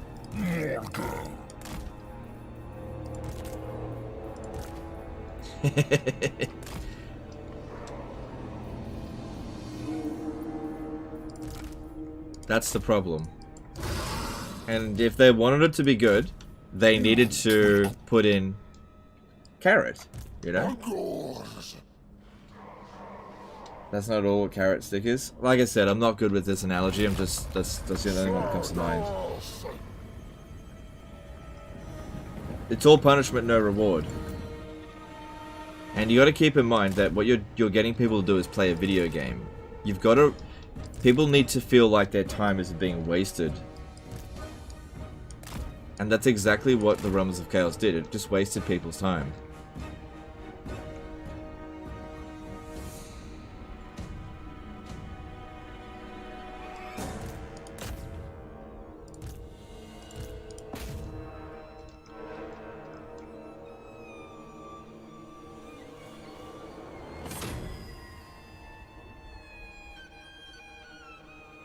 It isn't even stick, because the stick is supposed to be punishment for doing wrong. Realms of Chaos punish it for doing it right. It's just bad. Yeah, you're right. It's around the wrong way. You're absolutely right there. the carrot and stick is reversed, right? You're rewarded by not doing it, and you're punished for doing it. So imagine if you wanted somebody to clean your... Okay, imagine if you're a parent and you want your child to clean their room, okay? And every day that they don't clean their room, you give them a chocolate, right? Which they want. And then one day they clean their room, and then you beat the shit out of them for doing it. That's what Realms of Chaos is. Okay? it's like, go clean your room. No. Alright, here's a chocolate. I cleaned my room, Daddy. Good for you. Bang! You know? That's Realms of Chaos. It's backwards.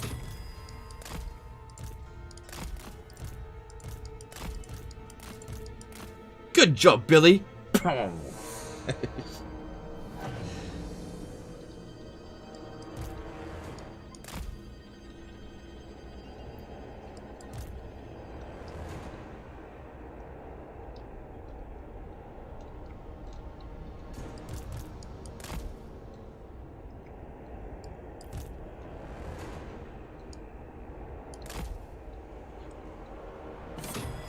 Look, Daddy, I entered the realm of chaos. Prepare to suffer. Look, Daddy, I got a demon soul. Good, next time it's going to be even harder. Do I get a reward for this? Nope. How about hordes and hordes of undivided demons to show up on your lands? But what if I just didn't do it? Well, then the undivided demons don't show up.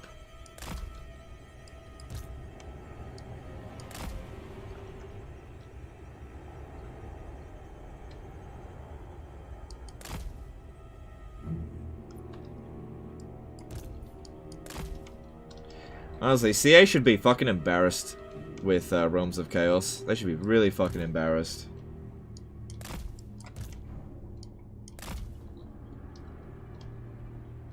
I got secondhand humiliation just because I was like involved with like the marketing of that piece of crap.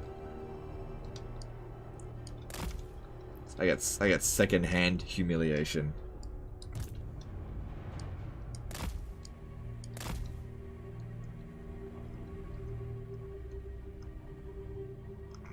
And do you know the worst thing about it? It's not fixed. 8 months on. You know, it's been out for 8 months, still not fixed. Nothing's been done to improve that game mode.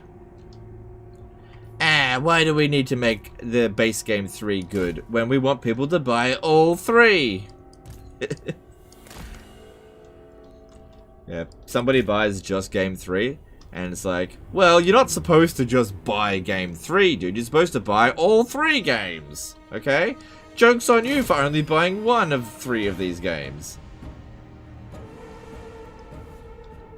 You're not supposed to just play Warhammer 3. No. Joke's on you, motherfucker.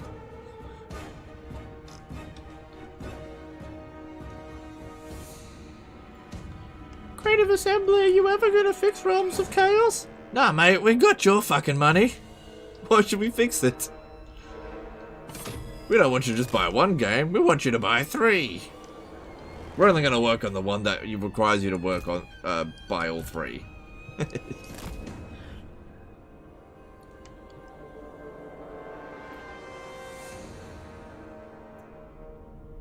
Game 3 owner here, not too happy right now. What are you not happy about? Are you not happy about me...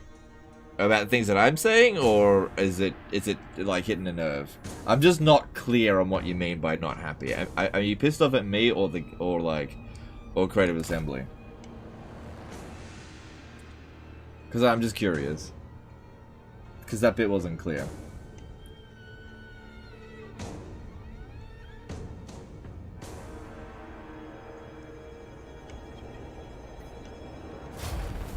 Yeah. Siegery work, boys. No, you're good, dude? Okay, let's go. I just wanted to make sure.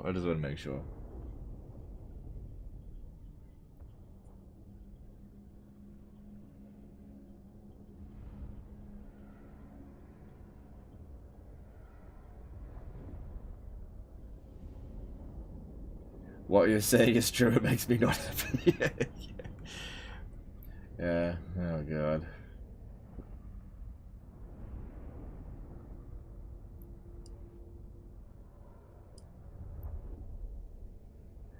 Well, would you be interested in covering an undivided exalted hero stack? I'm leveling them up and was curious if it could interest you. Probably not. Not undivided. No, if it was Nurgle, maybe, but not undivided. Undivided is bland. They don't have any special abilities. I'll be having that back. Thank you very much.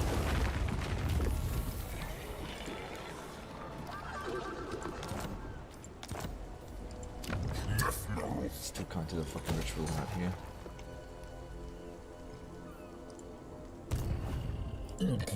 Did we still not get any spawn wranglers?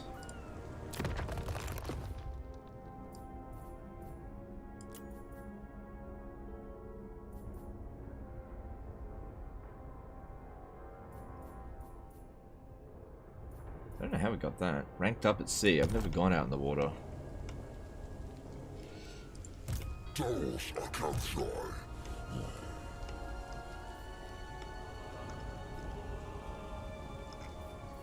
Alright, I think that's me done for the turn. I think. What's the chances you can...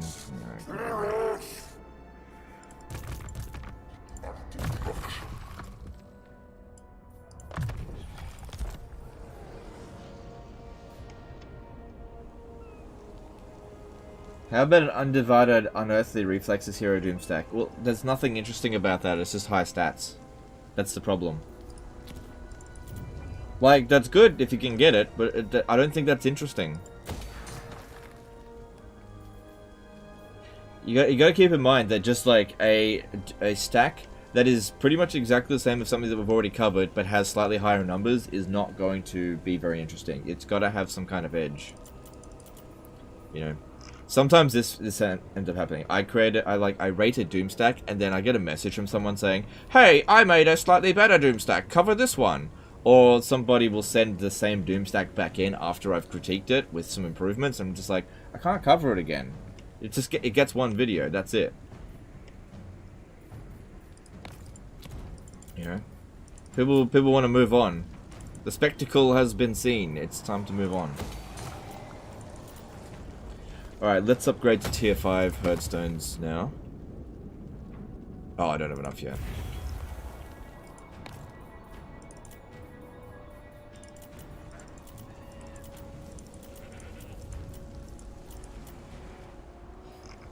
Sorry bro, is my question that bad that it shouldn't even be considered?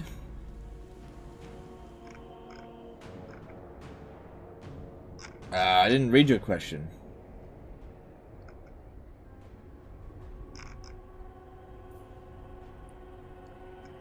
You're gonna have to repeat it. I didn't see it.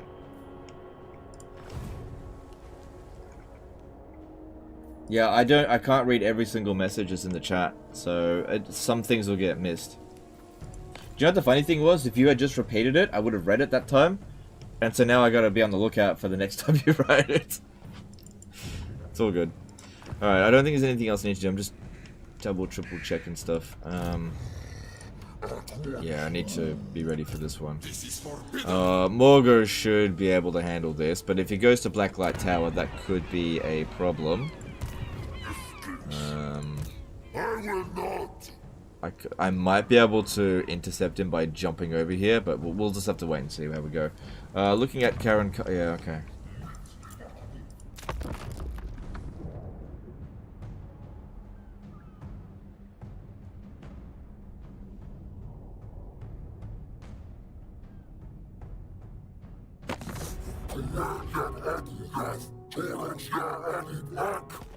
Ah, surprise!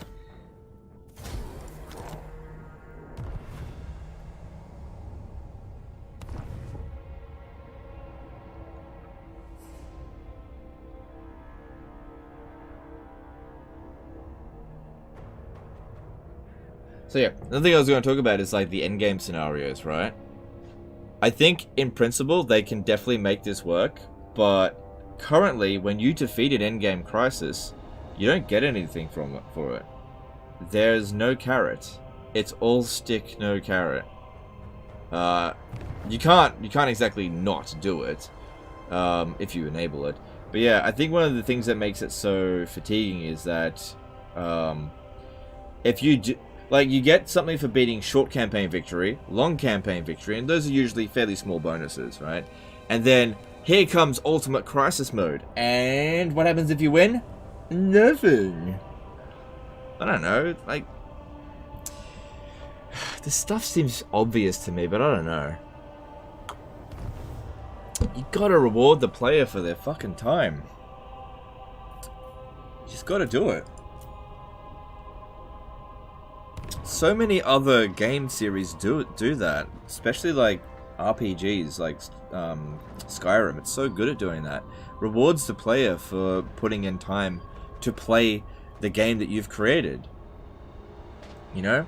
You do a mission, you get a gold reward or whatever. Imagine doing missions in Skyrim, and every single time you did a mission, it didn't give you anything.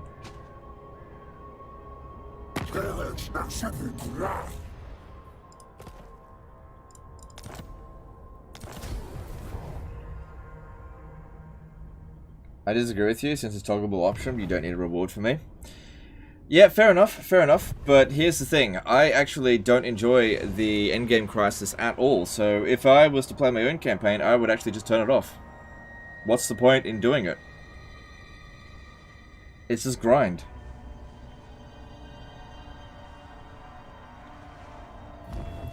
Do you think that minor settlement battles should only happen at Tier 3 walled settlements? Tier 1 and 2 settlements would be land battles. Do you think this would improve the game?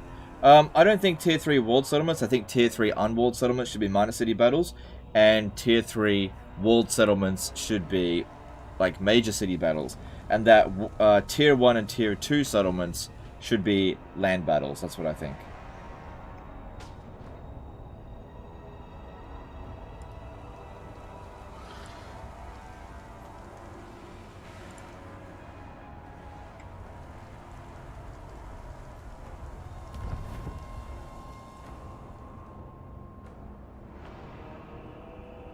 Shit, is that one?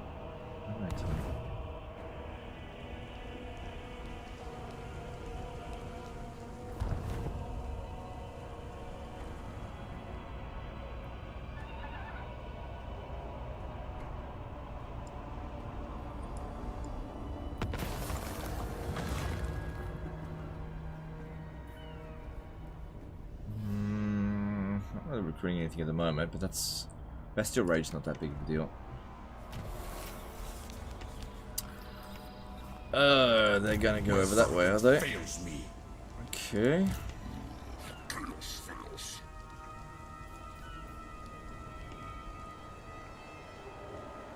Oh, open that. Okay. Well. My faith in you wanes. Okay. Okay. God damn, look at this invasion here. Wow, Reichman was destroyed.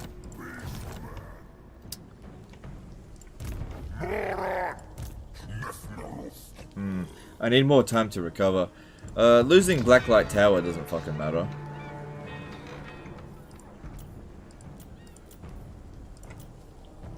I doubt I would win. Unless I put an army in there.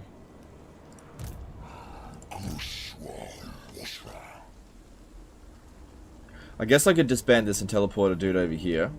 We're getting very close to this point here, though. I don't know if I'd get it done this turn. Let's see. If I can manage to get... Let's see, what are we up to now? 290. If I can get 30 points this turn, then I could create a new army. Wrathy didn't move. Which is interesting, because you're always talking about how much she's moving. Okay, this settlement here, it is worth 4. It's going to get us to 22.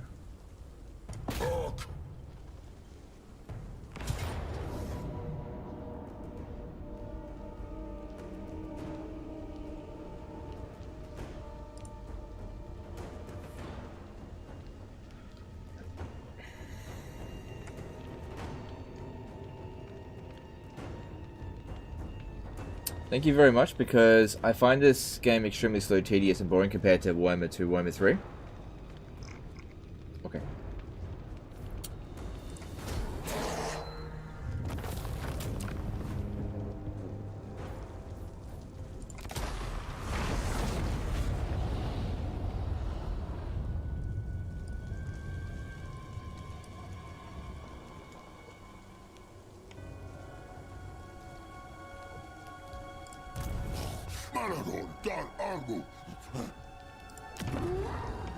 Alright, well this one here is sorted, so we'll perform that ritual. Alright, so now I just need 8 more. Do not order me. Alright, if I can manage to blow up the moon shard, then we'll have what we need. Okay, good. Let's do that.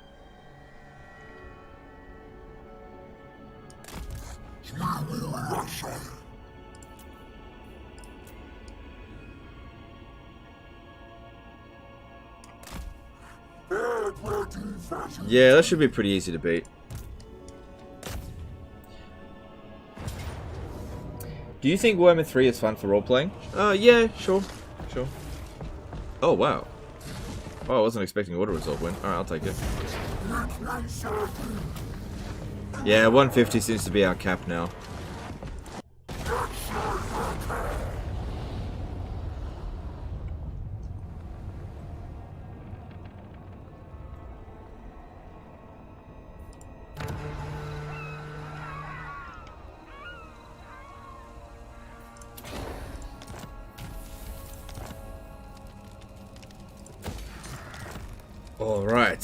Alright. Now the real powerful thing begins. I wonder if they increased... Oh, hang on.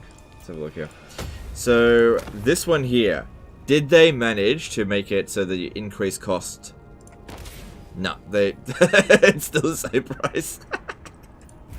Okay. That is by far the most powerful dread upgrade.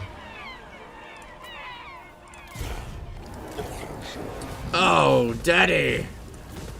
Look at that. That's some money coming in. Alright, well, we'll try to recruit as many units as we can before they show up.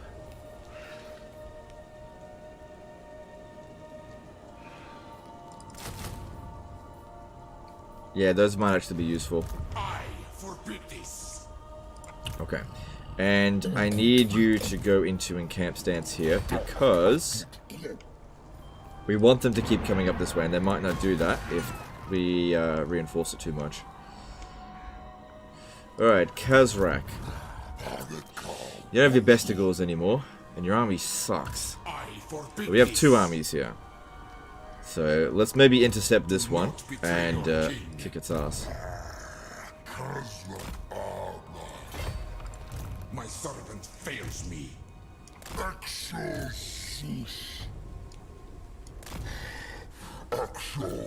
Limited recruit slots, but we just make do with what we got. Dabba Dabba Dada did a $5 super chat. Will you say all Beastman Legendary Lord is a one-man Doomstack? No, I don't think so. I don't think so. Alright.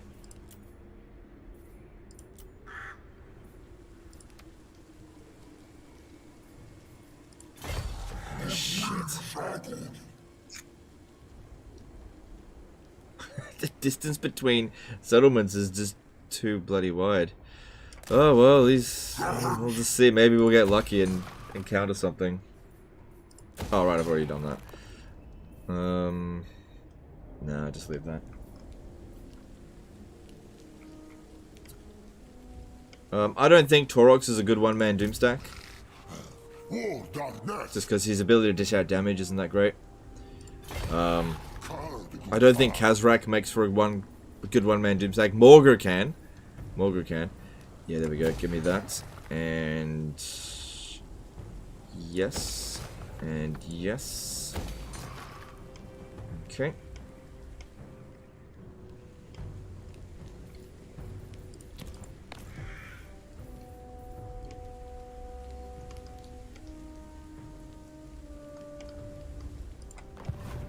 There is now a town south of Quintex. Oh yeah, there's one over here. Yeah. Well, I need to replenish as well.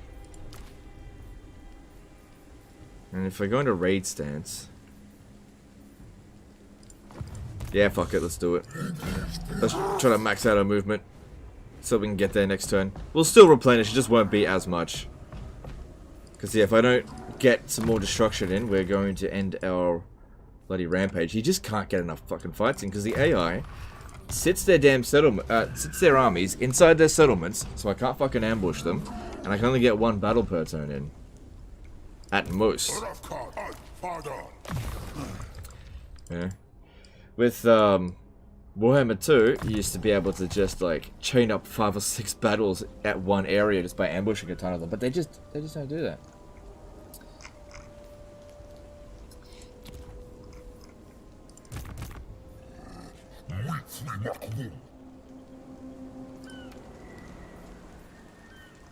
Okay.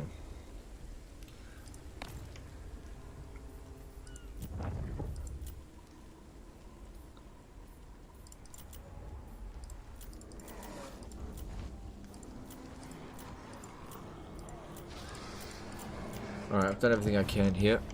Let's move on.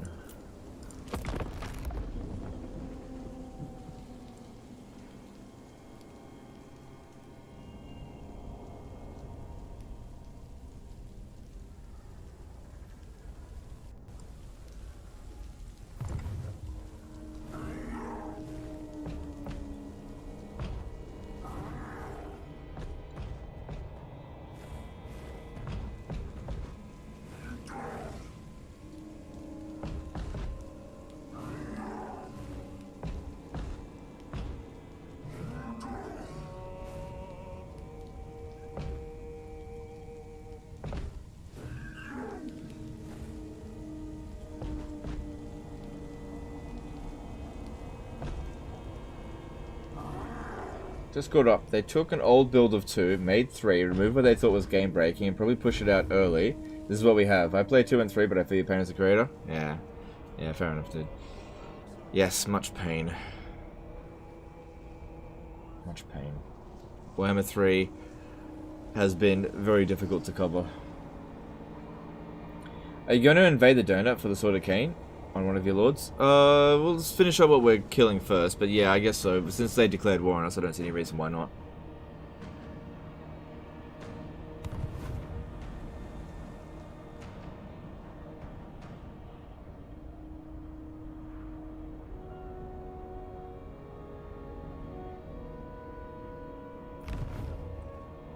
Also, I don't think the AI builds as many armies in Warhammer 3.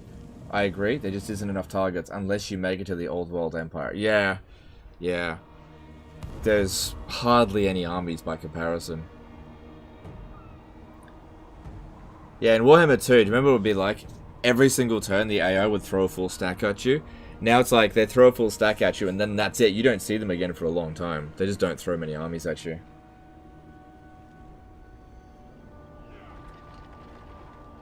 You just constantly feel comfortable. And I don't think that's how you should feel. Natak Goo did $2 super chat. Morghur or Ikit? Which do you prefer and why? I prefer Ikit. I just enjoy the rattling guns over monsters.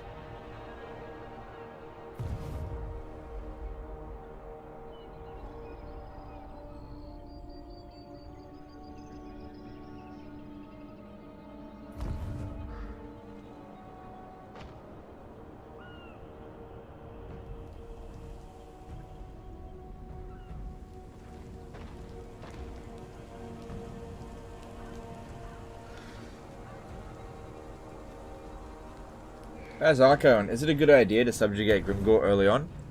Why not? Maybe. Oh, son of a bitch. Well, fuck, we're doomed there. I thought that guy was heading towards Karankar. I needed to fight more battles there in order to finish the ritual. Losing Blacklight Tower doesn't matter at all, but ah, shit.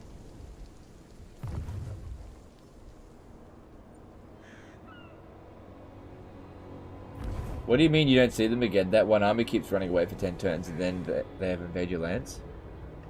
Well, that's what I was saying, though. You wipe it out and then you don't see it again for a while because it takes them a while to recruit it. Whereas in Warhammer 2, they would have like 10 armies barreling down at you. So it'd be like, you know, 2 armies per turn that you got to get rid of, sort of thing.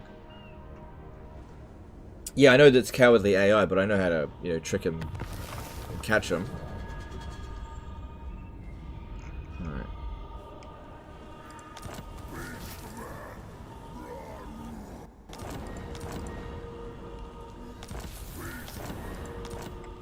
Oh, fuck. Alright, if I ambush that, the garrison from here should actually come out because of increased, well, it just should. There's nothing we're going to be able to do to beat this, but maybe I can get rid of this one. Maybe.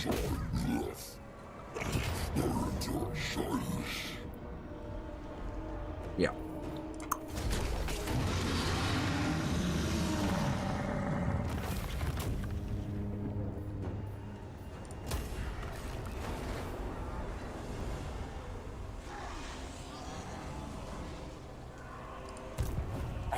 So yeah, I could ambush that, but now there's no hope of beating it. And what's the chances I could jump in the... Oh, okay. I could jump in the underway, but let's be real, they won't...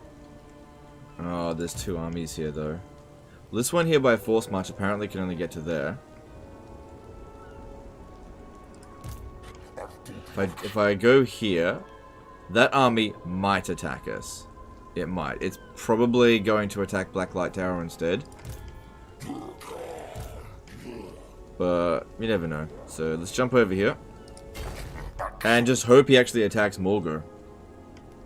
Oh, we're not getting replenishment. And this one here. Just get out of here. I don't want that character getting killed. No. If they destroy Blacklight Tower, what do we lose? We lose this building here, which, whatever. We can easily just rebuild it. So no big deal.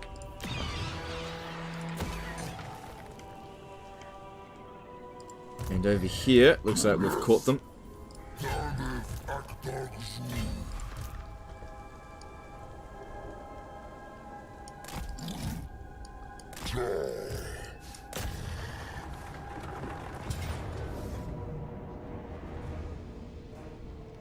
Oh, for fuck burgers. Shit. Damn it.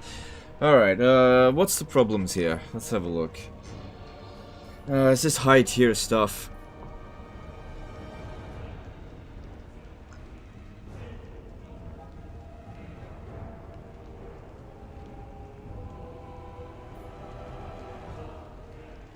Honestly, I don't see them winning this. I don't see it.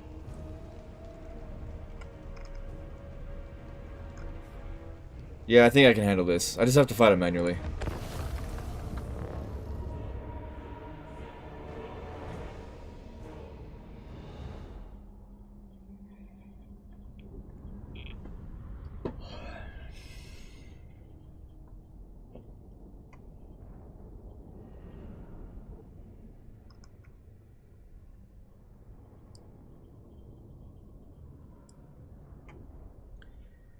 Yeah, the constructs are rated really highly, but that's actually like the least concern apart from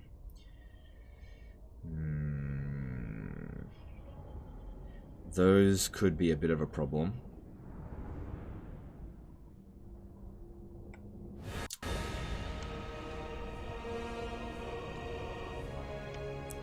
I think a high ground maneuver here would be best. But just hide our units just to begin with. These are... Yeah, they're all hidden. That's fine. You stay there.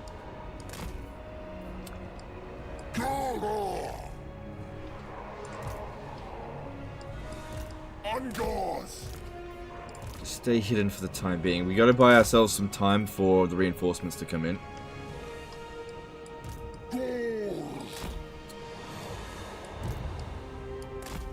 Cloven ones. Okay. Oh, yeah, no, they're fine.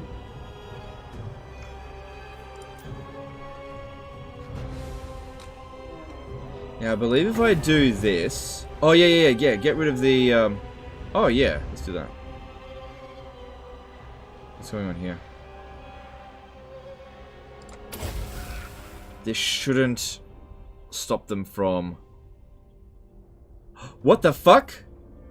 Ah, Vile Entropy doesn't work if it's, Son of a bitch! It doesn't work until they've activated. God damn it. Greatly depletes ammunition. Wasted. Didn't fucking work. Alright, well this dude's arrived.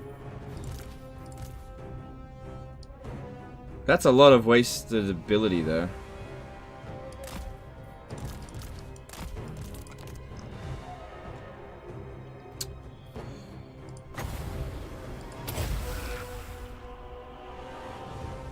Alright. Let's get this one here. I reckon they'll shoot at it. Just got to waste these 3 bits of ammo first. Because that is by far the biggest concern. When we get rid of that, the rest of it will be easy. I just don't get people who are like SYDB just because the auto-resolve says defeat. Yeah, just let them have their fun.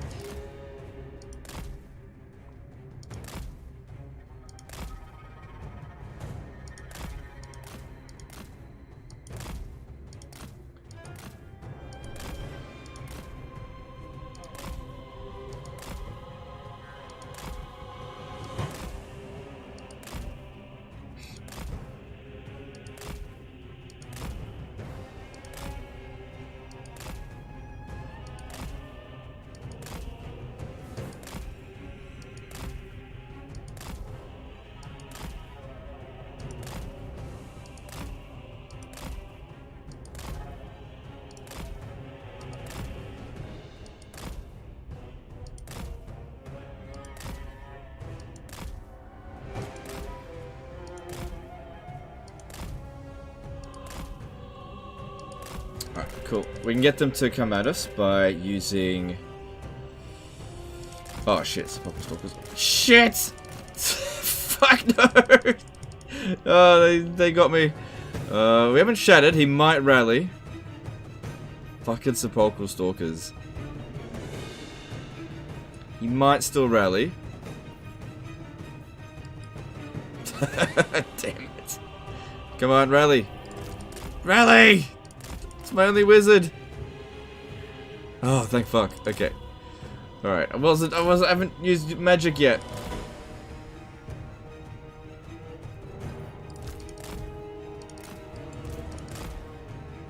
He's immortal. He's immortal.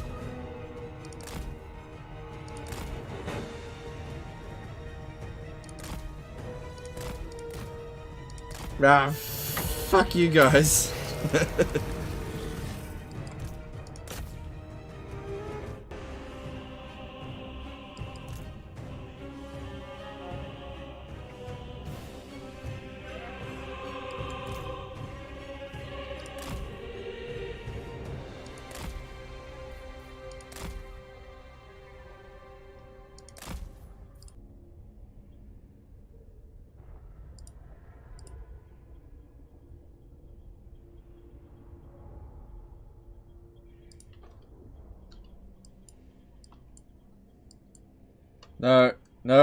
No Fs. It wasn't my fault. It was YouTube's fault.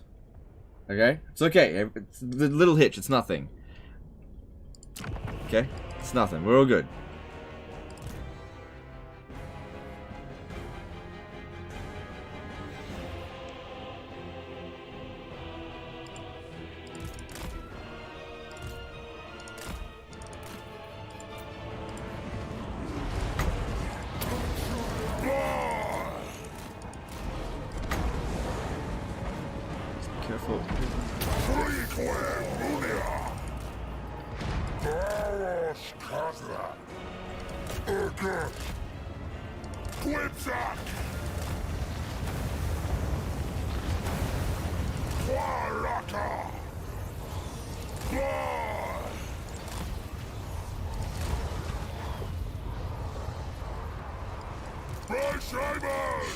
You dare get shot.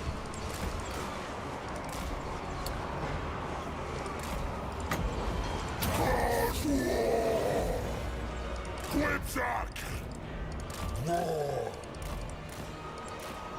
Ashkigwa! Kozra! Sawusra!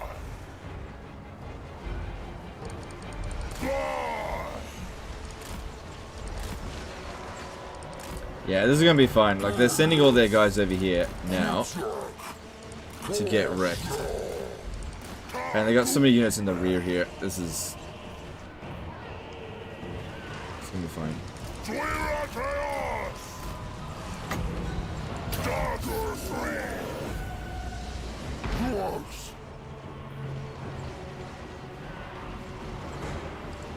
Whipsack!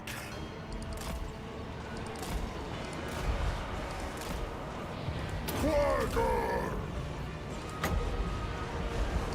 Blob! Nap! Whipsack!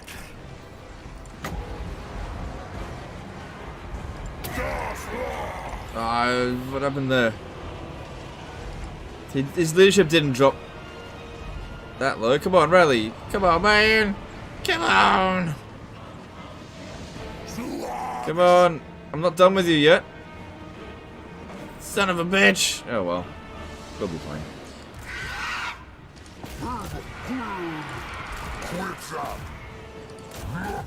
Did a good job, apart from that sepulchral stalker shit.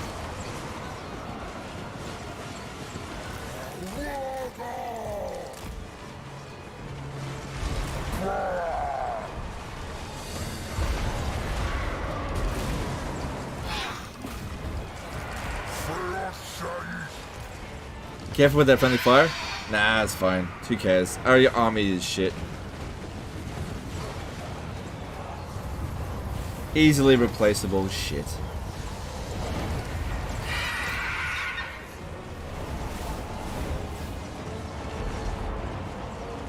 Select! Go, cut! Ah! War! Doors!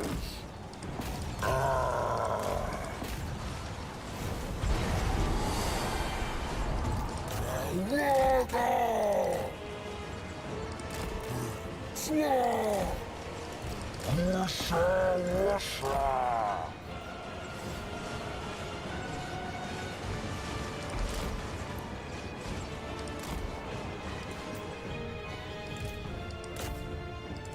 Yeah, we got this. No problem.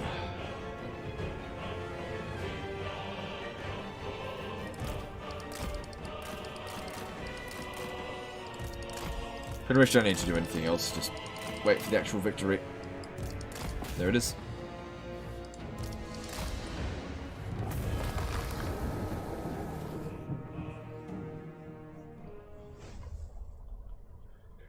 How was that Pyrrhic victory? I didn't take that much damage. Whatever.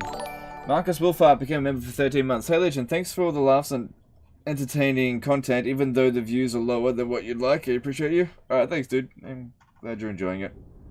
Thanks for the membership. Have you already seen the map with nothing but plain field? Is it still playable though? I have seen it, yes. It's pretty rare to show up.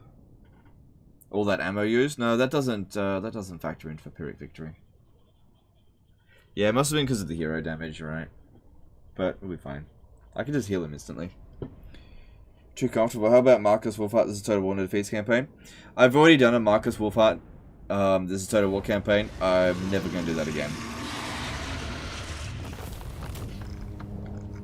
I actually haven't touched Marcus Wolfart since doing that. This is a Total War campaign. So yeah, I'm not touching it again. That was not fun. Let's get money.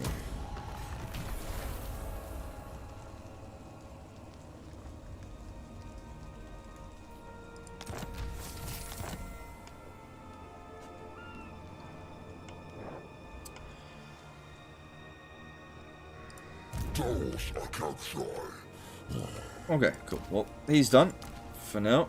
Get that item off him.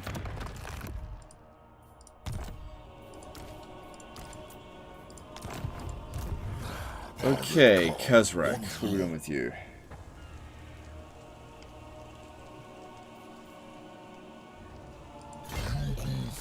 That replenishment sucks. So he's going to be out of commission for a couple of turns. This could be a good opportunity to get some more Bestigors. Especially with the recruit rank, how it is.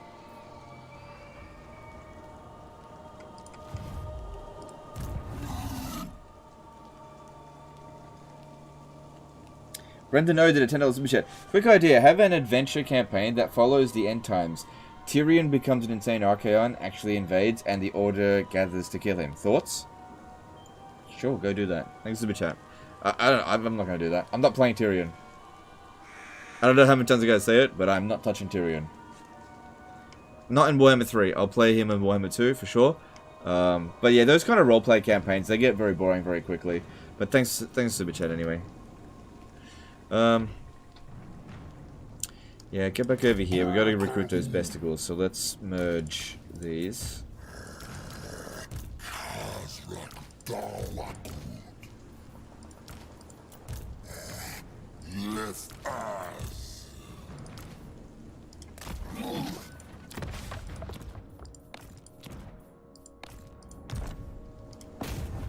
Taurox. Nice.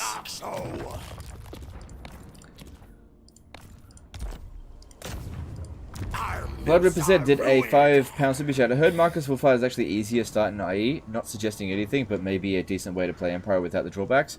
Okay, thanks for the chat, dude. If I was going to play an Empire faction, I'd probably play Volkmar the Grim. Because I've played Marcus Wolfhard plenty of times in Warhammer 2, and I don't like his campaign. So, like, okay, thanks for super chat. I'm not really taking suggestions for campaign ideas, because I know what I like, and I know what I don't like, and I don't like Marcus Wolfhard. But thanks for the super chat anyway. Brendan O did a $5 super chat. Sorry, I meant for CA to make a campaign mode like that instead of the Realms of Chaos. Yeah, okay, that actually makes a lot more sense. Okay, I thought you were suggesting for something for me to do. Yes, that could be interesting. Yes, thanks for the super chat. Thanks for clarifying. I'd be down to play something like that, for sure. Okay, so...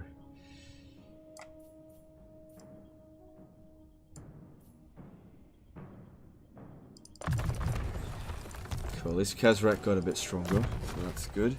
This guy also got a bit stronger. And this guy here didn't really get any stronger. He's maxed out. Alright, time to spend the next fucking 11 points on blue line skills.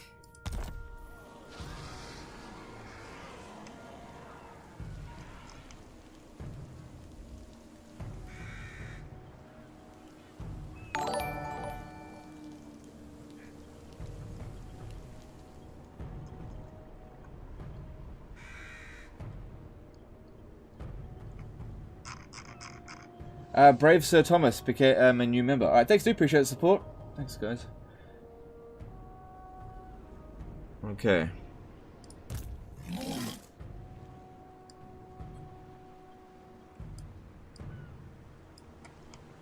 Alright, okay.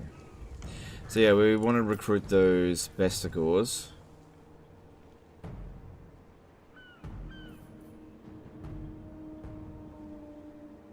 Oh yeah, oh, whatever.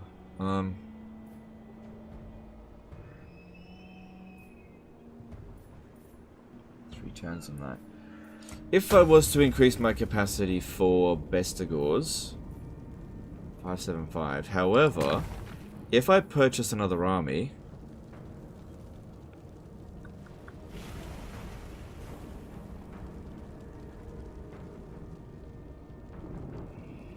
that has a really high potential, because what we can do with that, right?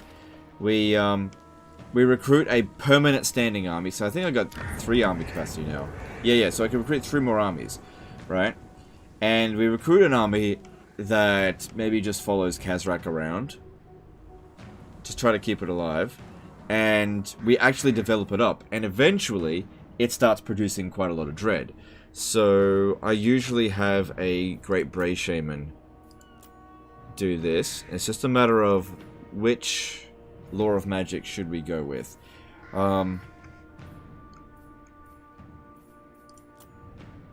Maybe cunning might... Yeah, locally owned regions.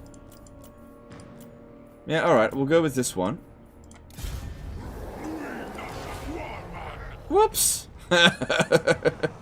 Well, I guess he'll just make his way down. Yeah, it gives him some time to get safe. Okay, so we don't destroy his buildings, and in fact, we develop them.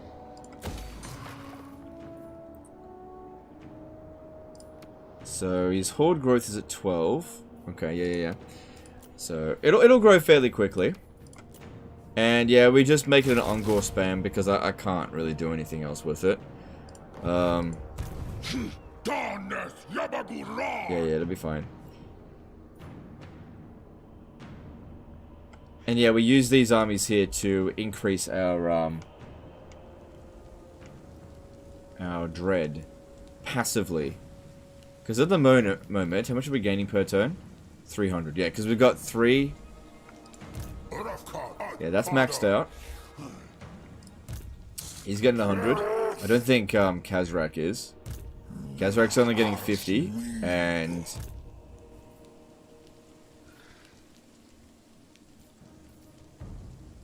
Wait, what? Building's 300. You're getting 100 from that.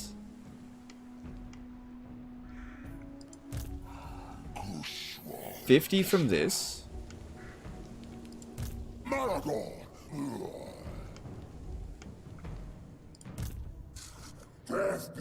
Shouldn't it be 350? I feel like I'm getting gypped. I kind of feel like maybe Morghur's one might be gypped. Because of like the weird positioning with it, I think it might be gypped. But that can't be right because that would mean I'd be at 250. It doesn't make any fucking sense. Or maybe it was because I just built that. Right, that might be it. I only just built it. Maybe next turn it'll be updated. Okay, maybe next turn it'll be updated. So I just gotta be patient one more turn. Is it capped at 300? No, it's not capped. It's capped based on how many armies you've got. Okay, should be fine. Okay, then we need to recruit another lord over here. Yeah, this dude will do.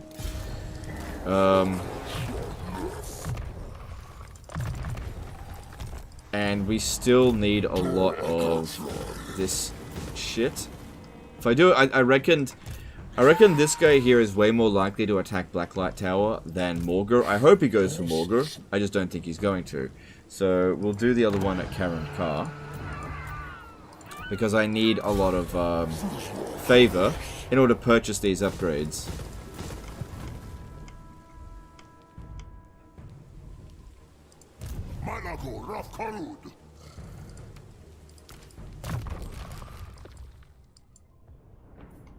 Alright, what are we doing with him now?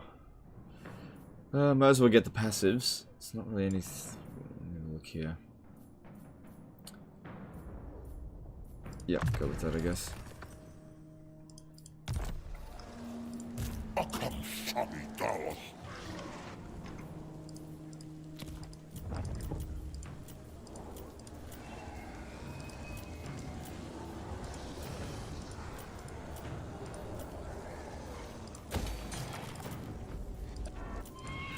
Because yeah, once you get more of these hordes up to rank 3, it also increases the horde growth +1 all armies. So what we're going to have very soon is like a compounding effect where we're growing super quickly, and as long as we got the favor, we get these built up to tier 5, and then that's where we get the bulk of our dread from, rather than constantly trying to squeeze it out of every bloody battle.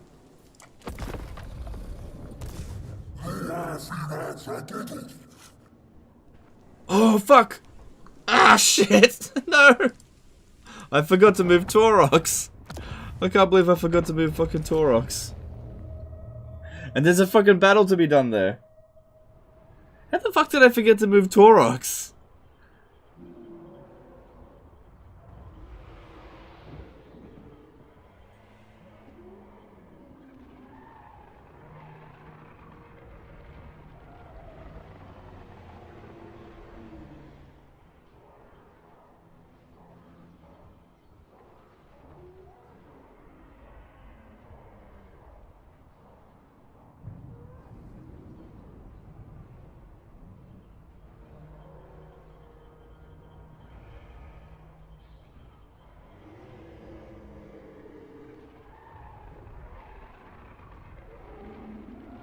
You even forgot to recruit with Kazrak? I must be getting tired. This happens when I get tired. I just forget things. Did I? Yeah, I did. Did I move with Morghur as well? No, I was like halfway through my damn turn. God damn. Mr. Forgetful over here. Alright. Alright, I won't be able to reach that guy over here without using the momentum. If we were going to set up a herdstone, I reckon Ancient City of Quintex would be a good one. So what I need to do is come over to here, blow this up, and hope that we move in just the right direction to also reach Ancient City of Quintex this turn.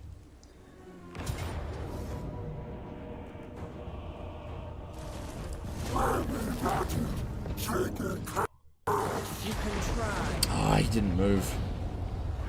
Oh, he did move.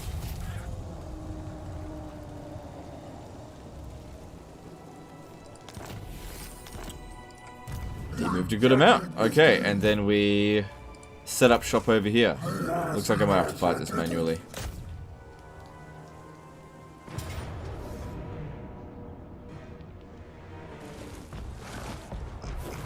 Alright, let's have a look. Come on, be an easy to cap settlement. I'm not looking for a challenge here. I just want it to be over with. Alright, it's easy. It'll take us all of 10 minutes. Not even that, 5 minutes.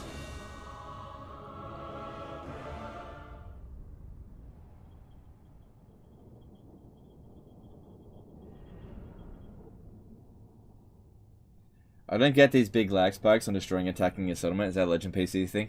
It's a legendary difficulty thing. The game auto saves. That's why it's stalling.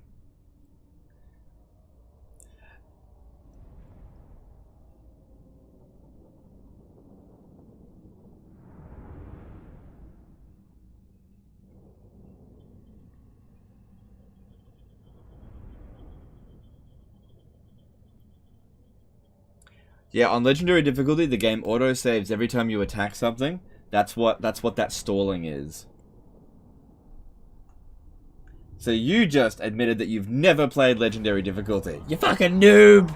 You fucking noob! How can you possibly say that you a Legend of Total War enjoyer if you don't exclusively play legendary difficulty? How dare you! How dare any of you watch me without playing legendary difficulty? How fucking dare you!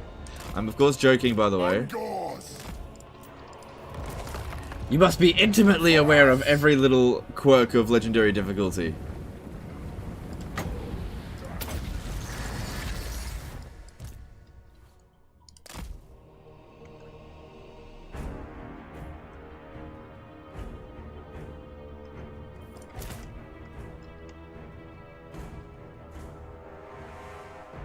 I'm new to the channel and the game.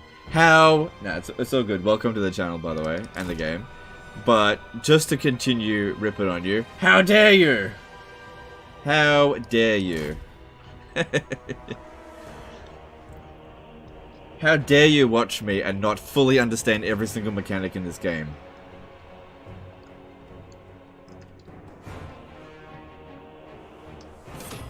Don't you know it's not okay to not know something?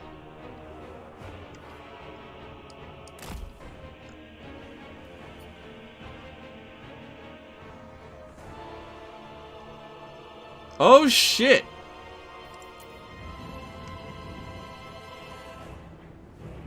They actually left someone here. Oh, I'll just go the other way. There's a second one. We'll just go the other way.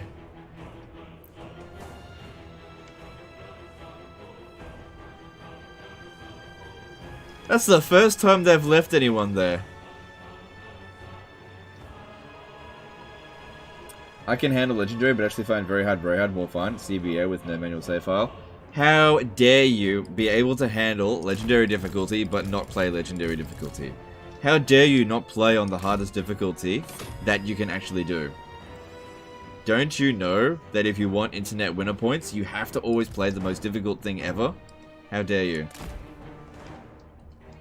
That's all good. I'm just ripping on you.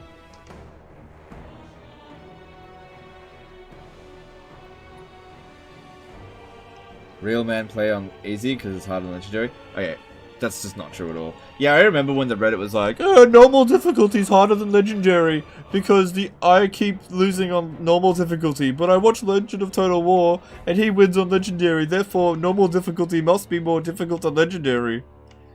It never occurred to me that I just fucking suck at this game. Warlord of Gaul did a $5 super chat. The crime, not knowing something. The sentence, death. Yeah, internet death. Delete your accounts, hang your head in shame, and go outside and play. It's all good. Thank you, super chat. Yeah. So many people were like, Legend, you should check out normal difficulty. It's so difficult. And then I found out what was happening, and I was like, oh my god, this is people being shit at the game.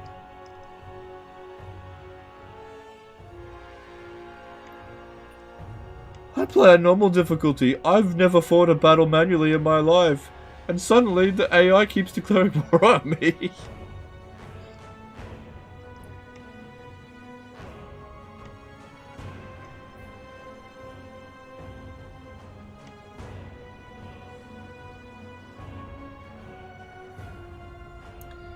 That being said, I understand the argument that people would rather fight against cowardly AI that doesn't fight back rather than aggressive but dumb AI.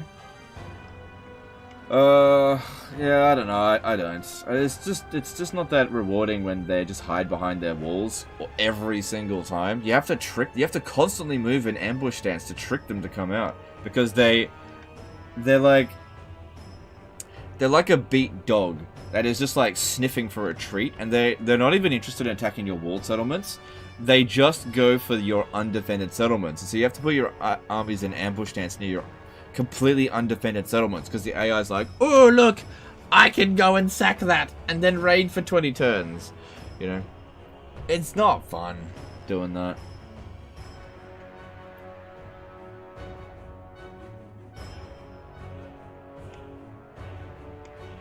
They did that kind of thing with Total War Attila. Like, the AI is never going to beat you in a fair fight in Total War Attila. So the AI is programmed to be as annoying as possible. You know? Look at my army of 4, raiding you in the slight corner of your region here, causing you public order and money problems. What are you going to do about it? Yeah. I'm going to wait for your army to leave your undefended settlement, and then I'm going to sack it, and then I'm going to raid the region until it blows up. Yeah. Except, I'm going to have 30 other factions also do this at the same time.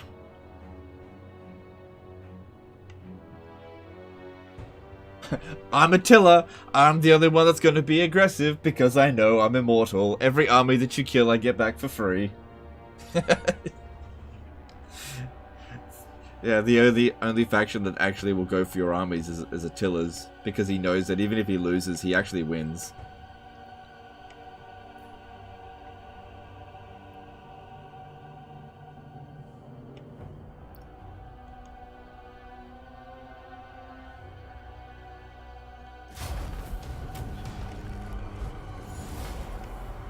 This is why I told CA that you need to get rid of this point here. It should not be giving capture points.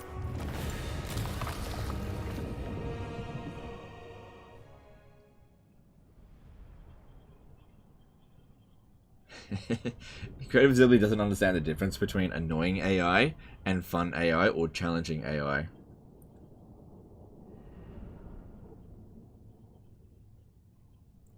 Legend, even you don't know everything about the game? I know that. Nobody knows everything about the game.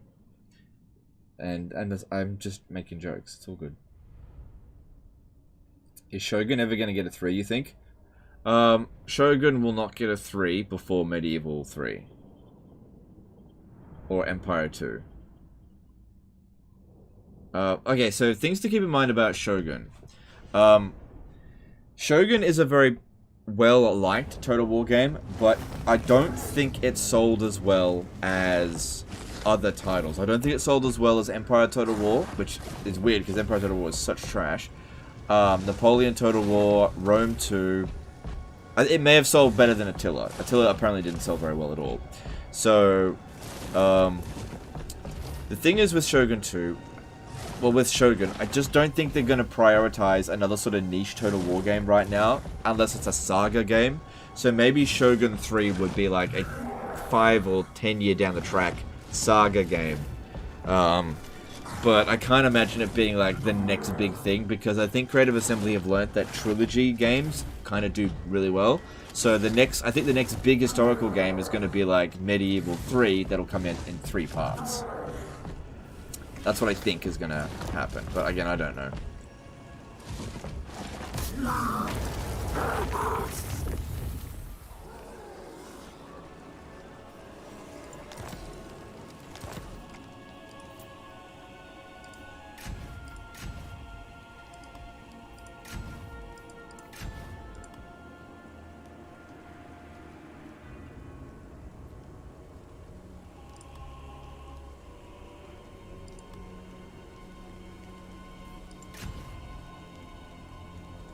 Any tips for someone wanting to get into Total War content creating or streaming?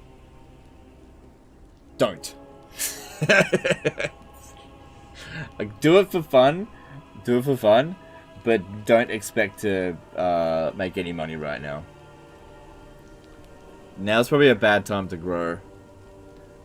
But look, if you want to get into content creating, just do it for fun. Make videos that you enjoy. Do that for about a year. Find your footing, find something that works, and then work from there. But yeah, don't be somebody thinking, I'm going to make a career out of streaming or anything right from the get-go, because it fucking won't happen. It will not happen. You got to keep in mind, like, you look at me and be like, well, Legend, you made a career out of it. I did Total War content creation for an entire year before I made any money. I just did it for fun. And then when it didn't become fun, I was able to make money out of it. So, do it for fun to begin with. Just have fun, you know, try to build an audience if you can, and after a full year, then see how you go. Because, I mean, it's going to be different for everyone, but yeah, you're not just going to be able to come onto the scene and be like, I'm going to get 100,000 subs. I mean, Akoi kind of did that, but the rare cases.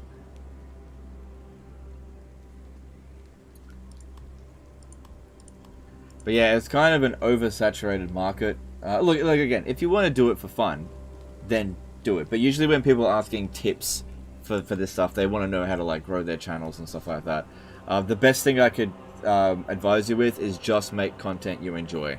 You know, just have fun.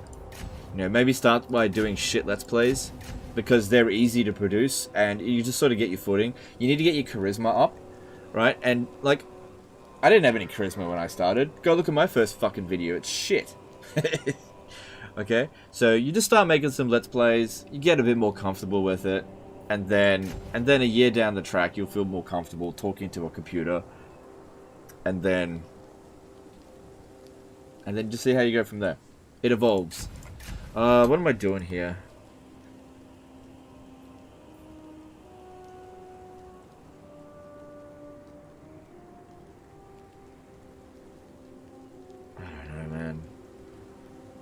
I'm just going to put that one down. I'm probably not going to produce it, but at least it gives me some dread. Legend has about as much charisma as any Aussie. No, that's not true.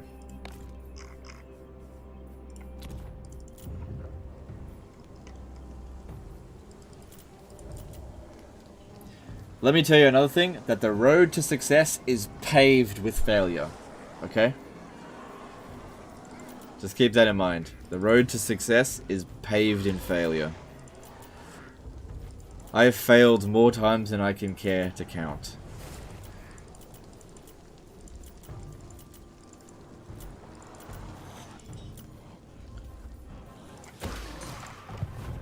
Do you think a second war line could make the major settlement battles harder? If the AI knows how to like, do it properly, maybe. The problem is the AI. The maps themselves are really good. You know, for the most part, the maps themselves are really well designed. The problem is the fucking AI. Failed how? Every series it sucked. Like hot seat campaigns, fucking co-op campaigns, collaborations that turned out to be shit. Stupid edgy things that I did, things that I've said that pissed everyone off. You know, you got to put yourself out there, but when you do that, you take a risk because you put yourself up to criticism, which is fair enough. But everything that you do is going to be a risk. Here's the thing, though: the people who take no risks and do the most like bland content and have no personality, they don't go anywhere. They don't really go anywhere. You know, they might be able to make pocket money out of it, but they're not going to see any real success. You have to put yourself out there, and that's tough. A lot of people can't do it. In fact, I could barely do it. Oh, I'm under siege? How dare you?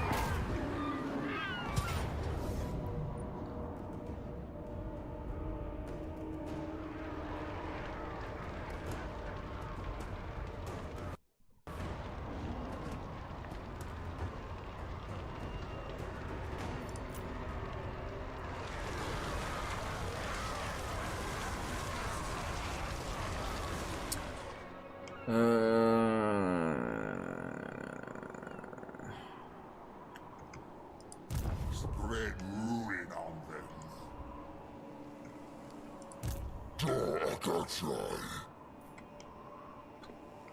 Well, I'm probably going to lose Nagra, but while they've got it under siege, why don't we see about getting this guy over there?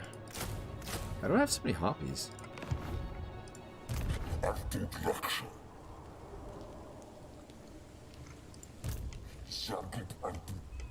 Alright, I've moved all my guys now, yeah? Oh, yeah. Okay. Okay. Ancient City of Quintex, let's get this going.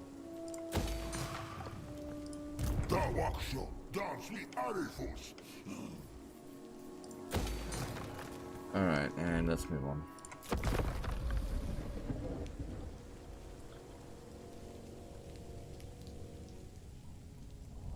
I found your channel, I believe, by watching Lionheart raging over MP battle against you.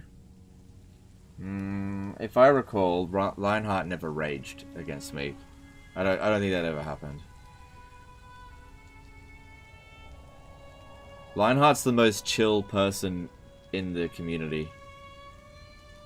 Lionheart never raged.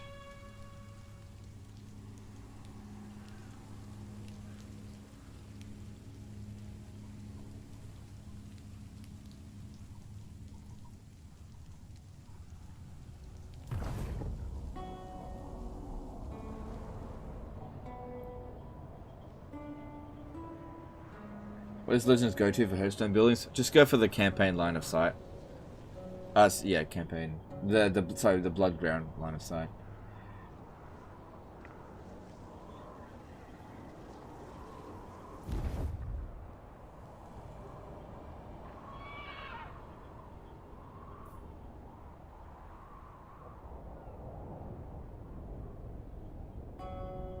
He probably meant rage quit, which he did often when he saw 1 unit spams, even when he could easily win those. No, I don't recall that ever happening. I don't think that ever happened.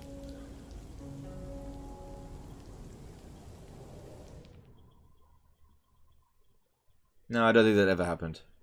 Nah, crap. Kept getting invaded by everyone.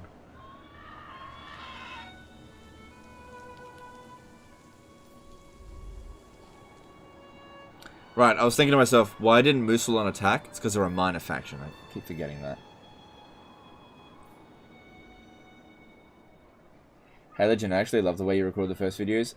Yep, that's great if you like them, but they are shit. And if I went back to doing it that way, it wouldn't be good.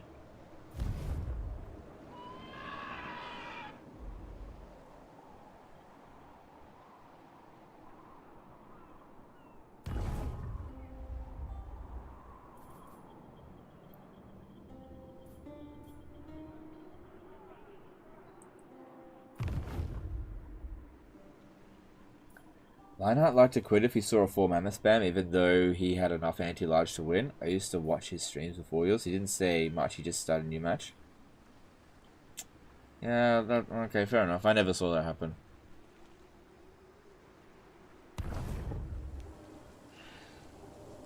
Oh, look at that! They actually did what I wanted them to do. Look at that. Brave AI. It's because they think they can win. But they don't oh, they have a mortis engine. They're like, I got a mortis engine too. Okay.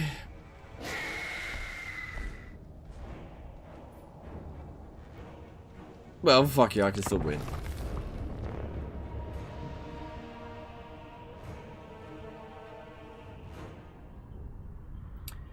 Currently doing challenge for Nakari. No second armies, but no supply line mod. Only disciple army. Still easy campaign for me.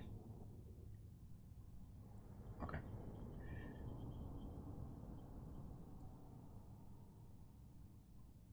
I tried watching your Veni Vidi Vici campaign as Sparta and the edginess was so 2016. Yeah. Ninja Hud, not Lionheart. Right. Yes, Ninja Hud used to do that all the time. Yes, not Lionheart. Yes. Ninja Hud definitely did not like going up against certain builds. Dark beasts. I was gonna say, that didn't sound like Lionheart at all. Lionheart was the kind of guy that if somebody did a full cheese up against him, he would just be like, well, you know what, I'm just gonna fight it. You know, sort of thing. I don't think he ever rage quitted anytime I ever battled him. It just wasn't Lionheart. Like I said, the most chill dude within the Total War community. Nadumab. Undors.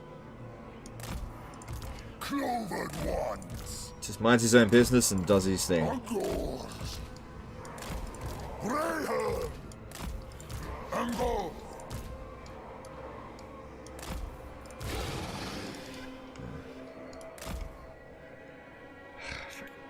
Shit is. Ninja Hun's a good dude too as well, but yeah, he definitely you know, got pissed off by certain builds, and that's fair enough. That's fair enough. Especially if you play a lot of multiplayer, it's probably a lot of stress.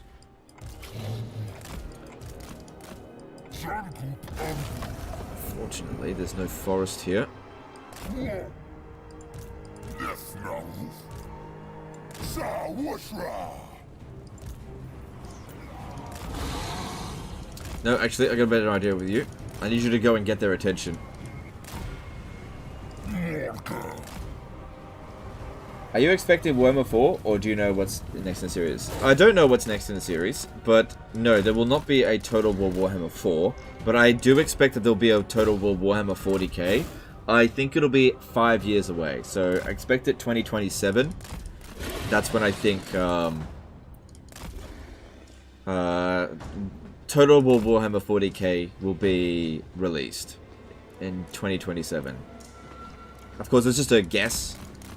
I'd be really surprised if it was just not under development at all, because, like, it can be broken down as simply as this.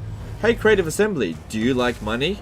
Yeah, I like money. Cool, there you go. You know, it's just like easy money. It's pretty much expected of them that they're going to make it. You know, it might not be good, but they're I'd be so surprised if they were like, nah, we're not going to make it. Total War is not meant for 40k. That's just not Creative Assembly's mindset. Creative Assembly be like, oh, what? I can make money? Oh, I'm going to do that then.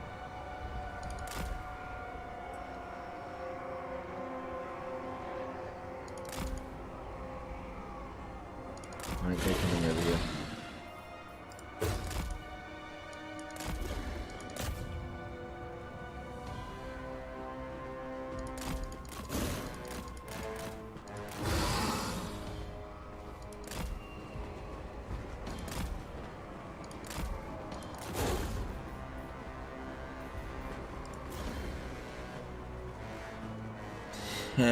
It's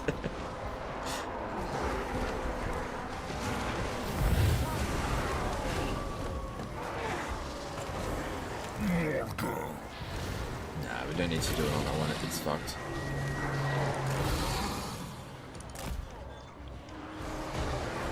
So this Manticore is actually pretty useful in the army. It's just a master beta.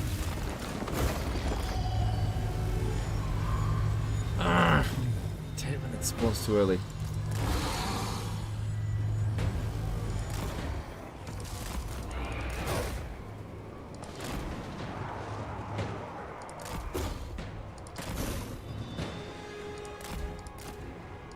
Come on, man.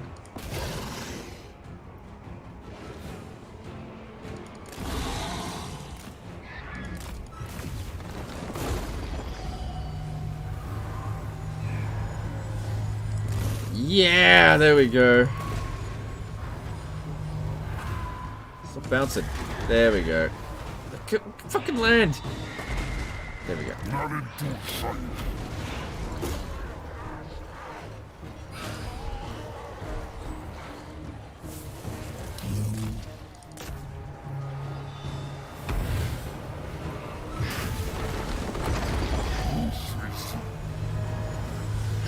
Yeah, Morghur's got really good spell resistance, so I don't think about that too much.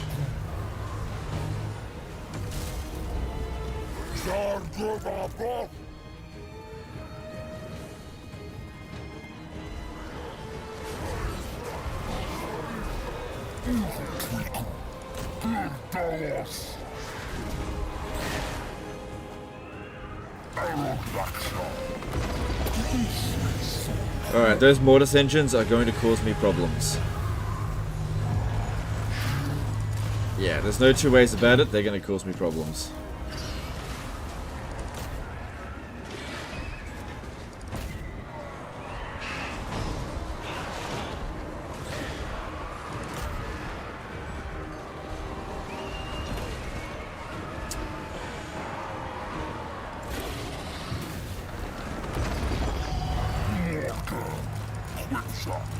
Can't just send Morghur out there. It's not that good of a fighter.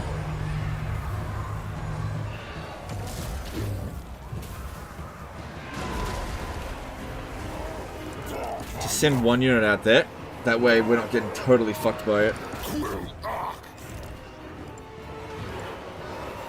right, Rampage. Come on, come on, come on. Go, go, go. Scunge Crimes did a £2 super chat. Which blessing for Gorok in Warhammer 2 with source stacks? I don't know, man. Just whatever you think. I don't know, I haven't played it. Thanks for super chat.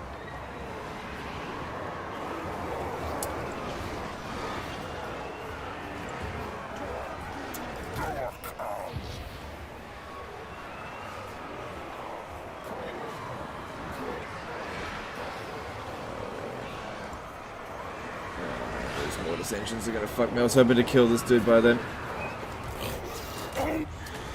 Shit, fucking lands now. Oh boy. Oh boy. Frickin' mortis engines. I'm a mortis engine, they're a mortis engine. Shit. I'm gonna try to snipe it, but fuck. Ah, no! Mortis engine! Let's try to get out of this with at least the infantry. Ah! The mortis engines! I'm getting a taste of my own medicine. Now go back.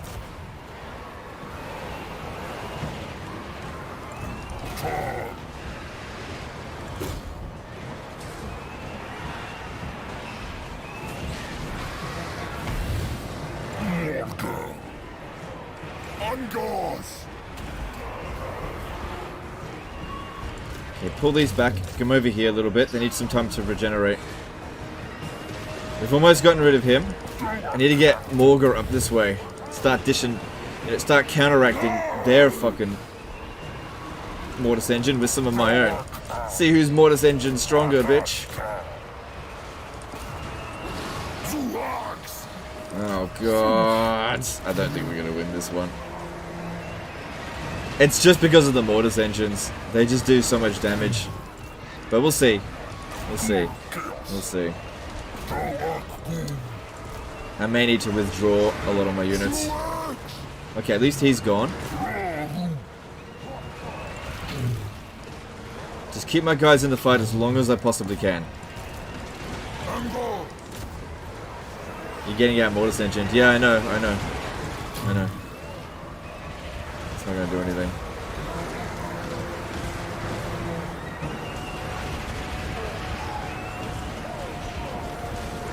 I just can't properly target them. I got no missile units.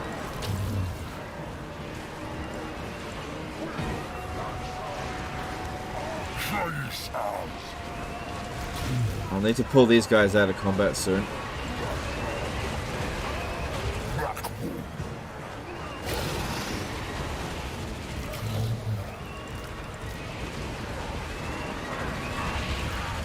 Taurox.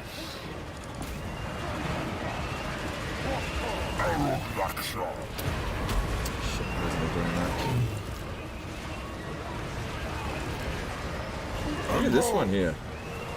I just can't. I have nothing that I can use to snipe at the mortis engine.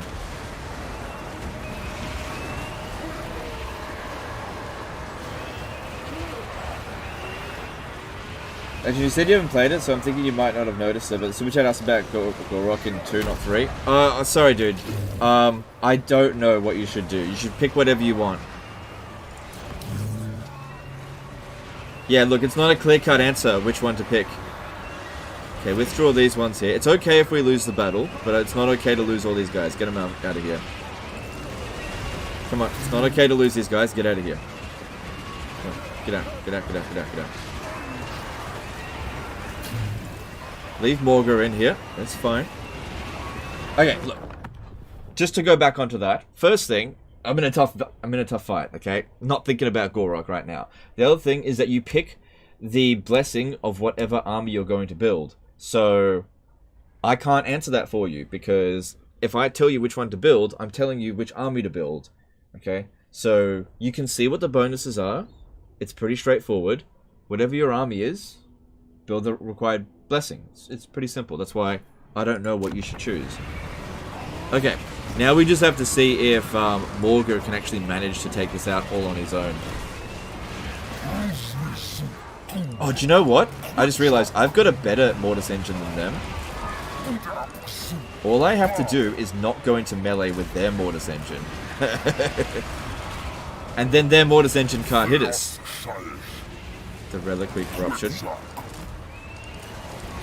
Okay, all I have to do is run. I don't need an army, I just need Morghur. Boy, you can't catch me, I'm fast as fuck. I got 51 speed. Yeah, all I need to do here is just not activate their reliquary corruption. Because I can activate mine without being in melee.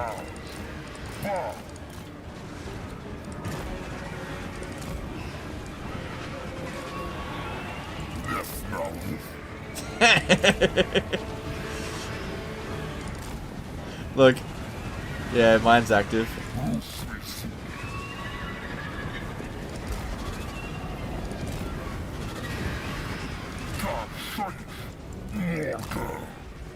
Every now and again I'm going to have to turn around and maybe fight this one.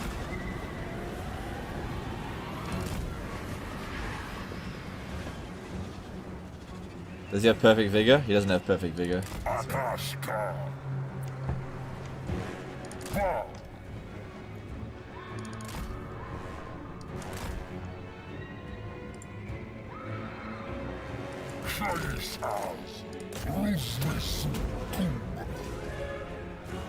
Try to get rid of the stuff that I just can't outrun.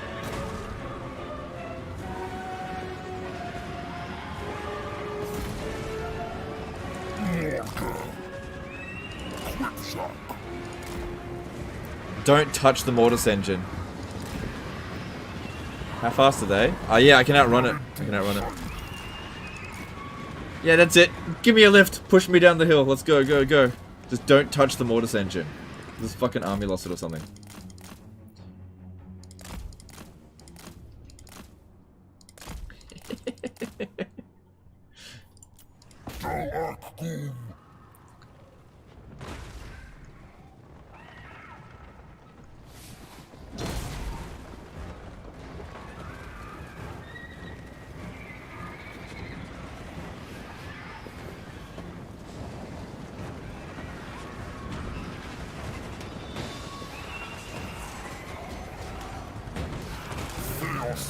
We don't want to be in a fight with these infantry here. Oh god, they do a lot of damage. Move, move, move, move, move, move, move.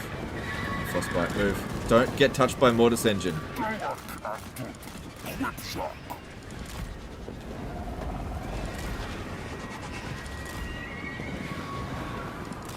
fast are they? We're actually faster than... Oh, they're faster until they do the frostbite attack. It's actually hurting a fair bit. How are we going against this? Yeah, they're healing their unit as well with their thing.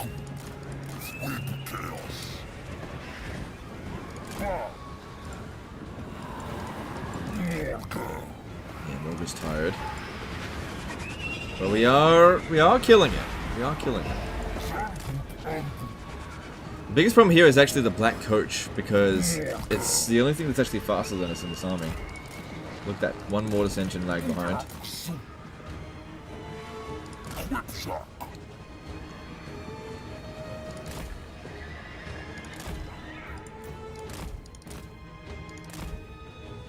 Just need to get... Oh shit, I'm at the edge of the map. Need to get ready to move around it again.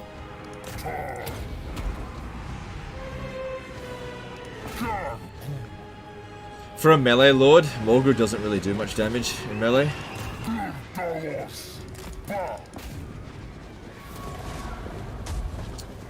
Black Coach is actually one of the biggest problems here. Oh god, it hits pretty damn hard.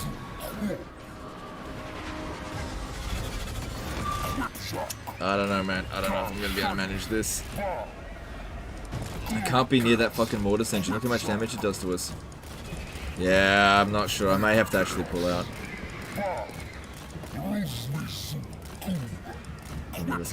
I'm not going to give up just yet. Not until the very last moment, but it doesn't look good at the moment. I just can't deal with these things. This is too much.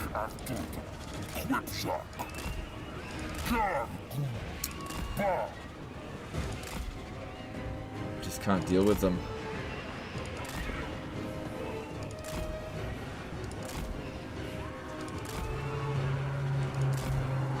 If I can just get rid of the goddamn Black Coach, then maybe we can stand a chance, because everything else we can just outrun. Oh shit, I'm putting myself in a corner here. You need to go around that way. Oh god, every time that Black Coach hits me, it hits really friggin' hard. Come on, move, move, move, move, move.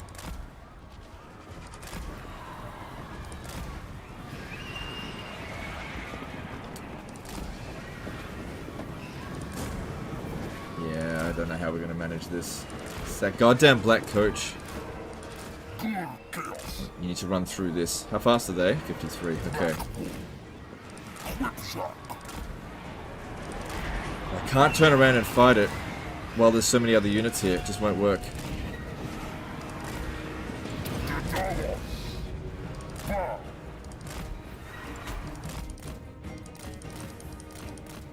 Come on, no, no, no. I don't want to fight that. Just run, run, run, run, run. Perfect vigor would be nice right about now. Come on, move, move, move. This is good, this is good, this is good. We're not done yet. We're not done yet.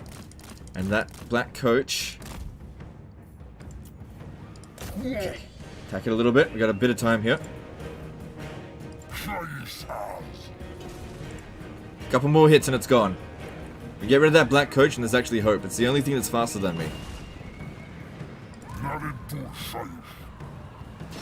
Come on, one more hit, you fuck! It's crumbling, don't worry about it then. It's crumbling. Let's just go. Okay, there's hope. There's a little bit of hope. A tiny, tiny little bit of hope. Because now, as long as nobody touches me, I can just do damage to them and they can't do damage to me. As long as nobody touches me. Don't touch me! Oh no, no! I said don't touch me, fucking crypt ghouls, horrors. Oh no.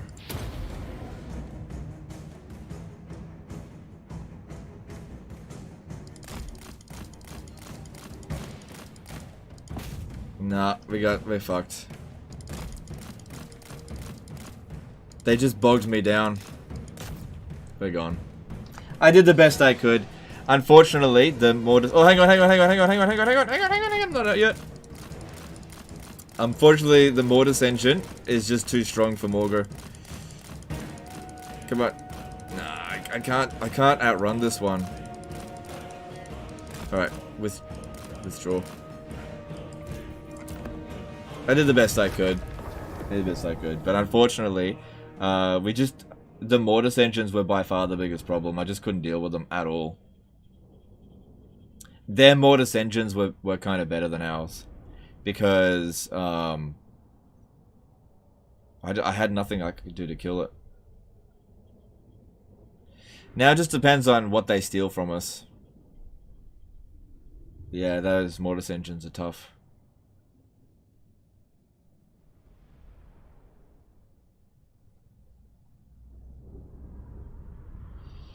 Because Morghur is just not a good fighter. First defeat I've ever witnessed. Oh, well, it's not the first defeat I've ever had, but, yeah, I couldn't deal with those mortis engines. I had nothing I could take it out with.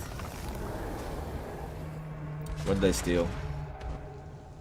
I don't think they stole anything. Alright, well, unfortunately their lord survived. Our lord survived. I lost the manticore, but that's easy to replace. Still got these. Ooh, they're gonna try again?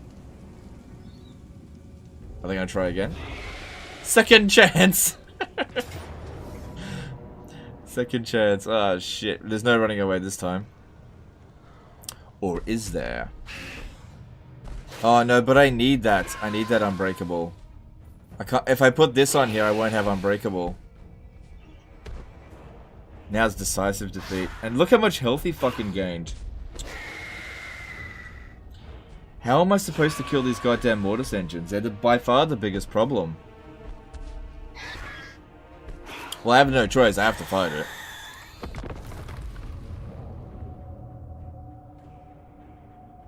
Do 2 mortis engines stack?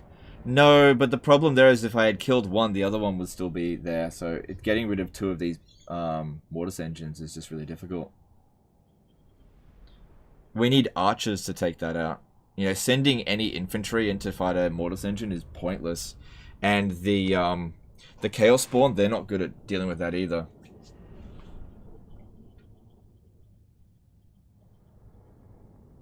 And you've seen that Morghur just can't duel it. Oh, we're out in the open.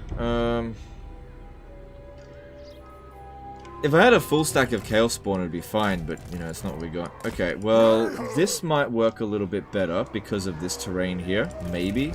Now, you might think, why blob up?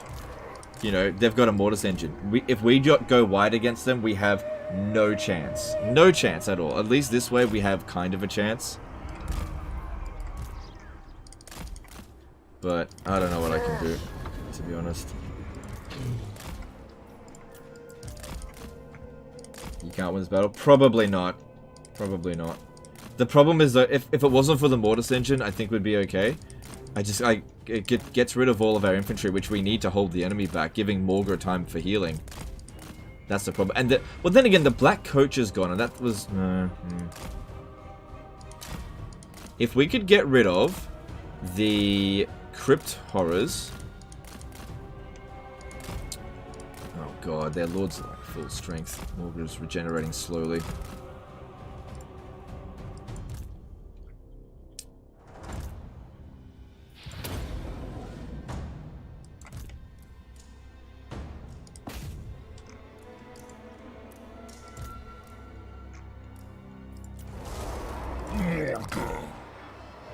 Alright, this is not so bad. Everyone's taking mortis engine damage here.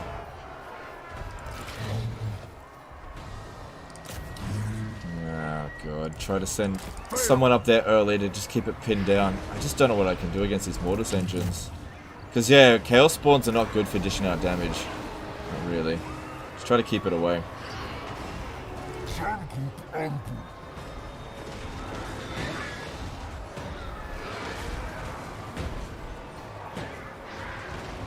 Doors.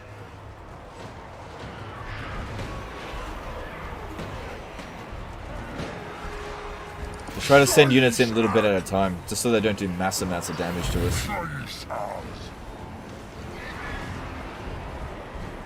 Still got a 20-minute timer? No. Its timing is going up, not down. Drugs.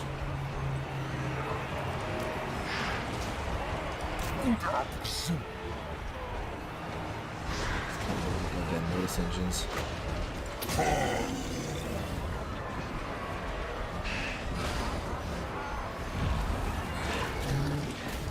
If I could somehow get rid of all of their fast stuff.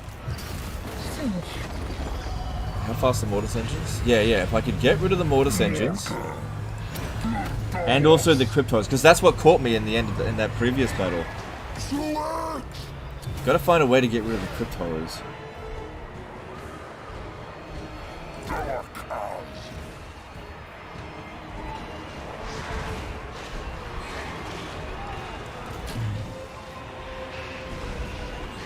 Keeping the Mortis engines away. This guy is nearly dead again.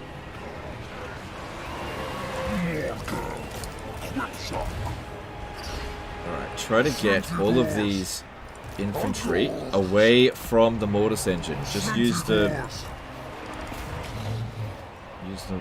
here. And what we do is we just send them in a little bit at a time. So blob up, yes, but not with the whole fucking army. Because I need to buy time.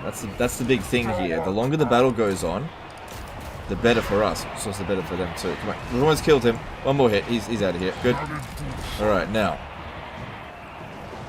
Morghur will also be affected by the reliquary corruption, which is it just as bad? Yeah, ours is. Yeah, it's just as bad.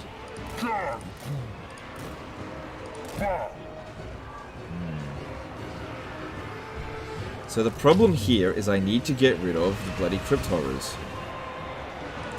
Alright, I got an idea. Get these ones, let's run. Leave a few of these guys behind. Let's run with these and move to a different area. Just buy me some time. Because the Mortis engines are relatively slow, what I'm hoping for is that some of these guys here will regenerate, but also that the Crypt Horrors can come over here. Because if I get rid of the Crypt Horrors, I can win. That's what got me last time. See, I couldn't run away last time because of the map, but I can this time. I got a lot more open space. Come on, guys, let's move.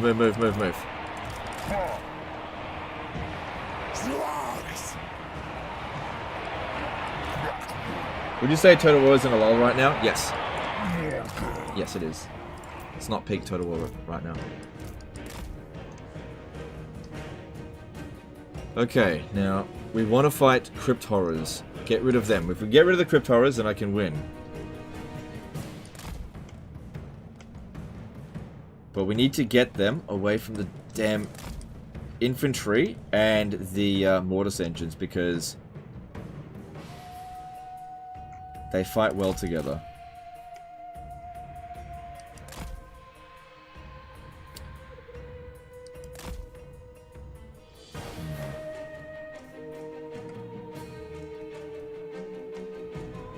Mortis engines are such a pain in the ass to deal with if you have no missile units.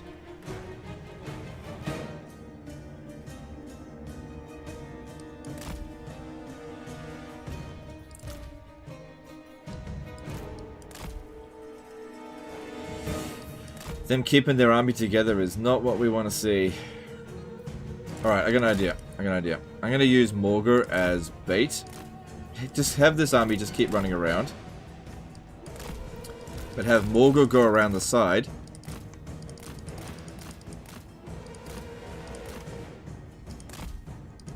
Okay, here we go. Because another thing that the Mortis engines do is it actually regenerates the units around them as well, which is not what Morghur does. Apart from the Chaos Spawn. Okay, I need to go around this way here. Try to use Morghur as bait. Yeah, there we go. Mortis engine effect. That's it. To get the Crypt Horrors away from their army. If we look here, Morghur's... Why is his speed lower? Okay, here we go. This is what we wanted. Get these Crypt Horrors away. Because like I said, it's the only units that can catch us. Don't need the Centigores to do this. And Crypt Horrors can go down really quickly as long as they're not mixed in with other infantry. So we got to move quick here. Get out of the way. Get rid of the Crypt Horrors as quickly as possible.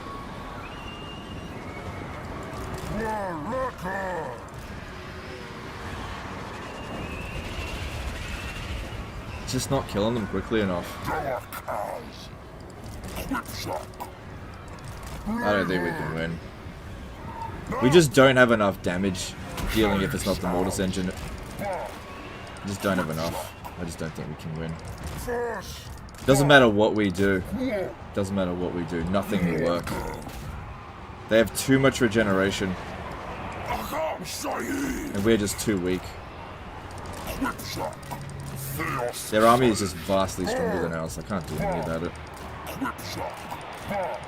Can't cheese my way out of this one if they're using the exact same cheese. I'll see what I can do. I'm not going to give up just yet, but it doesn't feel good. It's not feeling good at the moment. Because yeah, those Crypt Horrors, they just don't die quickly unless you got missile units. Or anti-large, which we do have anti-large, but it's shit anti-large. Can we keep moving? And Crypt Horrors, Chaos Spawn are slower than Crypt Horrors. Gotta keep giving that move order. Is it first loss? No, we've had a few defeats. We can do it. Right, get out of there.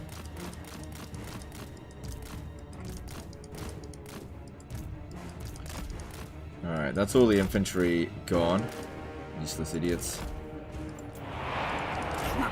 Alright, at least Morghur didn't take too much damage. And I think that Crypt Horror there has regenerated its maximum. But yeah, the biggest problem here are the Crypt Horrors. I can't deal with it. Morghur can't fight the Crypt Horrors. He just can't. And the Chaos Spawn can't fight the Crypt Horrors. They're too bloody strong. Even with the Helm of Discord active, we just couldn't do enough damage.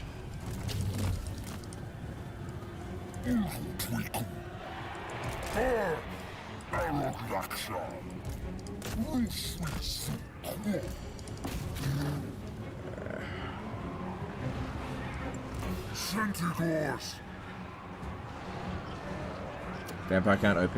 Not necessarily OP, they just got us countered here, that's all. Do you know what the great thing about Morghur though is? He'll be back next turn if he does die here.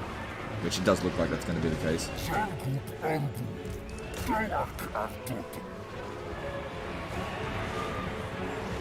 If I could just get rid of these damn Crypt Horrors, but Chaos Spawn are just so bad. And Morghur's not fast enough.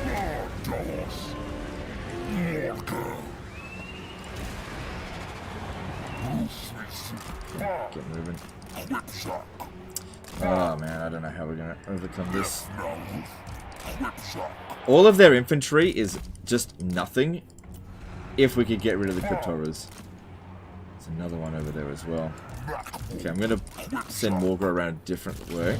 Keep them going that way. Gotta distract the Crypt Horrors away. Because I could get rid of everything if he was just a bit faster. Morghur have wounds active. Oh, you're right. Yeah, that's why he's got reduced speed. Yeah, I forgot about that. Because he started the battle really weak. You're right. Okay.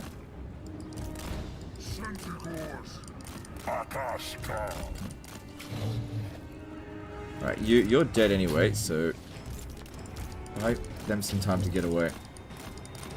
Yeah,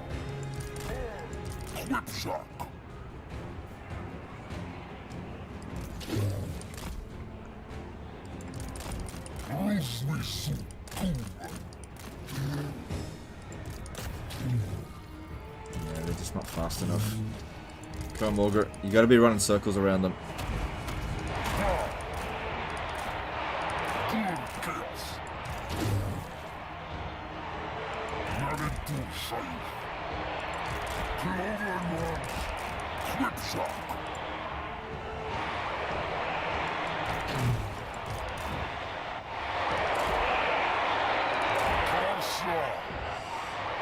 Yeah, the damn mortis engines. You just can't do anything about them at all. Morghur can't even duel them. Even if they were the only ones left, he'd probably still lose against them.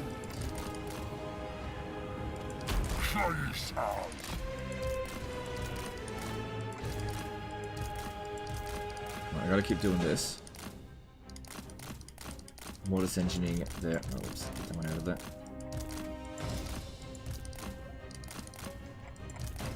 We just don't have enough. Don't have enough.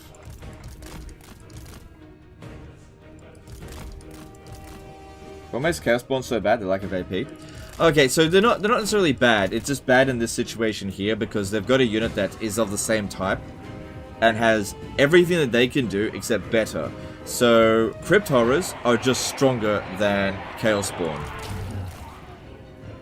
Even though they've got more weapon strength, I don't know. Crypt Horrors are just straight up stronger than them.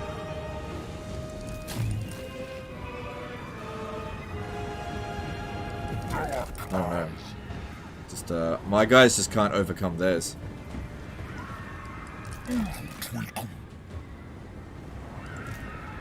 There's just no point. There's no point. Losing this battle here is hardly the end of the situation. I can rebuild this army quickly. Let's just be done with it. It's just an unfortunate loss. That's all. Oh, we're doing some damage to that mortis engine. Cool, if we can kill one, then that means I don't have to deal with it next time. But yeah, there's no way we can win. Just try to kill as much of it as you can.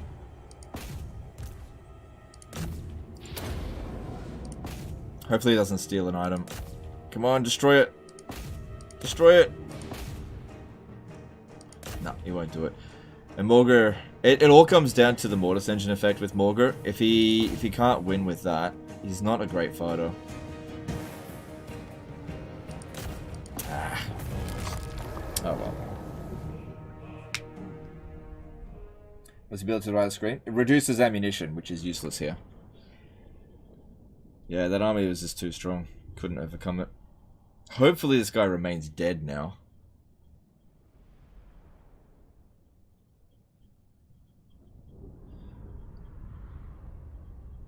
But yeah, what we need, if we want to deal with these mortis engines, a couple of Ungor raiders will take him out straight away. But yeah, going into melee with mortis engines, I just can't deal with it. Same thing with these. So what we want to do, if we want to take out this army, I need to recruit archers. Having Ungor spearmen here, that fucked us. How much damage on Morghur? I don't know. He would have done a fair bit. Last time I looked at him, it was at 30,000, but the problem was the mortis engines. They just disabled me from being able to be a good 66,000, but they were all constantly healing as well.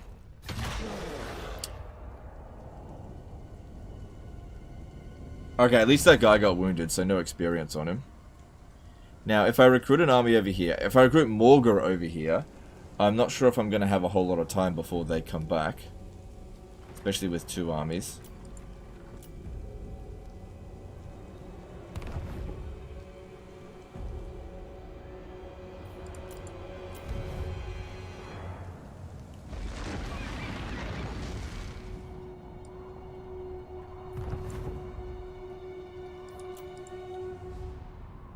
No items lost? Yeah, so that's good.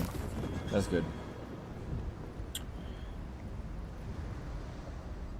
Okay. Because, yeah, we wrecked them when they don't have mortis engines, but as soon as they bring a mortis engine in, we're fucked. Oh, he did lose an item. He lost the leadership item, which is fine. We got heaps of those. Alright, that's a bit of a problem then.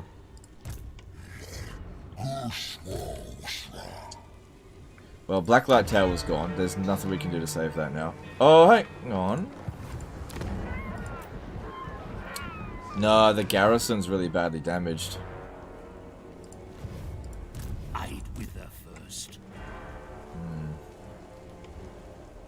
We got incoming here. Man, these vampires are being really aggressive out here.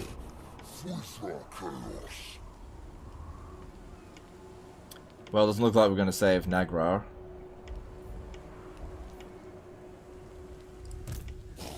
Oh well. You add the army to the I don't know what you mean. Deleted his comment. Let's see. There's a chance I can ambush that. What's the chance? 85%. Okay, cool. That'll give us some momentum.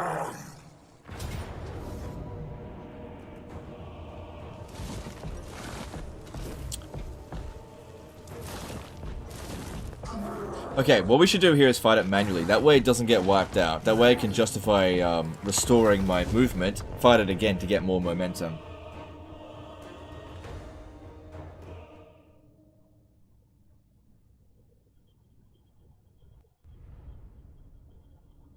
So do you add range back into that army to be able to snap the engines or something else? Yeah, we just need range to be able to take out the mortis engines. There's two things you can do to take out mortis engines. You need like really good duelists, which we didn't have, or you need range. Range can take out mortis engines really quickly, but we didn't have any.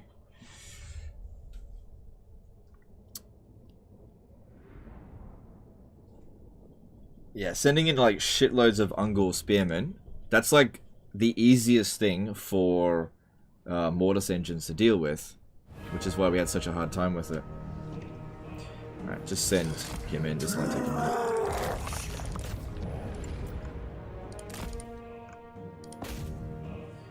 So this is why I've been trying to get Morghur to be a better fighter, but he's still... his problem is his weapon strength isn't that high. Go take that out.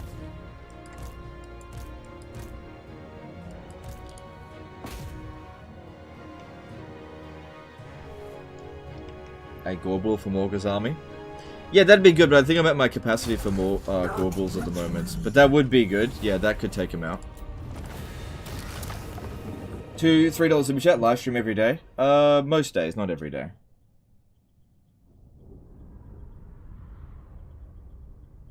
Yeah, having a Gorbul attached to Morghur would have helped us a lot, but yeah, because it's anti-large and it's good at dishing out damage. Yeah, and it's fast. But I gotta recruit one, that's the problem.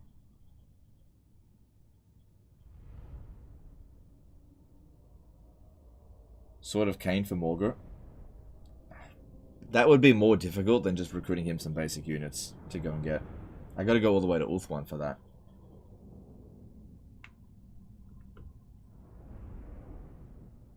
Do the ritual at the headstone is about to be destroyed. We already did the ritual.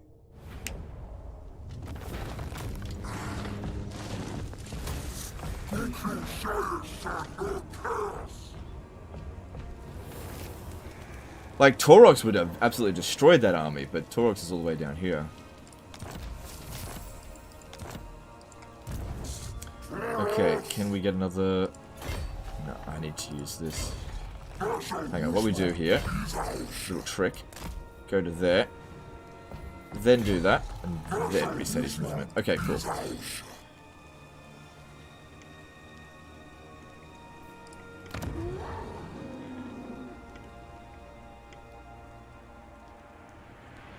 There's no Skaven around here, is there? Let's have a look. No, there's no. That's an actual ruin. Fuck. It's misclicked. That's okay, I'll just go attack Iron Spike instead.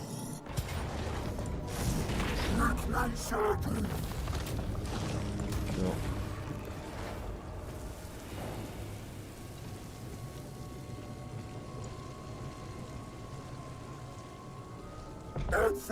Guess the vampire accounts know how to keister a chessbot. Yes, they know how to get rid of a chessbot. Let's see here. Oh, I've got still just enough movement. That was lucky because I misclicked.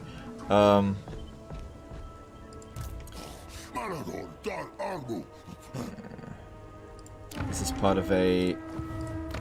Yeah, this one here. Let's get on with that.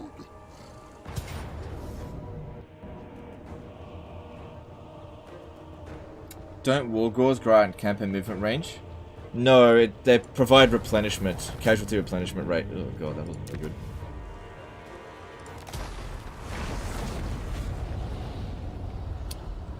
No, Wargors provide casualty replenishment rate, not campaign movement range. There's no Beastman hero that provides campaign movement range.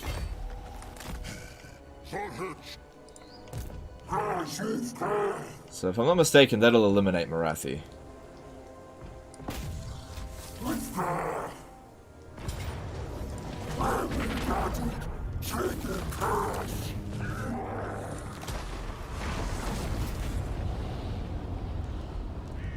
Oh, we finished our Rampage. Cool, I guess.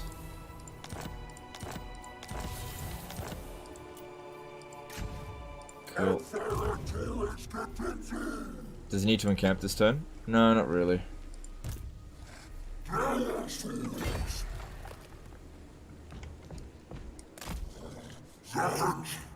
Cool. Cool. So that should be their last settlement, I think. Let me have a look. Clan Scryer! No, they got 2 settlements. Where? Here. Oh, there's another one there. Okay. Almost taken out the Heralds of Ariel. Yeah. Okay.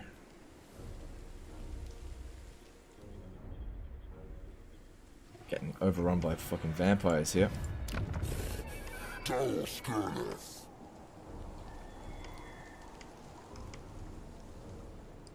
Well, Kazrak's not able to move because he's still recruiting 2 Bestigors. Alright, I think I'll recruit Morghur up here. Get him back over here. Yeah, he didn't lose any of his equipment. Just a banner. So that's good. Alright, and then he's got to restore his honor. Okay, let's have a look. What do we got? We can get 3 Chaos Spawn, but I can't get 4th one. We still haven't got a Spawn Wrangler. Not one. Which means... like, more Chaos Spawn are not that affected by Mortis engines. It's 450 Dread. And I really want to get more of these. Even if it means suffering more defeats, it's way more important to get this going.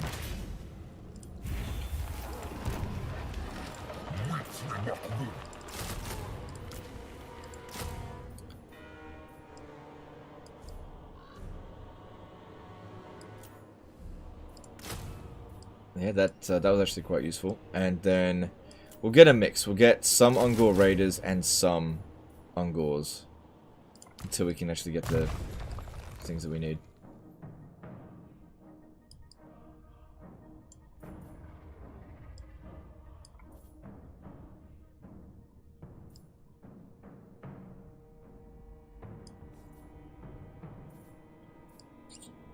So, extra weapon strength could definitely help.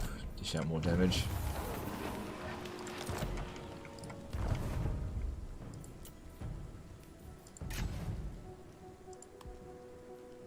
So yeah, you reckon a Gorbull would be good in Morghur's army? Let's see what we can get. Okay. Well, I don't have the Gorbull building here yet, but we'll start getting that developed. Because yeah, all of his buildings came back just fine.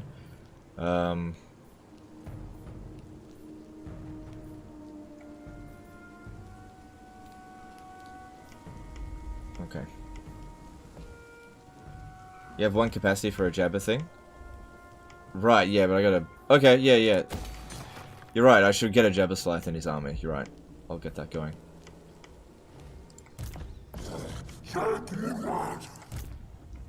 Okay, and... yeah, because he actually does a good job with Jabba Scythes. Okay, I'm gonna put that.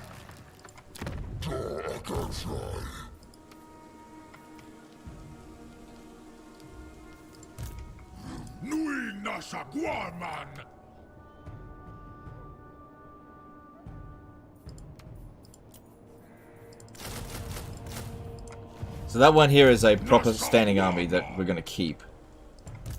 Where this one here, we're using this for gaining favor. Because what does it give us? 2,400, 3,600, I don't know, like 8 grand every time we do that. But the downside is I don't have my armies active, but I'm okay. Losing these headstones don't really hurt us. Yeah, we're not going to be able to defend against that with basic shit, so just get rid of him.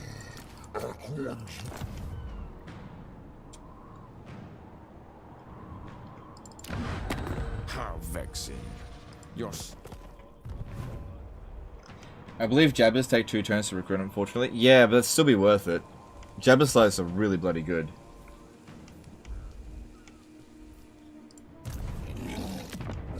Because it's also another Mortis engine effect, which, speaking of which...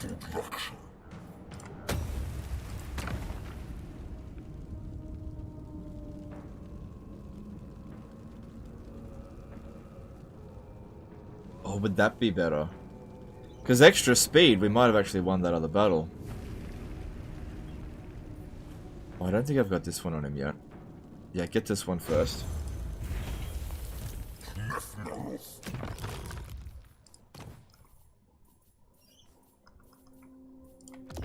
Keep forgetting to get them, they're really good. Oh, we need one for Kazrak as well. Just forgot about them.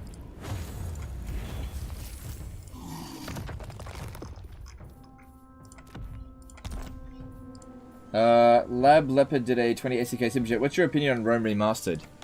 You mean Rome Reskinned?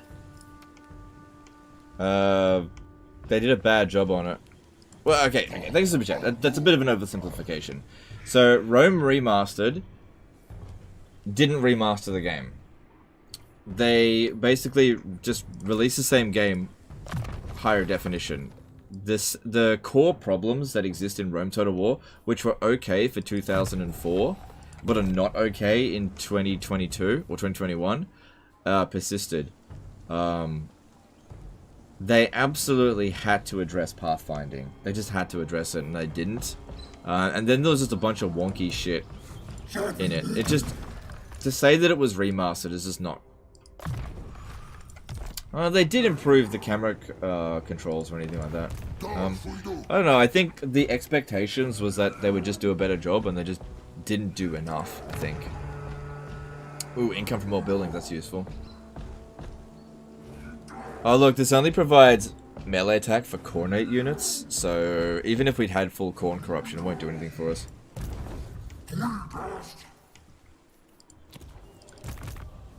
Yeah, like...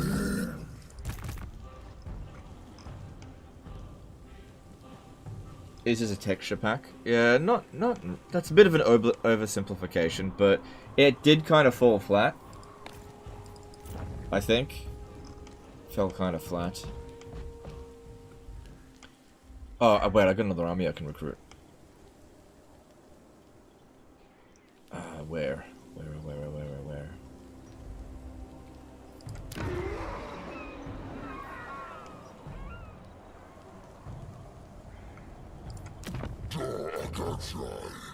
I got 2 more armies I can recruit.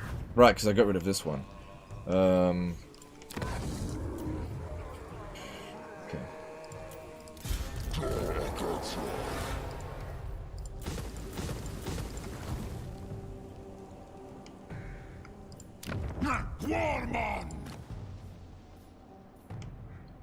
I think I'll raise another army that I'll actually intend to keep. Let's have a look at what we got available here in terms of traits. There's another cunning one here of beasts.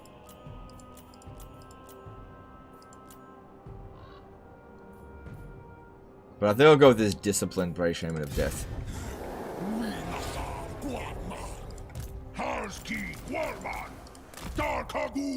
But yeah, I'm actually going to keep this one, not just disband it. So we're going to keep the Dread Gained building.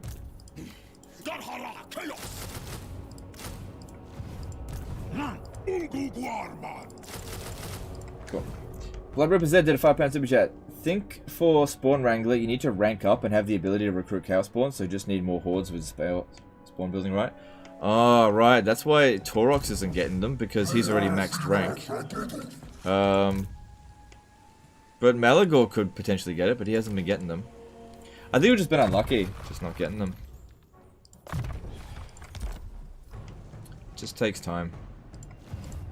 Alright, and yeah, he's recruiting that. Would be funny if you went and killed Scarbrand and Valkyr, but I don't know if they're still alive. Valkyr's alive, Scarbrand's dead. Yeah. Okay, so we're definitely going to lose Blacklight Tower and this one. Alright, I can't do that ritual because we didn't get 10. And we're going to lose Nagra, but that's okay. It's okay. These Hearthstones don't matter. Just get them back later.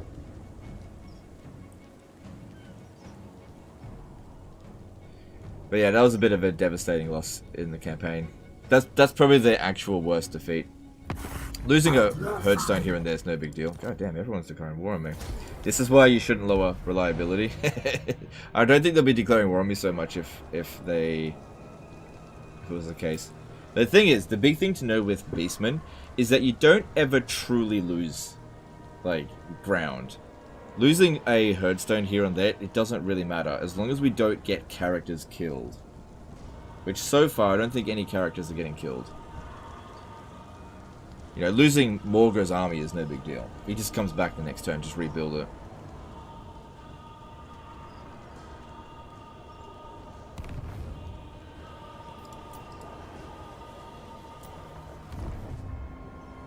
Is Taurox a one-man Doomstack? Depending on what you go up against, but he's not a very good one-man Doomstack because it takes him a while to kill an army. The best one-man Doomstacks can take out armies very quickly, so you usually have spellcasters or something like a mortis engine to do it. So Morghur can be a good one-man Doomstack, as long as he doesn't get taken out, which is what happened over there.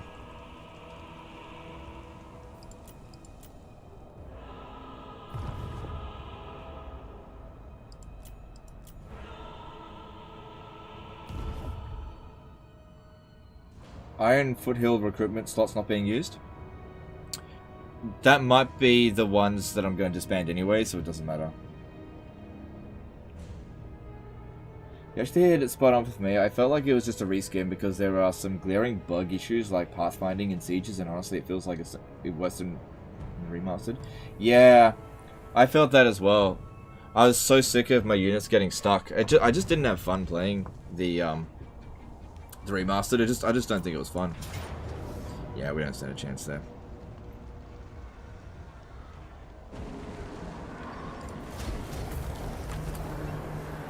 And every time we lose a battle, we keep getting dread. So, dread's what we need. God damn. Everybody's going ham on us. So this is Total War campaign now. Send your armies at bloody Taurox. See, Taurox would have a field day with this, with all this momentum.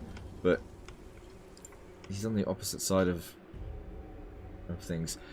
Bringing him around over this way would take a long time, but the problem here as well is that Khazrak is not super strong yet. He needs more Bestigors. If I go up against one of these armies, he's just not good against it. I need more Dread to get more Bestigors.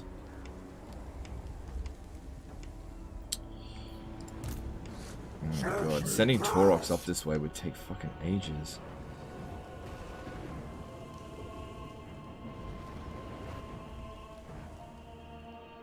But I think that's what I need to do. If all of this stuff is coming up this way, Taurox would be able to handle it. I can't believe you actually made it down here.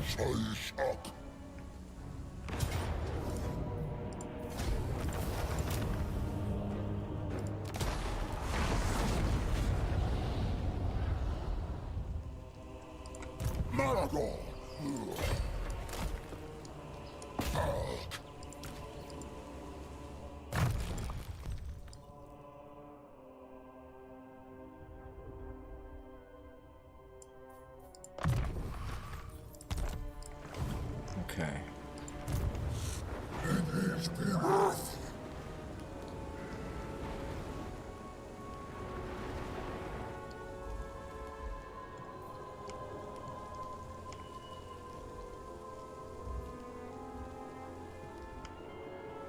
Oh, look at that, they just laid siege to that. Alright, so, with Morghur, if we leave this area, he isn't going to be able to recruit as quickly.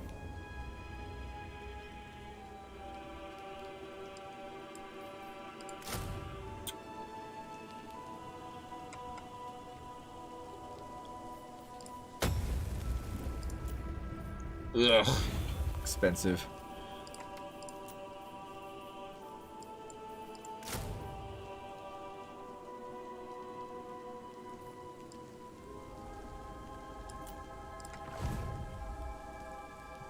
Taurox isn't that far from Sea Lane to Nagaroth. Oh, you genius. Where is it? Shit, yeah, you're right. It's just over here. Oh, you're absolutely right. We'll take the Sea Lane. You genius. Good thinking. Okay, alright.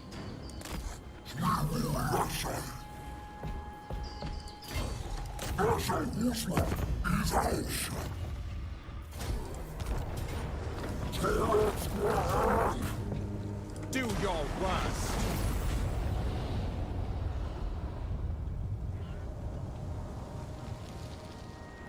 What is Scythe good against again? Everything.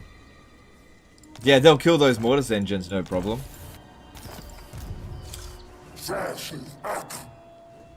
Alright, this will be the end of the Sisters of Twilight.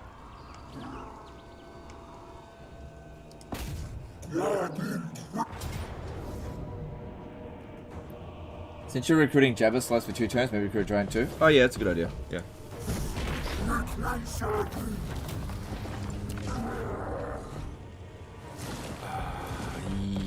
Yes, raise the Herdstone. Yeah, sure.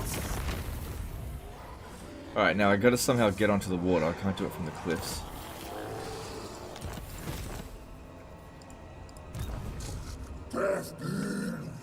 We can do it from the fallen gates. Alright, have we cleared this one out? Yep, okay, cool. Malagor's not good against lizards. Unless there's no single entities, then we should be okay. Alright, so we come down here, blow this up, and then we'll head over to the sea lane. Yeah, that's a really good idea, dude. Good thinking.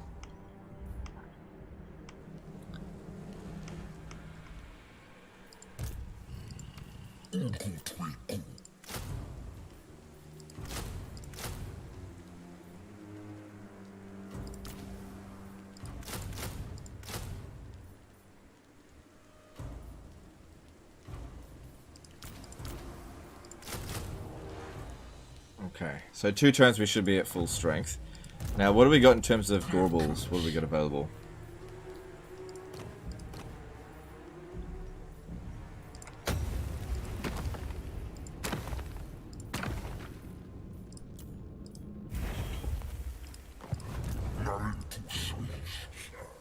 Now, I want to get a good trait, so we'll recruit and disband until I get what I want. Because I got plenty of money.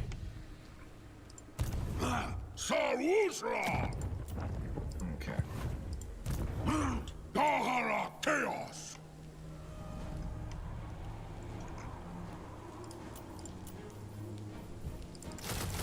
Keep this coming.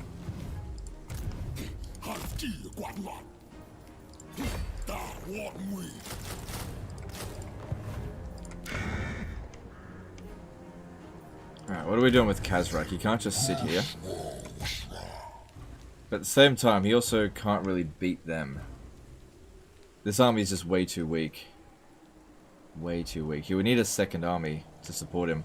So, these ones here will be finished fairly soon. He could recapture a settlement quite easily if we could sneak in. That's no problem. So why don't we do that? We'll just sneak around this way. When they leave the area, I'll just go take it back. And I still need to be getting more favor, so recruit and disband these ones here.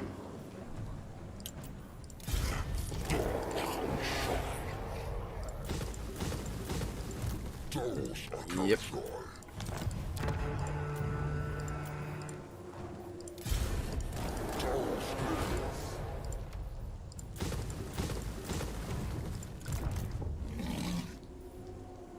Yeah, look, it's doing it correctly now. The 370, it's been adding up. Cool. Alright. So we're getting a good amount of passive dread. Do Khazrak's quest maybe for XP and dread? I'm not super familiar with that one.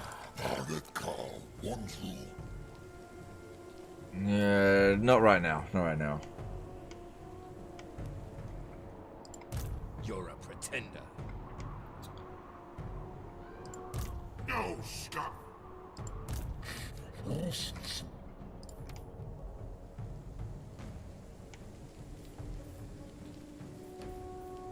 Just leave all that as it is for now. Hang on, let me have a look at this again. No, that's actually fairly good, because we also get income from post-battle loot, so we'll make a profit off that. And...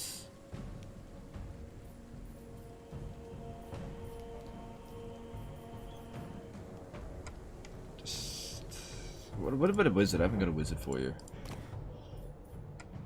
What wizard would be really good for... Oh, I already spent it. For Morghur. What is a good blob wizard? Of wild? Because Traderkin would be good. Flock of Doom. Oh yeah, Flock of Doom would be good because you can use buffs and debuffs. And we got Disciplined here. Which we don't need a leadership. Yeah, beasts. That's the perfect one for it. Okay, good.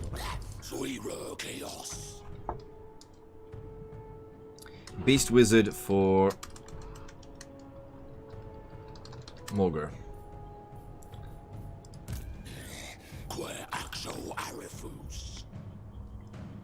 Alright, I think we're done with this turn. Let's move on. Low bestial rage. I think I sorted that out. Shadow.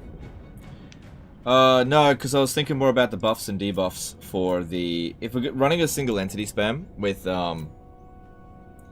Jabba Slice, it'd be good to buff them.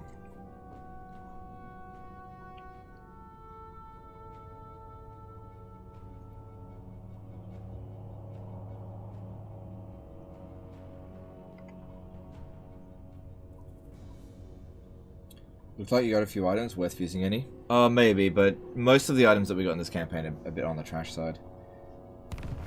Is Flock of Doom better or more cost effective than Traderkin now? Yeah, it definitely is. It's definitely more cost effective.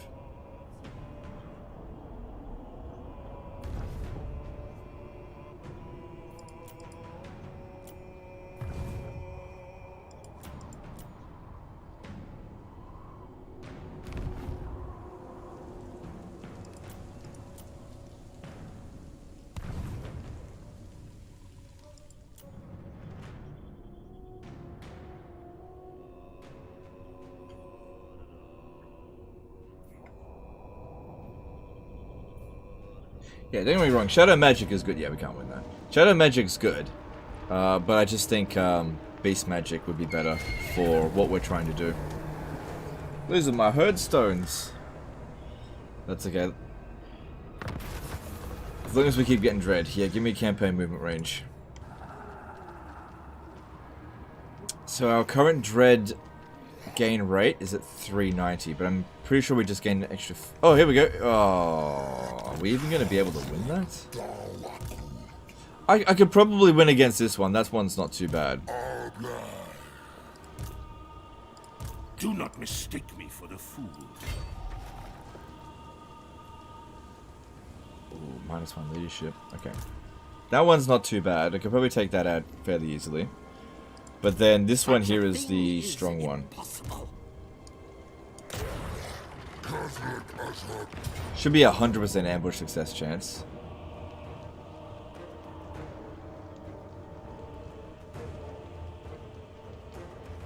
The big question here is, do we fight this manually or auto it?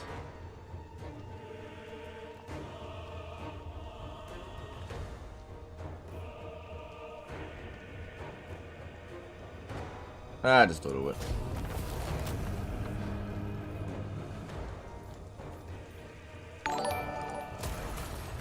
Tyler Banks became a member for 3 months. Last update killed my game. Been playing vicariously through you. Thanks, haha. Alright, nice, dude. Yeah, I know that the latest patch fucked it with a lot of people. Thanks, Superchat, though. Okay, and then we go into Hidden in Camp over here, like a little bitch, because this guy here is clearly not going for Kazrak, and he can't just detect us. So,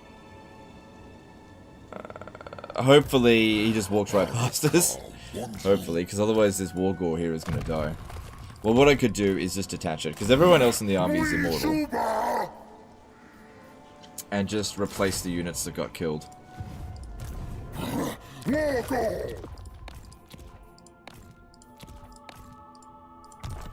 But yeah, while this guy's not immortal, gotta be careful with him. No, extra health would be bad.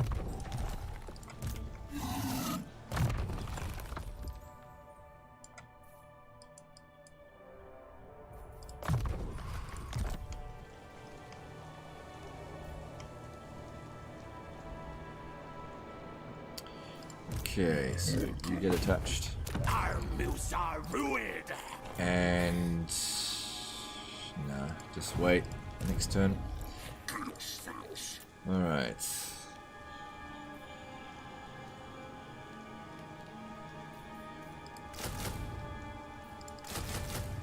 Never got a full stack.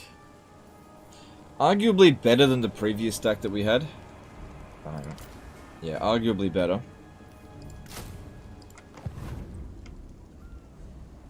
The Norscans shouldn't be any problem. Denied. There shouldn't be any problems. So the vampire counts were a bit of a problem for him.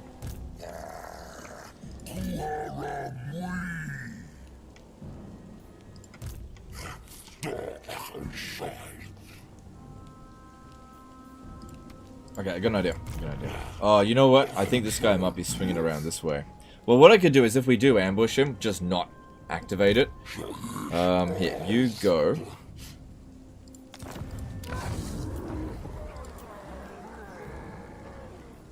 Yeah, I think they're swinging around over this way rather than Nagaron because it's closer.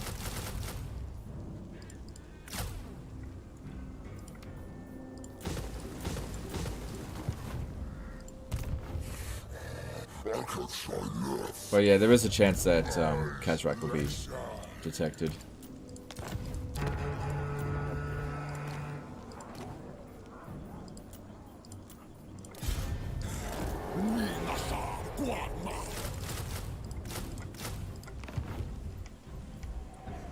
Would you support endgame crisis for all races? Too simple of a question. Yes and no. Depends on how you implement it. I don't really like the way that endgame crisis is currently implemented. I don't really enjoy it, so... I mean, I can always just not do it. It is optional, but I'm just not really that big of a fan of it. About a Primeval Glory army.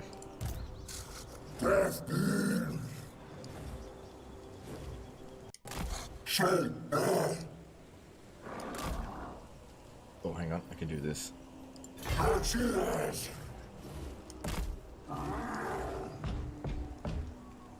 That should do it. That puts me close to the coastline, and we're still gonna be on. Oh shit. Okay, never mind.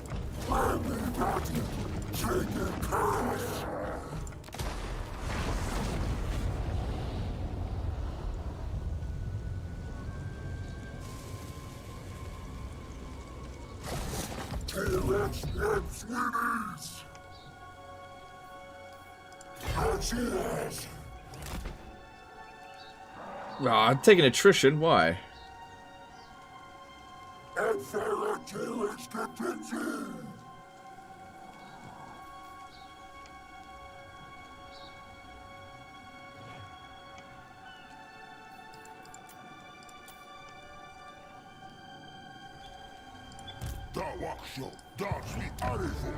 shit, this one's done.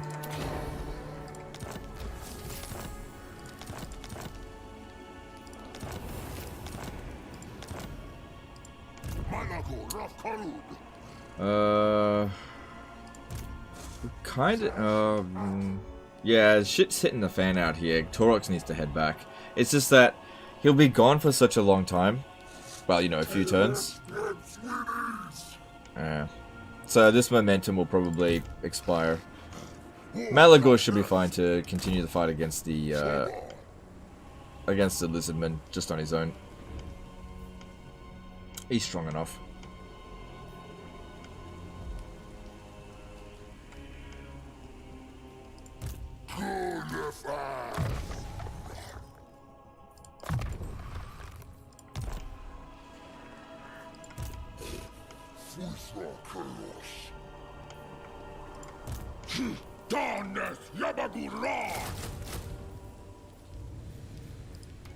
So once again, I would recruit something else if I could.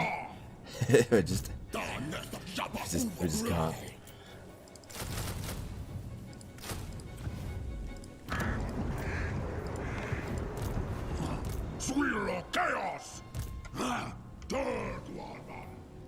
Yeah. Okay. So.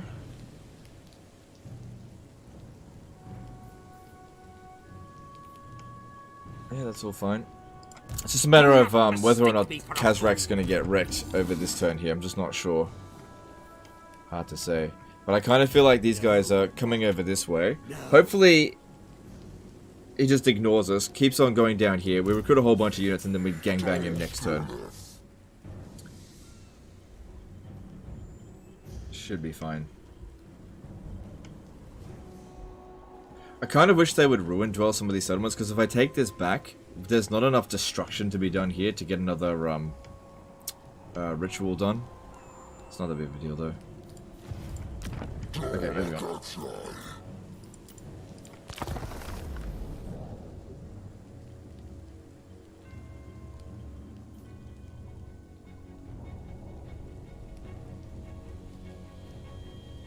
Would it flow better for you if you just played very hard and never paused reloaded? Less lag spikes? No, I don't think that would be better.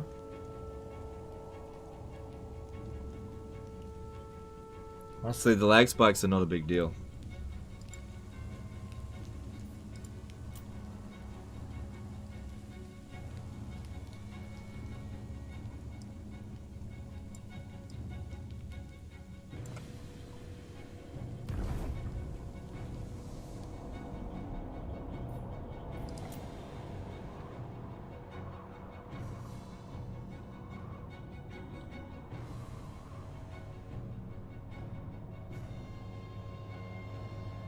Why not put second point to devolve? Because I never cast evolve anymore. It's not that useful.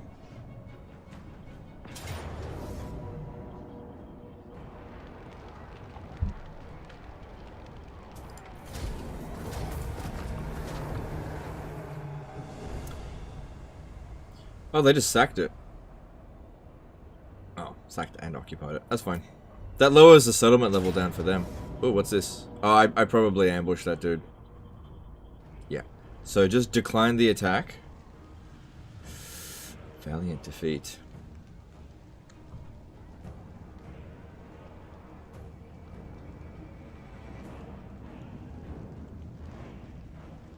Fuck it, let's do it.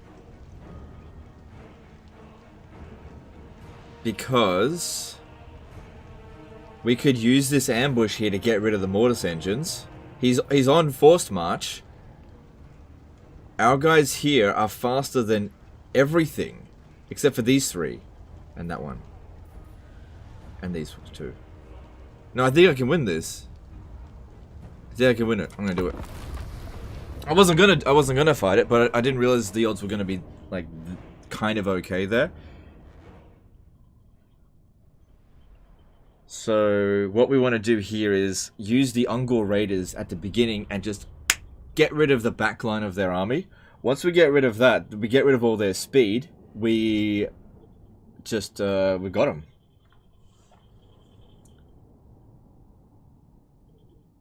How often do you get recognized in public? It never happens.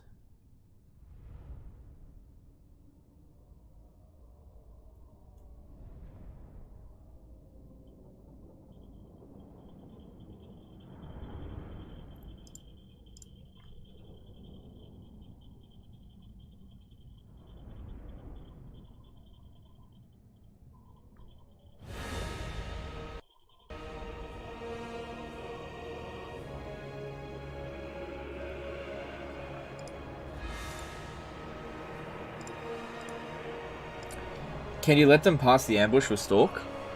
We tried that before, it didn't work. They get to the end, and then they turn around, then they decide whether or not they want to fight. They usually want to fight. Especially if you're stronger than, they're stronger than you.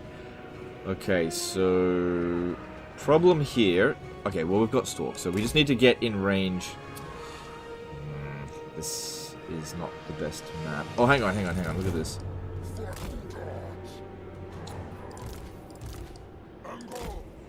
If we can move up to here... Okay. This choke point here, this is where we get them. The Besticles just have to hold the line. Yeah, they got Stalk. Move up. This is where we get them. Plus, they'll probably come up this way anyway. This is where we get them.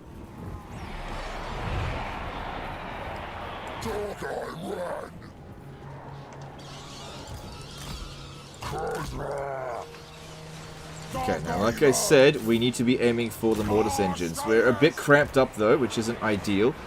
But aim for the mortis engines. Now, we've also got Traderkin, which is reasonably good against single entities. See, what did I tell you? Look at how easy it is to get rid of mortis engines with archers. We got some guys coming around over here. You sort that out. You come over here. Not too far off. Oh yeah, we've got this. We've got this. Look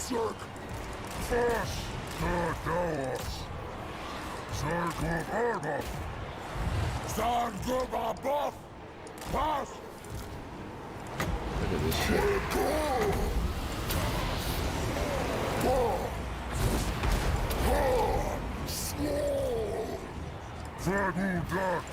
Okay, Crypt Horrors. Let's get them to hold that line there.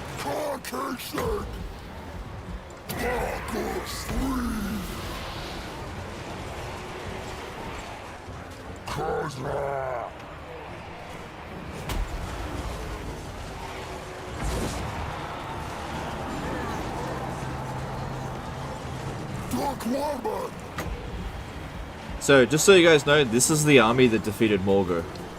That we had such a hard time fighting. This is that army. Now, since there's loads of Graveguard, we need to use Brave Scream because it's 100% armor piercing. We've got to hold them back there.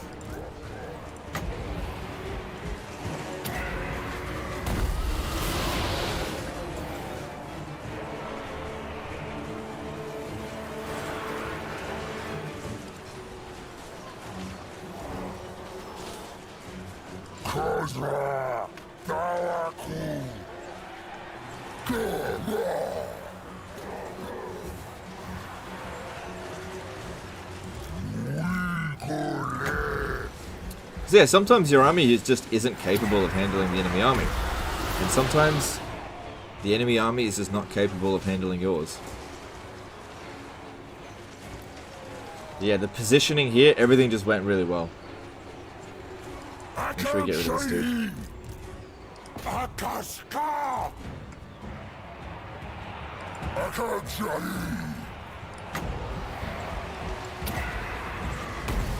Revenge.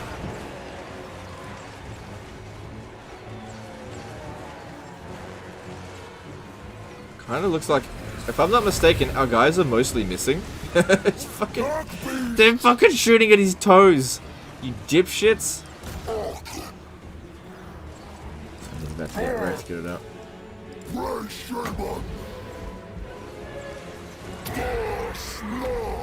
Yeah.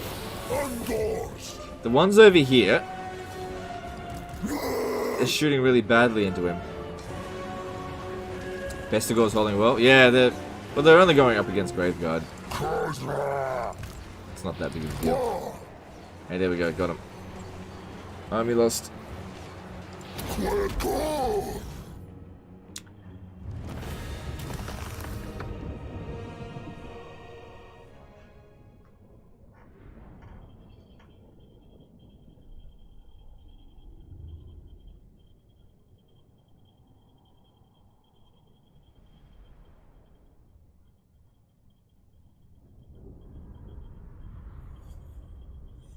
Unless you got 4 million subs, it generally never happens, I'd guess. Lionheart said he got recognized before. But yeah, no, it hasn't happened for me. But you gotta keep in mind, I live in Australia, and I think most of my fans are in Europe, so the chances of actually encountering a fan is impossible.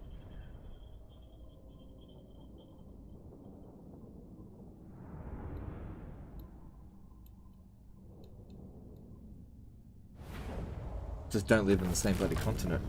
So, they came back, but they're on force march, so they got wrecked.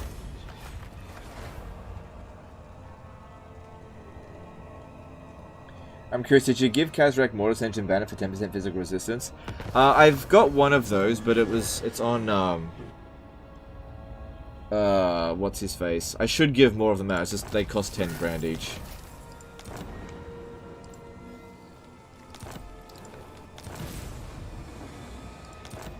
Well, that was good. Let's sort that out. Now we can get back over here and sort this.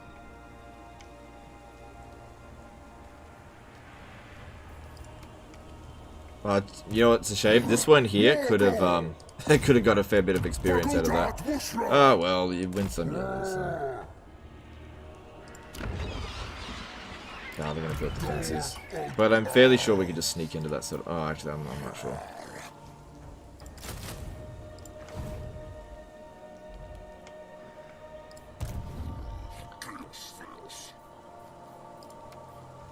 Having low bestial rage is not that big of a deal when you've actually finished growing your horde.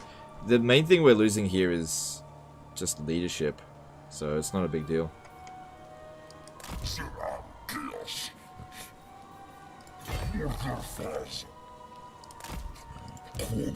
they're trying to get to spite reach there. Alright, what do we got in terms of this? Nope. Want better. I want a better one. Didn't you say it recently happened for the first time at his restaurant? No, I didn't say that. I'm not really going to go into detail with it. I met a fan, but it was not being recognized out in the... Oh, shit. My faith in you wanes. Yeah, it was not being recognized out in the street. I'm not going to go into details with it, though.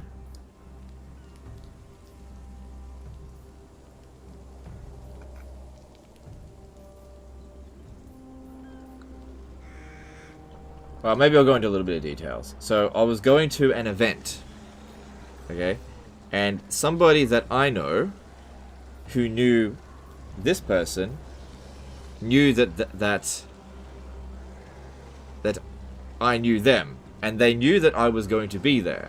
So, that's how I met them. If that makes sense.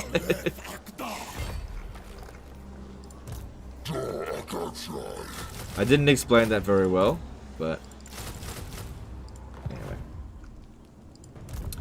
Oh, I never got rid of this guy's stuff there.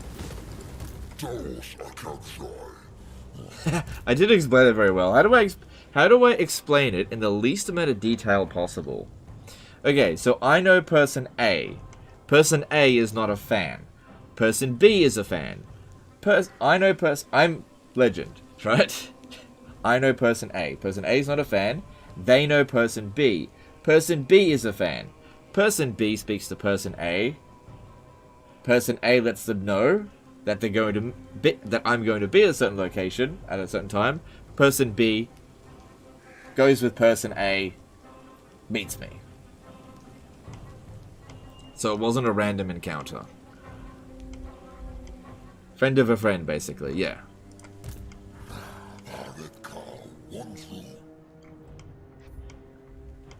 You have a friend who knows a fan and you met at an event.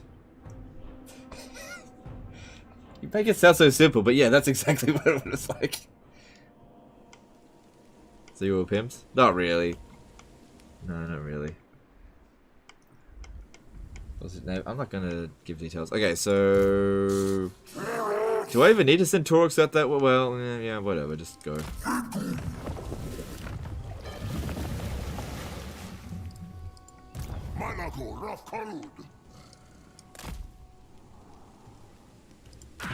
Oh yeah, Hexawaddle is one of those settlements that you could just like cap really easy.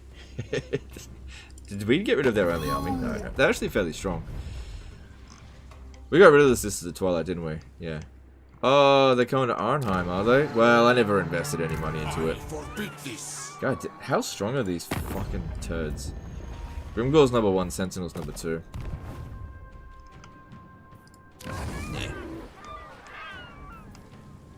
Whatever. They could destroy all of my herdstones. It doesn't even matter anymore. They have to destroy all of my herdstones and all of my armies, and that's practically impossible for them now, especially when I just keep getting more armies. Alright, I'm gonna have another perma army up this way.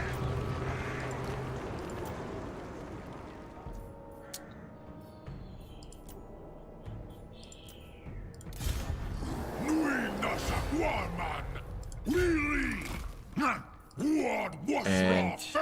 yeah, I want to get that stuff going.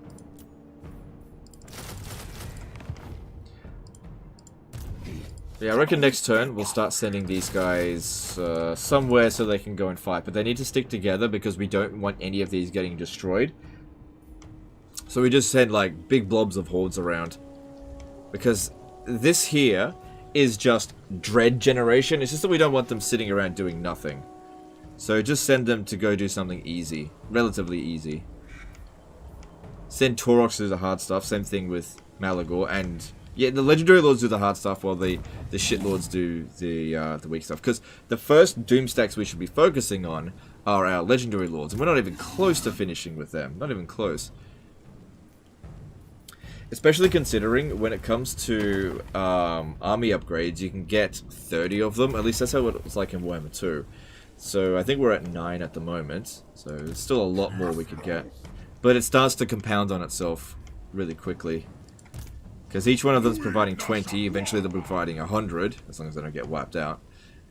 And then you just make so much. You can get 3,000... dread each turn from buildings, which is quite a lot of extra army capacity, unit capacity, if you're patient to wait for it. Alright, I think we've got all the techs that kind of matter, but let's have a look here. Weapon strength and fighting. No.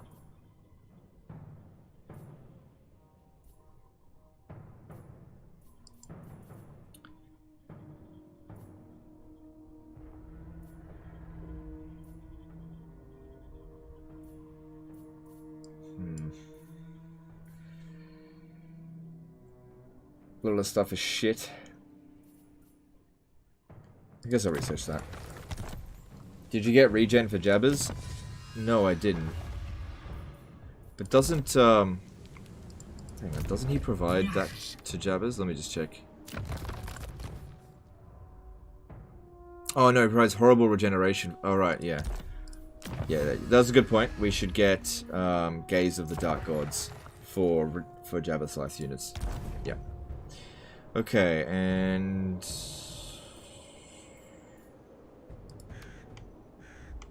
Yep. Well, at least it's not a 1 unit spam there, so that's good. Oh, Hexoidal is a major herdstone. Can't remember what it is exactly, but I'm fairly sure it was shit. Pretty sure it was like the worst one. Alright.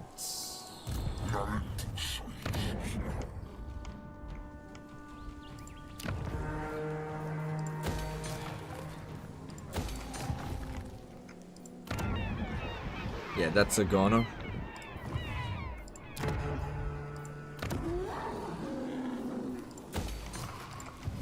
Yeah, there's no way we'll be able to beat it with that. No way. And can I raise another army? I already did. Okay. Okay, let's move on. I refuse.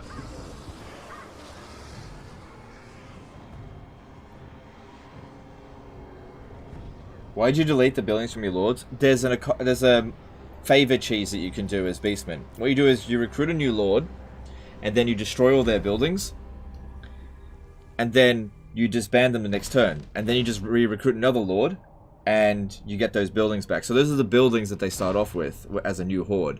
So you could basically get a shitload of favor that way, at virtually no cost.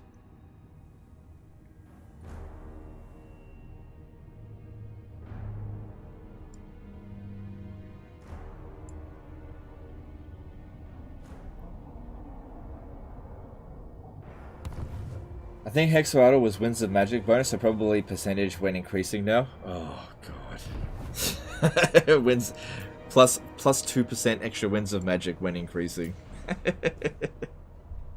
Oh, that's trash.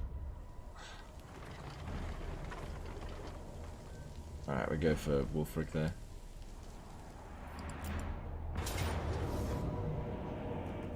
Ambush failed. Oh well.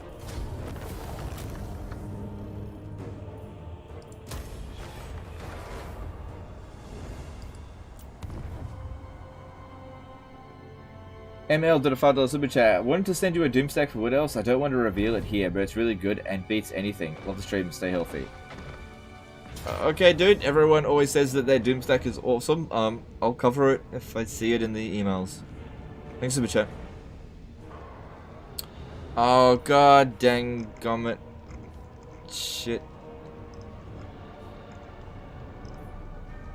I was hoping for an auto resolve win.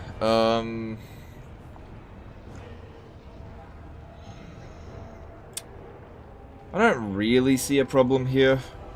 We outnumber them about 2 to 1, and there's nothing too dangerous here. I gotta fight them manually, that's all.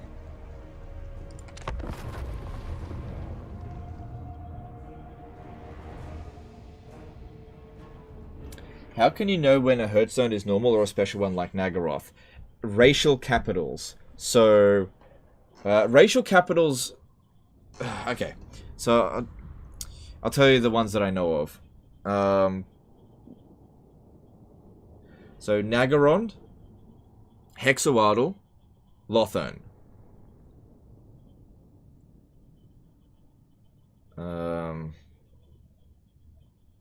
Khorne, Oak of Ages, Altdorf. Kislev might be a new one, I'm not sure though. It wasn't in Warhammer 2, but it might be in Warhammer 3 since it is technically a racial capital. Castle Drakenhof. Khemri was not in Warhammer 2, but it might be in Warhammer 3. Let's see. Karaza Karak, the Black Crag. Oh shit, they're hitting. Oh no, we're fine. Oh no, these won't be hidden. I have to. Hang on. They can hide if they go down on the ground and use the terrain. Just stand over here and wait for reinforcements. Actually, this is a fine location. It'll be fine.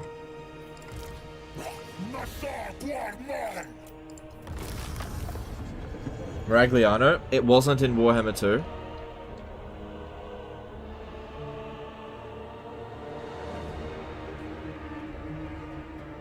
I think that was it, unless I'm forgetting one.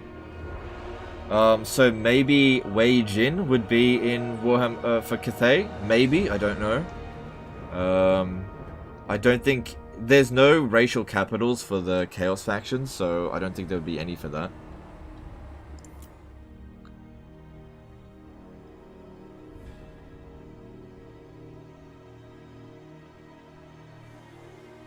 Oak doesn't provide any bonuses right now in Warhammer 3. Oh, so they got rid of it? Yeah, well, there you go.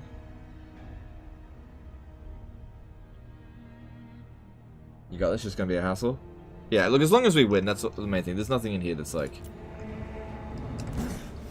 Oh no, if we lose this, we lose everything sort of thing.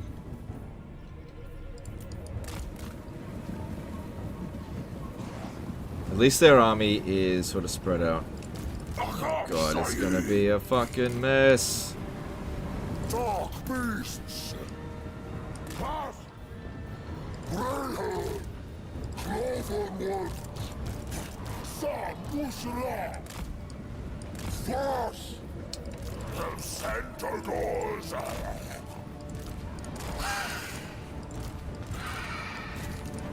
The cowards. Bar.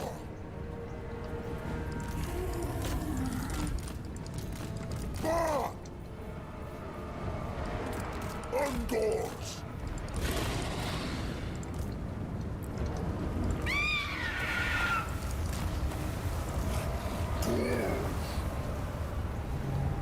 Dark beasts.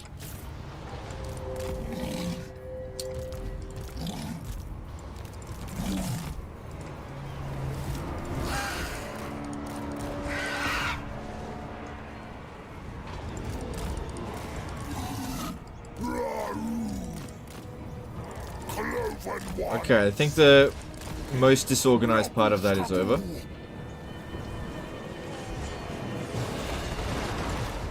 I don't have much magic, so use whatever we can here. I think we'll be fine, because look how long it's going to take all their infantry to get here. Razor Gauze, yeah, just go fight that, that's fine.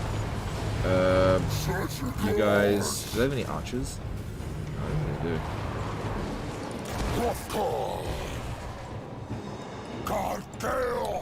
You need to be shooting at these infantry over here. Oh no, go for that one there.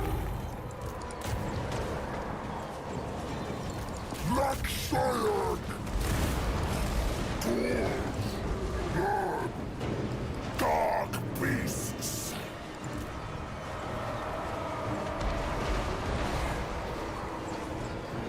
It's only gauze, no big deal. Circle above.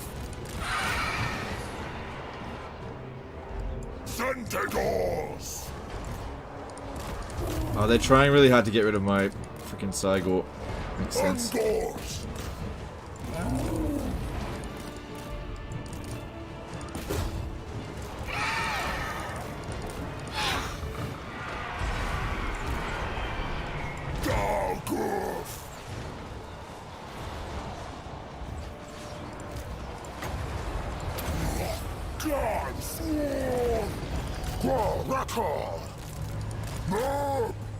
Ungors! The Centaurs!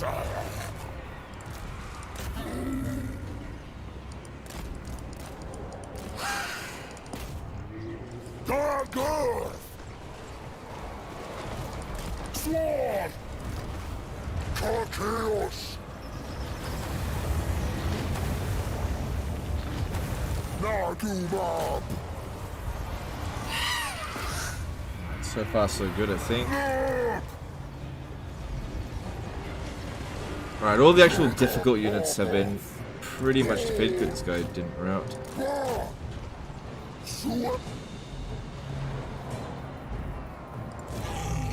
Why are you obstructed? What's going on?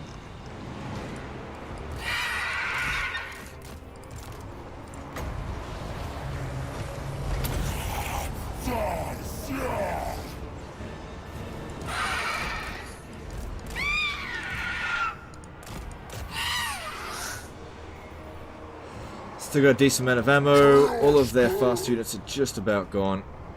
Everything's looking good now.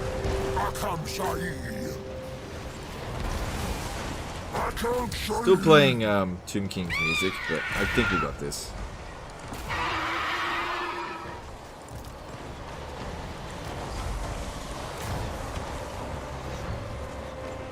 Yeah, there we go. There we go.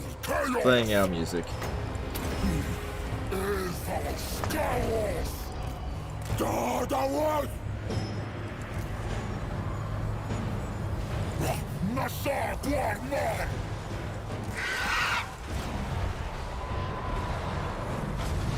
Your personal opinion, what game is more fun? Warhammer 2 or 3? Warhammer 2. You know, by a little bit. It's not like it's by a huge margin, but I personally prefer Warhammer 2. But, you know, there's some advantages to Warhammer 3. You know, you got more variety of factions. You've got a larger map. That's all good stuff. But I think the way that the AI behaves is just more fun in Warhammer 2. That's just my personal opinion. And I fully expect a lot of people would disagree with that. Is that the Ushabti? We just hit 500? Oh yeah, I guess if we were killing off a lot of like single entities.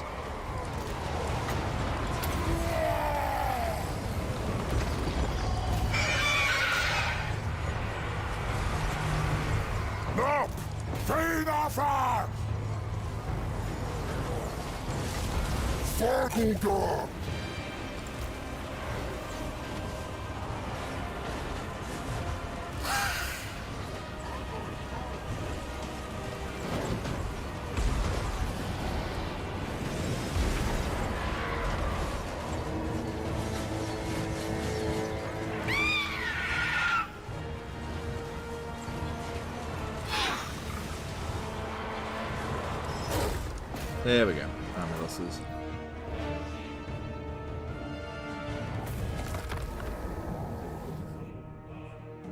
Artillery dodge mechanic is ridiculous. It's not that big of a deal. I don't know why people are getting shitty about that.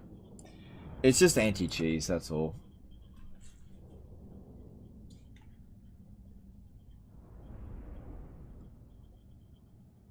3 has everything 2 does and way more. Boo, I hate more content. No, that's just not true, dude.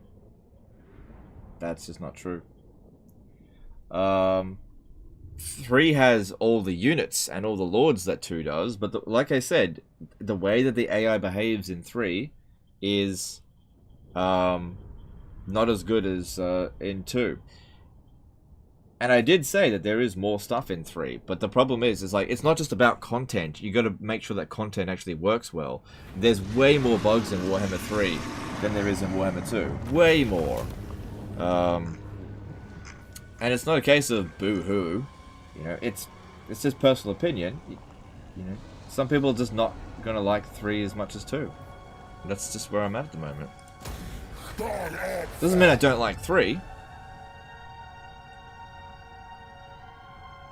But a lot of the design changes I don't agree with or like at all. You know, like the siege rework, I think it's awful. You know, how many people have you heard complaining about minor city sieges? Which is something that I like, by the way. I like minor city sieges.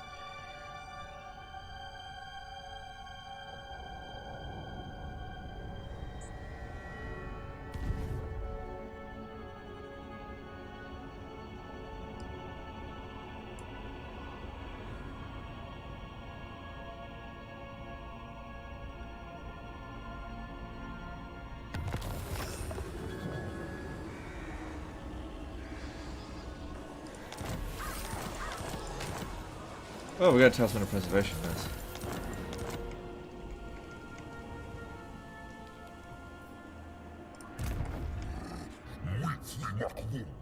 But, you know, another thing to consider is that Warhammer 2 is, like, way more difficult than Warhammer 3. Mortal Empires versus Immortal Empires. Like, the AI just throws ridiculous amounts of shit at you. Sure, you can cheese it in Warhammer 2, and you can cheese it in Warhammer 3. But in Warhammer 3, like, you need the endgame crises to actually put up a threat. See, this is an endgame crisis faction. Otherwise, it's super easy.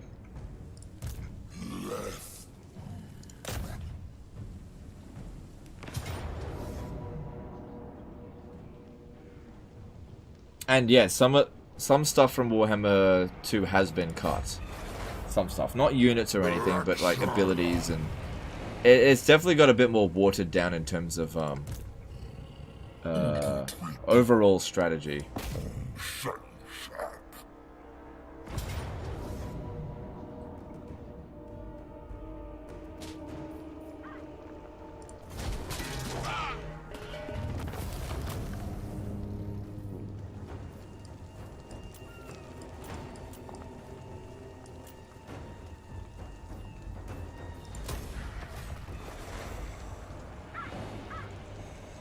If you need to cheese to beat the hardest AI, then it's too hard.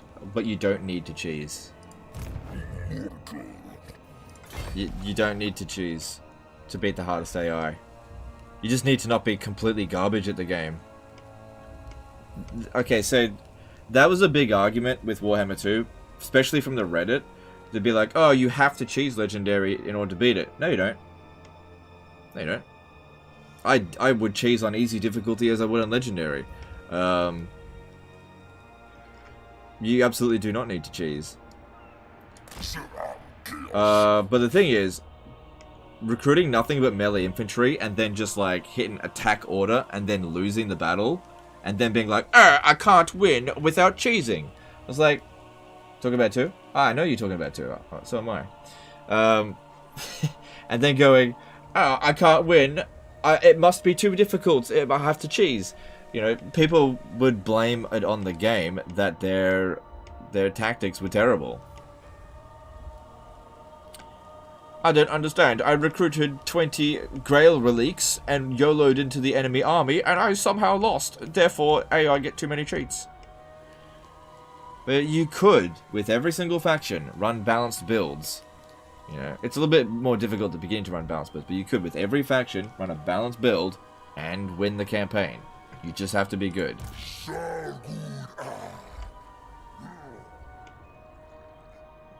The problem is, as well, is that cheesing is subjective. Okay? what one person considers cheese, another person might not consider cheese. This is why I don't bother, like, doing, like, a no cheese campaign, because no matter what I do, somebody will be like, oh, you did that, but that is cheese. No matter what, you know? It'll be like, what, you built economy buildings? That's cheese, because making money is too powerful. You shouldn't have made economy buildings, you know? That kind of fucking rubbish. Ooh, I'm gonna send Taurox over this way.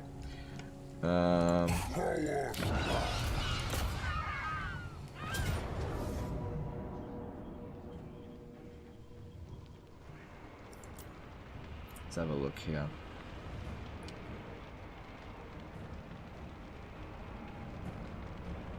Where does cheese end and tactics begin? Who knows? Well, that's, like I said, it's subjective between each person. Ah, fuck.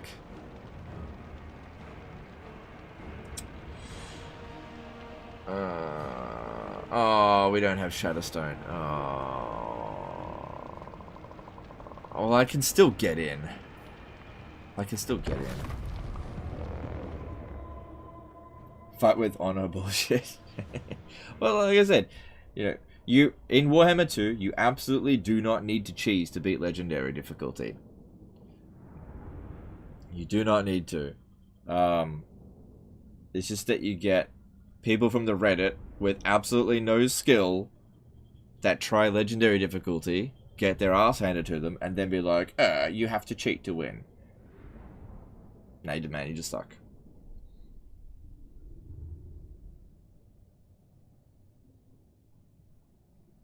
I just cheese because I enjoy it. Have you seen any multiple Lord bugs? In one of my campaigns there was a rogue army with 11 beast lords in it. Yeah, I've heard of that with rogue armies. I haven't encountered it though. Am I enjoying the crisis? Yeah, I'm the kind of person that likes to get rewarded for playing the game. And it doesn't do that. So, the endgame crisis, just the way that they implement it in Total War, it just doesn't tickle my dick. It doesn't do it for me.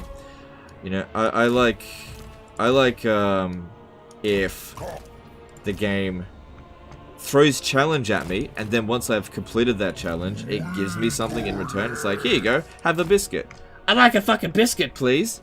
But it doesn't do that, and so I get bored, because I know that there's no biscuit at the end of the fucking grind. And also, that's another thing, is that the endgame crisis, each individual army isn't necessarily difficult to beat. They're just fucking spammy as hell.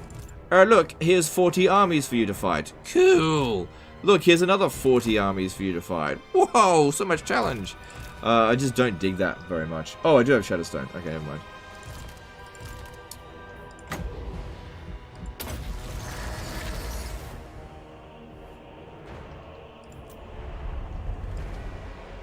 Doors. What kind of endgame crisis will be challenging, do you think? Okay, I've explained this before, what I would like from an endgame crisis. I would like something more goal-orientated, and something more than just, here's 40 armies, go and enjoy yourself sort of thing. So, let's use an example. Let's just say... let's go Scaventide. Let's just say the Vermintide. Let's just say that was an endgame crisis that triggered. And no, I'll use a different example. Sorry, I'm just trying to think of a better example. Sorry, coming up with game mechanics in a couple of seconds can be not easy. You know, Creative Assembly get years to develop this stuff and they do a bad job, and I'm expected to come up with it in 5 seconds. Alex C did a $5 chat. You said of Warhammer 2 that Skaven was the most fun to you. Is it still the same or do you have a new faction that you're still playing in your own time? I don't really play Warhammer 3 in my own time, to be honest. But I'd say Skaven is still probably the most fun. But yeah, I don't really play it very much in my spare time. I just do it as it's just a job. Really? Okay, so let's just use the example of... Let's say an endgame crisis was... We'll use Tomb Kings, okay? Let's say a Tomb King army has come out of the Black Pyramid, right? Which, you know, is currently in the game. But it's only one Tomb King army. Just one. Okay?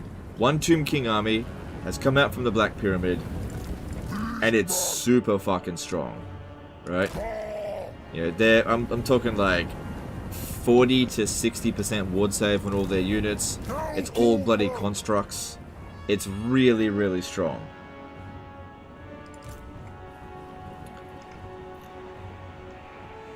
And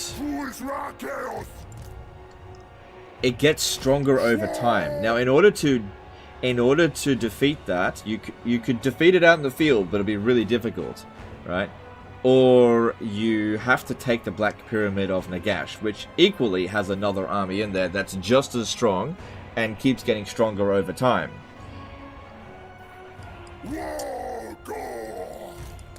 So rather than like a spam of like 80 armies or 40 armies spawning, you have one army that's just really, really tough and will continue to get tougher the longer you leave it. Or maybe they've got like 10 times as much health on all of their units than what's normal, but it doesn't replenish. And so if you leave it for too long, it will, it'll get like completely unstoppable. And another thing is that if you succeed on the endgame crisis, you get like, I don't know, fucking plus 50% income from all buildings faction-wide, or plus 10% income from all buildings faction-wide. Just something... something a little bit more thematic to defeating Tomb Kings. I know that income isn't exactly it, but I don't know, you pick something.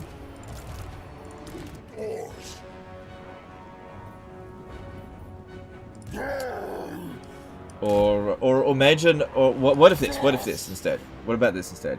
What if the Tomb King army spawned in Nagashazar, okay, and it just spawns in Nagashazar. It doesn't own Nagashazar. It just spawns in Nagashazar, right? And it's super fucking strong. And it's carrying Nagash's husk, right?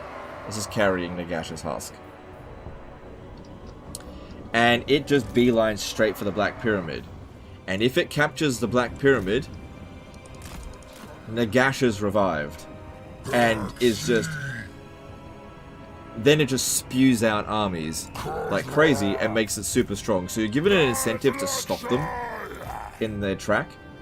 And also maybe even to cooperate with other AI factions to stop them. But yeah, the army that spawns at Nagashazar is like really bloody strong.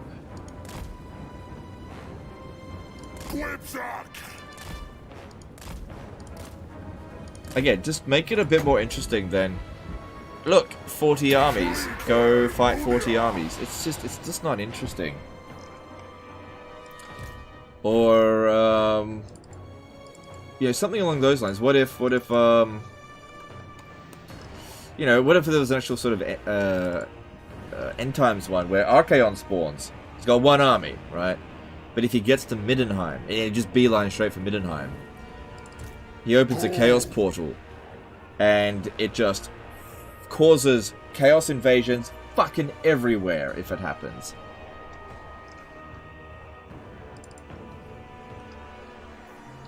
But his army is really difficult to beat. Or what if Malekith becomes the endgame crisis, and he beelines for the Vortex, right? And he is trying to unbind the Vortex, right? So you got to go and stop Malekith. But if he gets to the Isle of the Dead, wherever it is. So if Malekith gets to the Isle of the Dead and unbinds the Vortex, fucking game over, man. The entire world drowns in demons.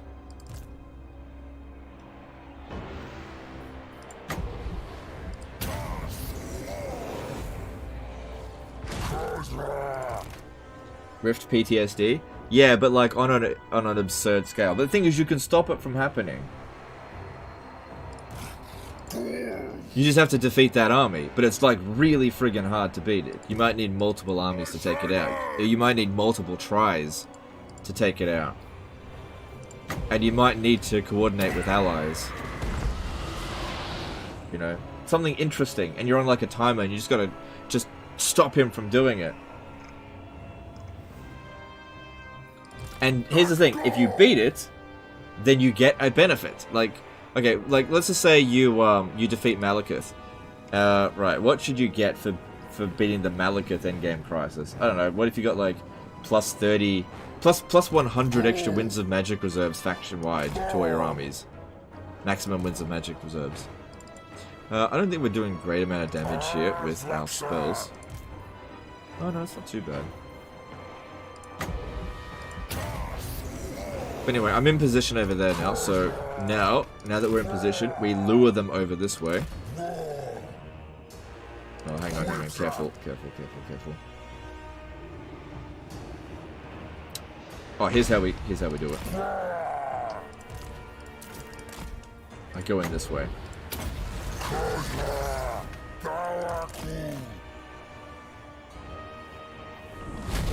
Rather than going around, because these towers will fuck me up, I'll just send Kazrak, because he's got pretty high speed, and we'll just try to push through, lure them over this way. You get Be'lakor. No. I don't know, what if like defeating Malekith gave you plus 500 relations with all Order-Tide factions? And gives you like shitloads of income boosts and extra Winds of Magic or something like that. Or what if there was Vermintide one, right? Right? You have like the Vermintide begins, and at key locations in the game, near like key Skaven areas, the Skaven just spawn like crazy after a certain amount of time. But the only way to stop them from happening is by taking out Skaven Blight.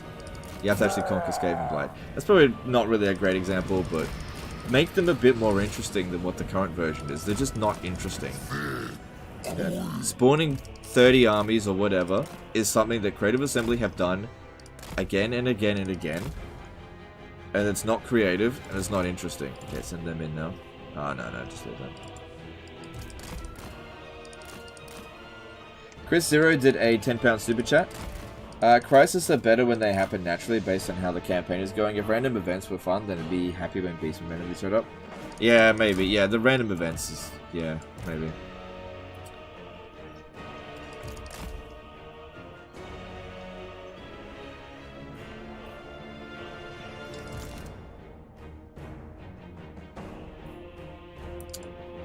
Okay, Morghur, you're okay to get through here. They pulled that guy off.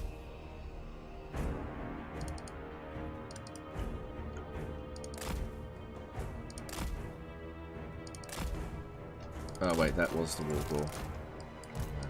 Got around the wrong way.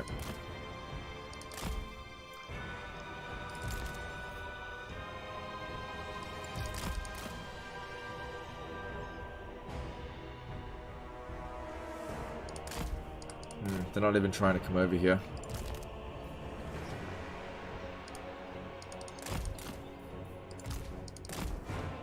And this is, don't forget, this is stuff I'm coming up on the spot. Okay? Just coming up with this stuff on the spot. I really haven't given it any thought behind the scenes.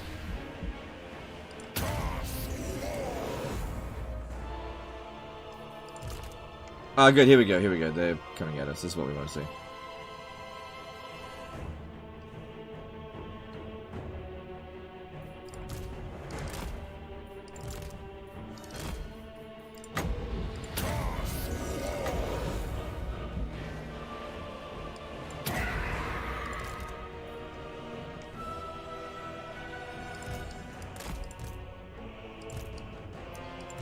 God, I hate dockable areas.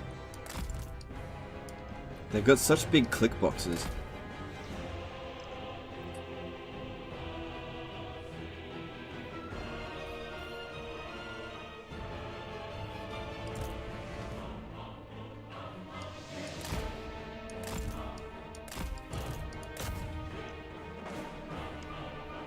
Oh shit, it's a fucking tier 3 tower. I gotta put a stop to that right now.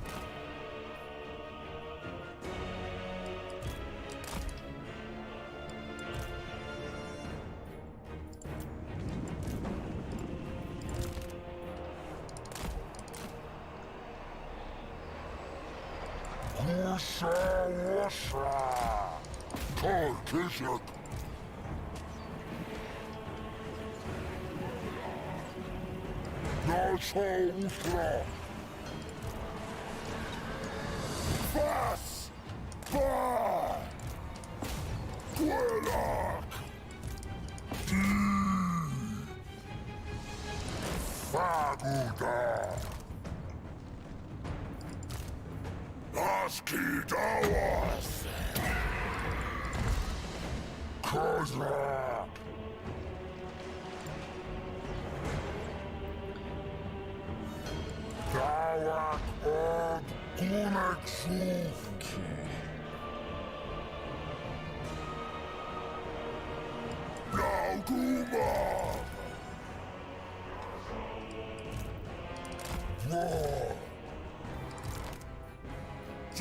much damage has he done? Yeah, decent enough.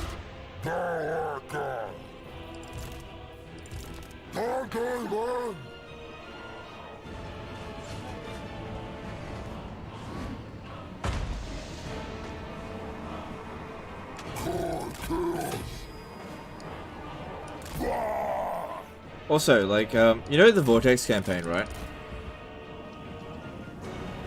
When you win the Vortex campaign, you get a whole bunch of global bonuses, but do you remember in the final battle how you get that really cool ability where that gives you healing and a big explosion? I was hoping, well, I remember the first time I did the Vortex campaign. I think I did it with Dark Elves first. I was really hoping that all my armies would have that ability from now on, considering we control the Vortex. You know, what if winning the endgame crisis gives your army some kind of ability like that? And it's not like army abilities that are overpowered aren't already in the game, like fucking Shatterstone or whatever.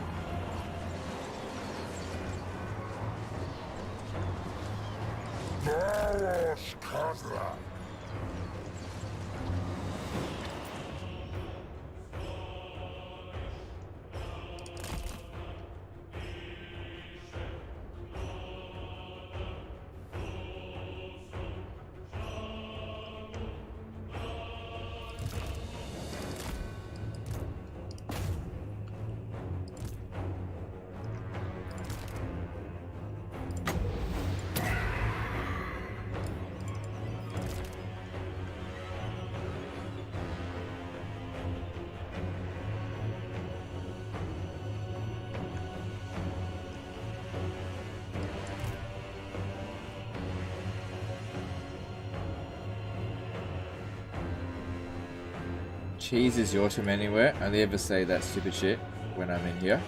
Well, I'm not the one that came up with it. People used to come to me and say, "Oh, why are you cheesing?" And I didn't even know what they meant. I didn't come up with it. I just took ownership of it. It's like, yep, I do that. Alright, yeah, they're sending this stuff over here in full force. That's good. That's what we want.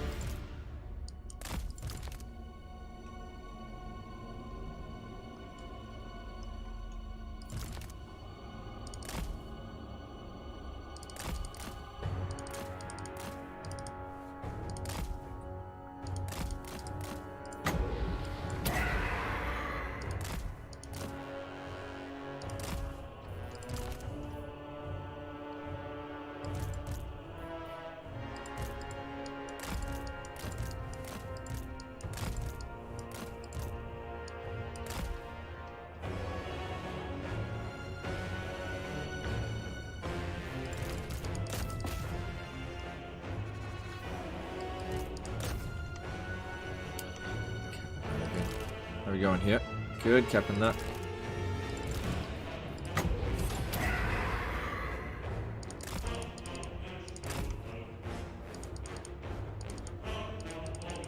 Fucking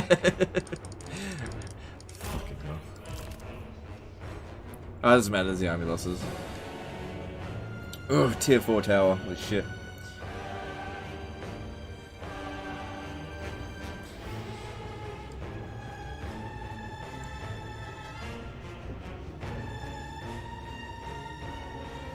People said a lot in the StarCraft community as well. Yeah, whatever. It doesn't matter. Whatever the term you want to use, it doesn't matter. Oh, shit. Right, yeah, because the endgame crisis, they get like a lot of extra leadership, so even with the endgame crisis, army losses, they don't get immediately wrecked. Stuff here, stalking.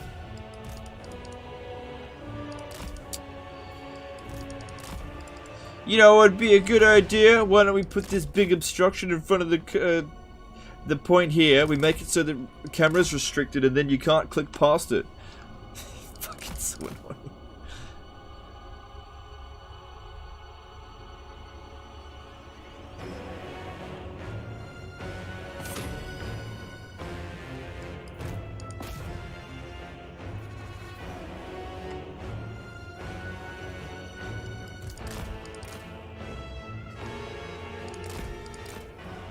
What's left? There we go.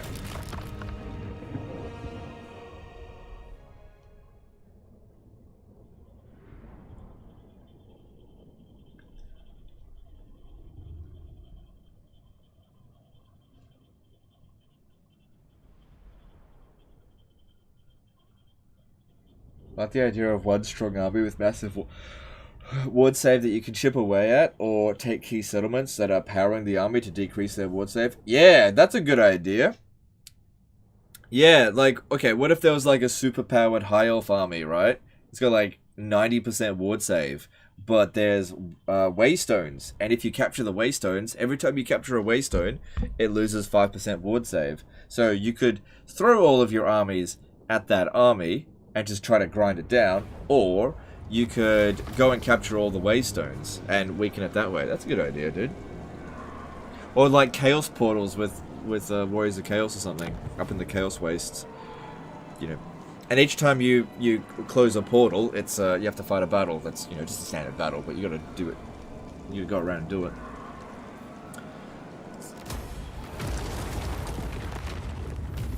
I love Legend. Any tips for being such a giga Chad? Yeah, don't give a fuck about what everyone else thinks. Although I actually do. No, I don't know. I don't know. I'm not a giga Chad. Just curious, since you've probably played quite a bit more Warhammer 3 than I have, what's the biggest you've seen the AI snowball? Because for me that annoys me. Everyone is small. I've never seen any AI faction snowball unless they're an AI endgame crisis. The biggest I've ever seen was Grimgor Ironhide at like 77 regions, and then he stopped expanding. Which, by the way, I've seen the AI in Warhammer 2 reach 77 settlements naturally in my own campaigns without being an endgame crisis. But yeah, I don't think I've ever seen the AI ever get more than like 20 settlements. And they usually just get knocked down by like, because they can't field that many armies.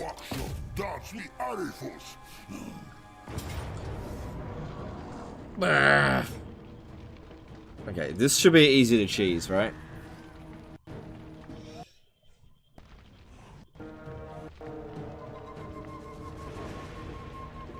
Yeah, this is an easy settlement to cheese. Okay.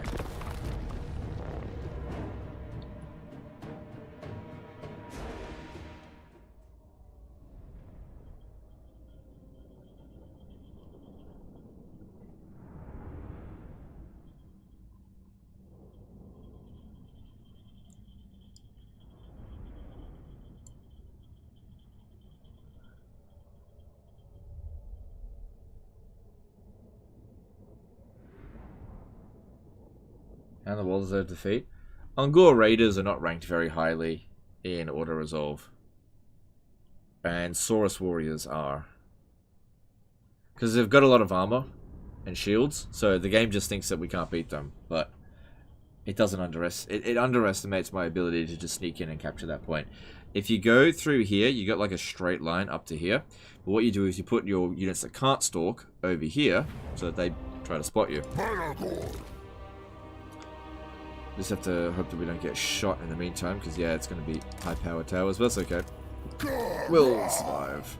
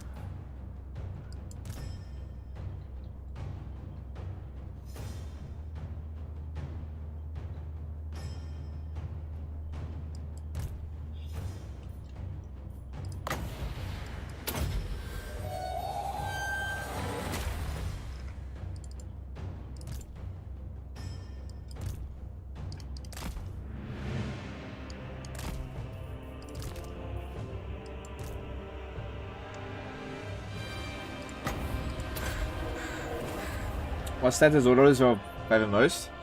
I think melee defense and armor is very highly rated, but really anything in excessive amounts.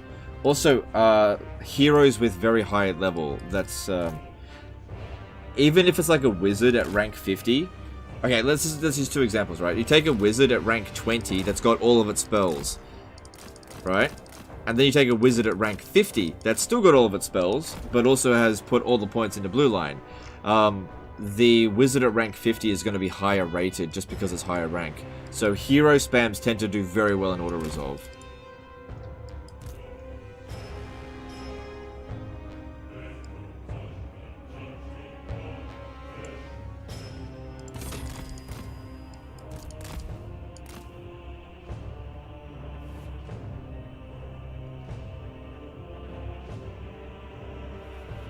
His mouth is ugly.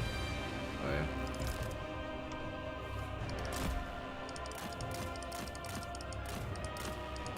This guy here has died or almost died so many times. Yeah, you can do this on the ground, and it will do some damage to them.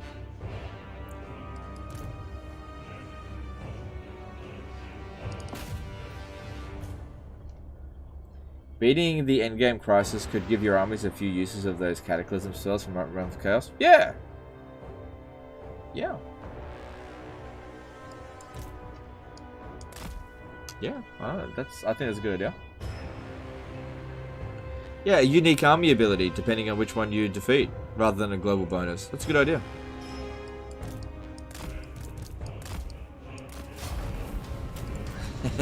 Couldn't get back here in time. They were actually trying to get here. Valiant defeat!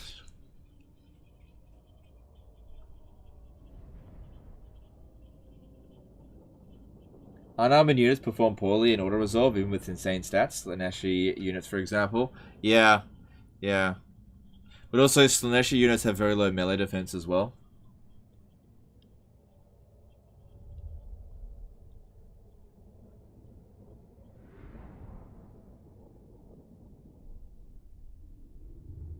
Physical resistance and stuff like that doesn't actually perform that well in auto-resolve. Even when you have like 90% ward save, it's not that good in auto-resolve. It's way better in manual. The game doesn't realize just how powerful it is to get 90% ward save.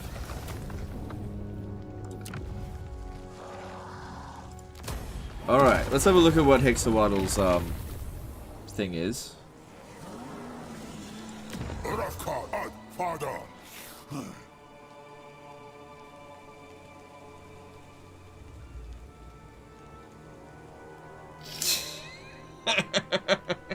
Winds of Magic power reserve change, plus 3% when increasing.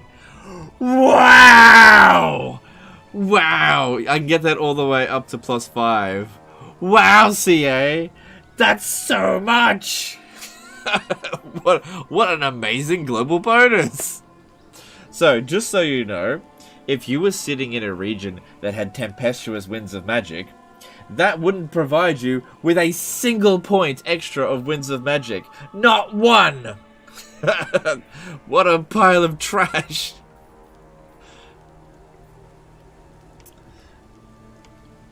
Oh my god.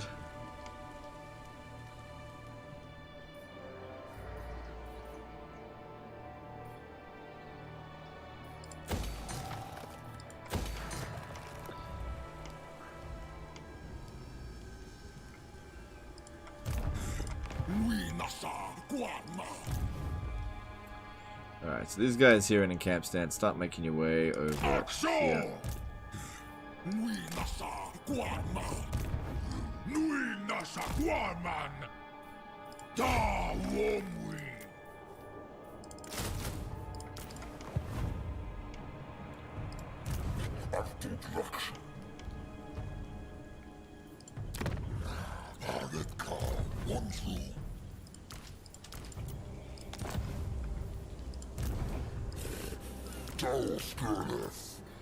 CA knows how to give them gifts.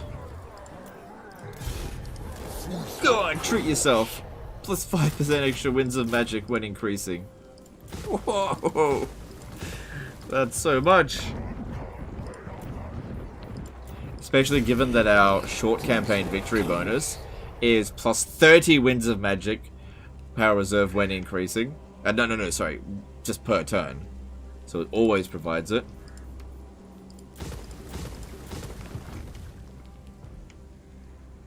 With the plus 30 from campaign victory, it gives you plus 1. Oh yeah, let's have a look. So if we have a look at this army here. Events are providing 30. Local province wins 13. So this region here is tempestuous. It actually doesn't seem to boost the events at all. Or maybe it is. I'm not sure.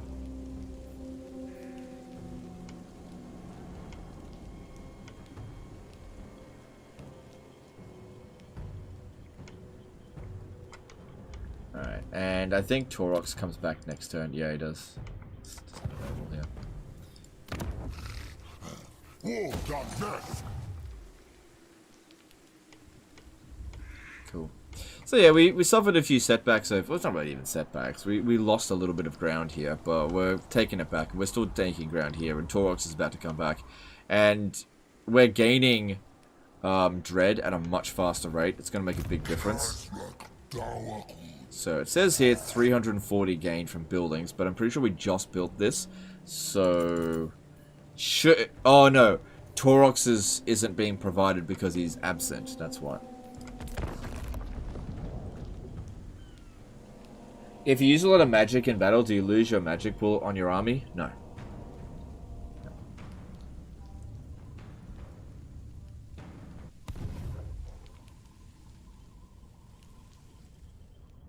That's actually very difficult for Morghur to deal with. Morghur. Very difficult. He doesn't have stuff that's very good against single entities. But, you know, we got Archer Spam that can actually handle it.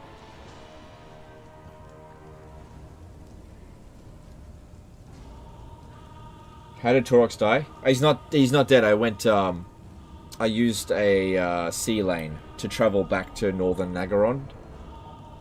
I used a sea lane. He never lost a battle. Only legendary lord that lost the battle was fucking Morghur.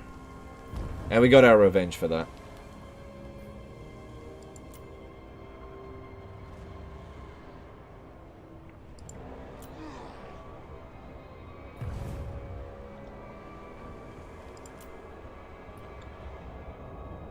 Oh, I'm gonna lose some ground over here. Doesn't matter. Because we've essentially hit critical mass right now. It may not look like it, but with Dread coming in so quickly, we'll end up, like, just spewing out more and more armies, quicker and quicker and quicker, and eventually Dread will just go through the roof, because we're in a compounding factor now. Now that we're able to just increase our army limit, this is where the Beastmen become mega powerful.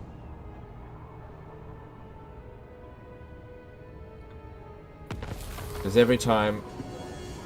Hang on, where is he? He should be popping in here any second. Yeah, there he is.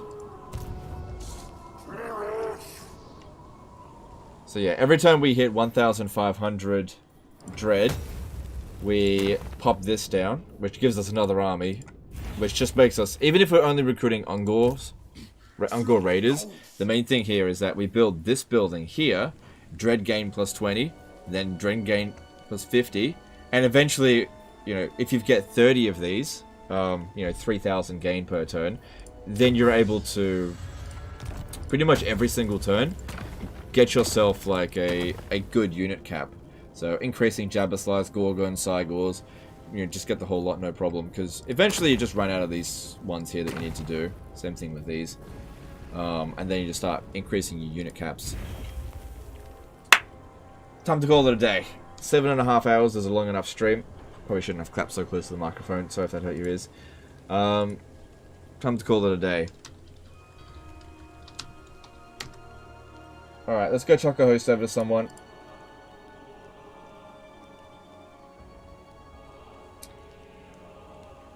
Let's chuck it over to Chaosu Drake. I haven't hosted him before, I think.